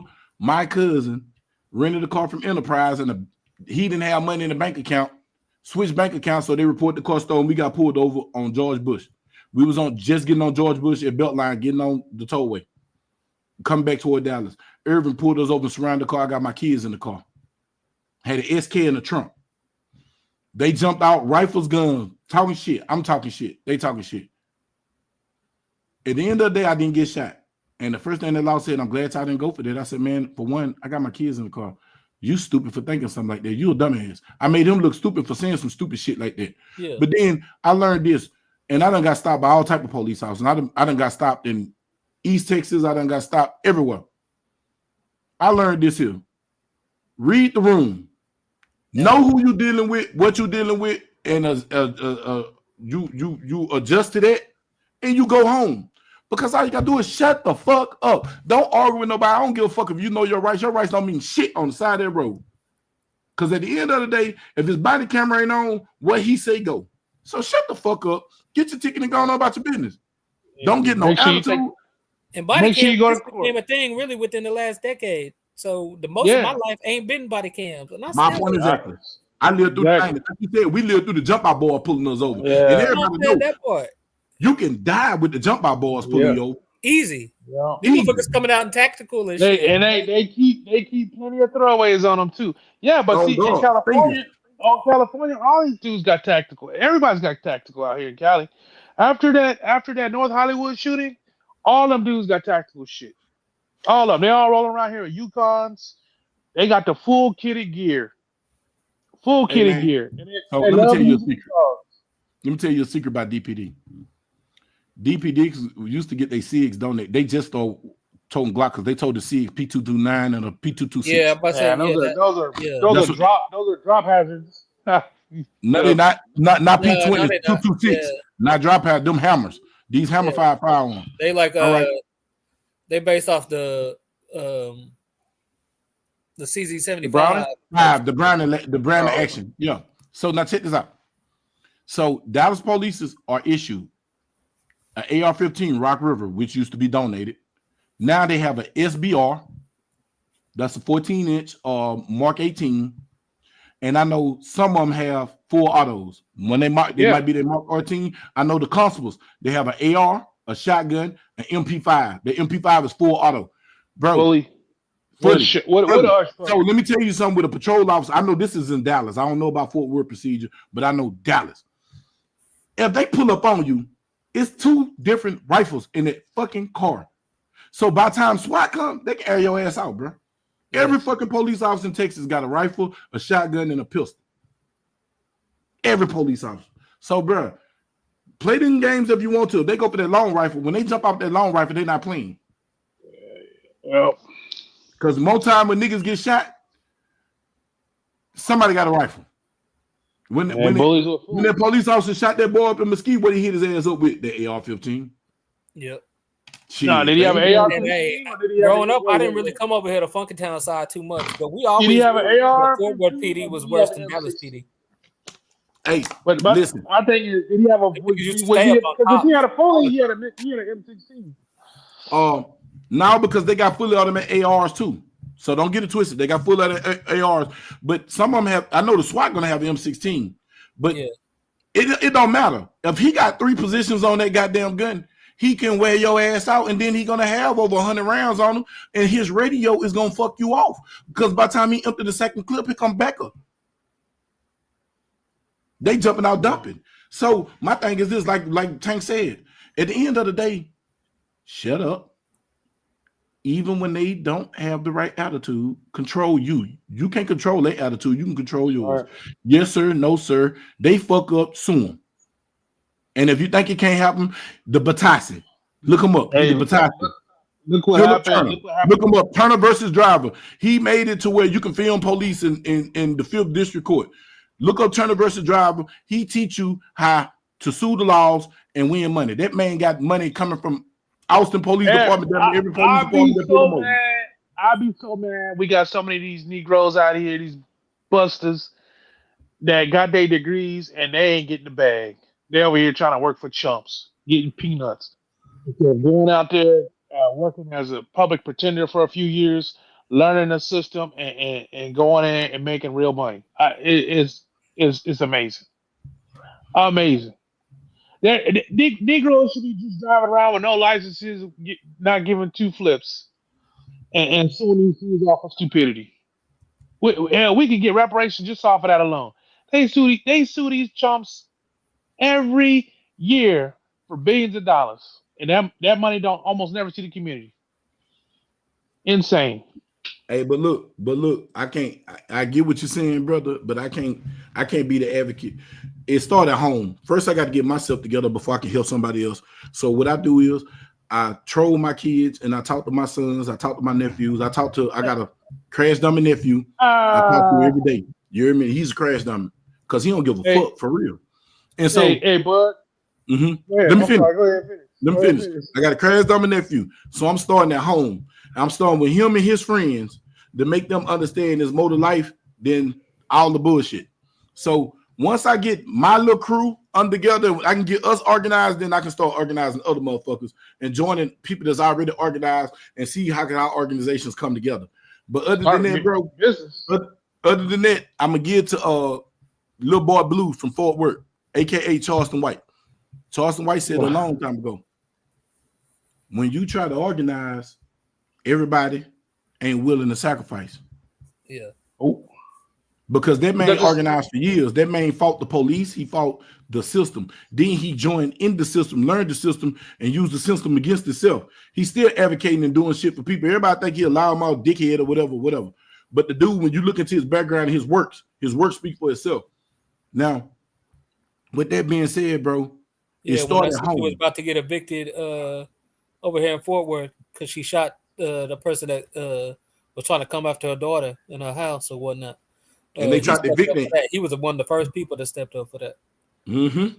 So they talk about him, but you got to get a nigga his flowers too, because the nigga earned his flowers. But I never gonna knock that.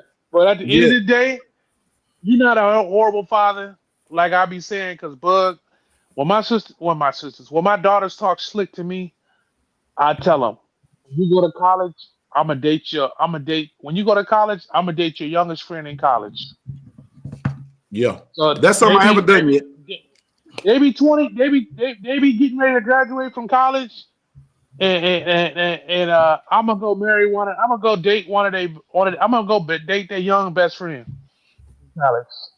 Mm-hmm. I'm gonna go date one of their friends that's not a freshman, but a sophomore. A sophomore, a senior, or something. Yeah, sophomore. They're getting a sophomore because they're gonna be graduating from college. I'm gonna date one of their friends just about right behind them. Just they're gonna be like, so they be hugging on me and just remember I told you. Remember what I told my daughter was so mad when I told her, man. Oh, they was hot. I ain't have to tell my daughter that because her friend's ratchet. I can't stand their asses. I don't like her. So I'm keep them little heifers away from me. I can't stand the 304s. I can't stand stupidity. But what I blow my son's mind is that half of the women he talked to, daughters, I done dated their mamas. And he'd be like, Dad, I was like, boy, I know a mama, boy. No, you don't, Dad. We go talk to him like, I know your daddy. Your dad a good. Oh shit! Boy, I'm telling you, my son Bill was talking about that last night. He was like, "Pops, man, I said, say, man, just know one thing. Your pops was wild at one time in his life. You know what I'm saying? I said I started a family early and didn't get appreciated. And when I seen I wasn't appreciated, I went to whoever appreciated me. He was just like, Pops, you know everybody, and you ain't even from here. I said, man, you don't understand. Shit, I used to party. Now I can't say I was a hoe because I was selective who I gave Pecker to. Like I don't give it to everybody. This one community cock. I just got the right ones. You know what I'm saying? It was a community. Yeah, it wasn't community. It was a couple of people out the community that got some, but not the whole community. Because everybody. Yeah, but they was trying to get it. Them hoes was trying to get it. Yeah, so you know what I'm saying? Like, but I tell him now to this day, I tell him and my nephew, I say, y'all got to use D-discipline. D-discipline is be reachable by everybody, but not available. Do that make sense? Mm-hmm. Don't you talk to them, but don't give them your cock. Yeah. You know, because let me tell you what women want. Women want the dude that every woman want, but the dude that ain't give up. Like, bro, he told me straight up. He said his baby mama she told him, you know what? I like you because you never you didn't press me. Everybody else was pressing me. You was just like, whatever. And them the women that I like the women that I ignore. They come back and double back and come get me. Hey, I think when I first met Mika, I talked to her on the phone like 2 weeks. Hey, hell, I went to jail in Plano and stayed in jail a week and talked to her every day on the phone for a week. Nigga, so got out there, got home. I didn't try to hit. That woman told me that she was going to hit me. Man, she pulled up on me like, nah, you going to get this. Because out of all the dudes she was talking to, the Bug Meister went on none of that. Man, we was having homeboy home. I was trying to friend zone her last. She wasn't trying to hear it. She wasn't trying to hear it. Give up the meats. Because guess what? I'm not community cock. You can say you hit it, and then there's a lot of them that I have hit and gave them terrible cock on purpose. Because it wasn't worthy of giving you an Oscar winning performance. You feel me? Why? Oof. Man, I heard the horror story. Always be like, yo, hey look, man, they had some box. It was so stanky. And I was like, you still if this thing ain't doing it. But I done had some box. I done had some pun. I call it pun poom poom. Because these girls is like putting a boat in a pun. You know when you put a kayak inside of a lake, like you riding around White Lake in a kayak. You look big on the edge when you get on the boat landing, but when you get in the middle of the fucking lake, you look little than a motherfucker. That's what I'm talking about. These girls be having these caves, and then they have the nerve to try to talk about people, knowing that a nigga can set up a tent inside your. Throwing hot dogs, throwing hot licks in the hallway. Man, listen, it's like.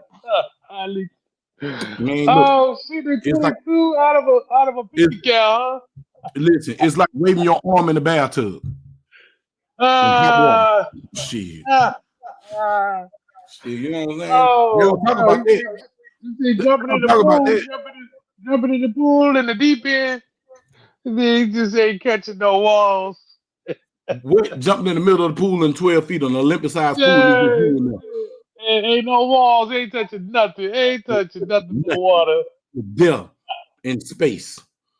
I know. Homie tell me that. He said, man, he hit one chick. He said, man, he was trying to get after this girl for months, if not years, and he finally got it. And that nigga said, I said, man, he said, man, I ain't the smallest. And damn it, I know I ain't the biggest, but damn, this is shit damn ridiculous. I said, my man said, he said he swung to the left, he swung to the right, he swung up, no, there was no walls. He was like, yo, I gotta go. I gotta go. He said he got out of it. He said, man, it was an endless abyss. Can't do it. Cannot do it. Oh no. Hey man, look, I'm just saying like this here, bro. It be situations. I done had situations where if you was to have a conversation with it and you say hello, it'll say hello. Shit. It is what it is. You know what I'm saying? But that's life. I just try not to put myself in their positions, a predicament. And like I said, I use Tyler Walker discipline. I use D-discipline. I'm good. Yeah, you got I'm good where I'm at right now. I'm good where I'm at. You're supposed to. Because a lot of times you get with this, you get with certain ones, and man, you get them soul ties, man. You don't know who they tied to. You don't know who they tied to. You don't know what, man, dude. You get some wicked stuff. We get some nightmares. We get some visitations from certain entities. You be like, what the French toast? Be that person. It be who. It don't be that person. It be who they were with. Yeah. So, be who they were with. So whoever they with, you interchanging that with them. Get them soul ties, bro. I appreciate you brothers for coming through, man. We had a damn good live. We was on this bitch 4 hours. I didn't even realize that. Man, I appreciate y'all for coming through. Next week, I'm gonna put the title up now. I'm gonna go and do it now while I'm on the computer. Man, I thank y'all for coming through. Y'all niggas check back through. Hey, if Howard J still here, Howard J, hit my Instagram and give me your number so I can put you in this damn chat because Carl wants you in that chat really bad. Oh wow. Hey, Bug. Yeah. What up? What up with the cars, man? Let's make some real money. We need to be talking business. Hey, bro, look, these cars. We need to talk about cars, bro. You finna be up? You finna be up? If you finna be up, I'm gonna call you as soon as I get you setting up this live for next week. All right, because we got man. That's too. We leaving money on the table, bro. We could talk about it when we get in the live next week. But everybody, man, I appreciate y'all. Good night. See y'all next Wednesday. Shalom. Peace and blessings.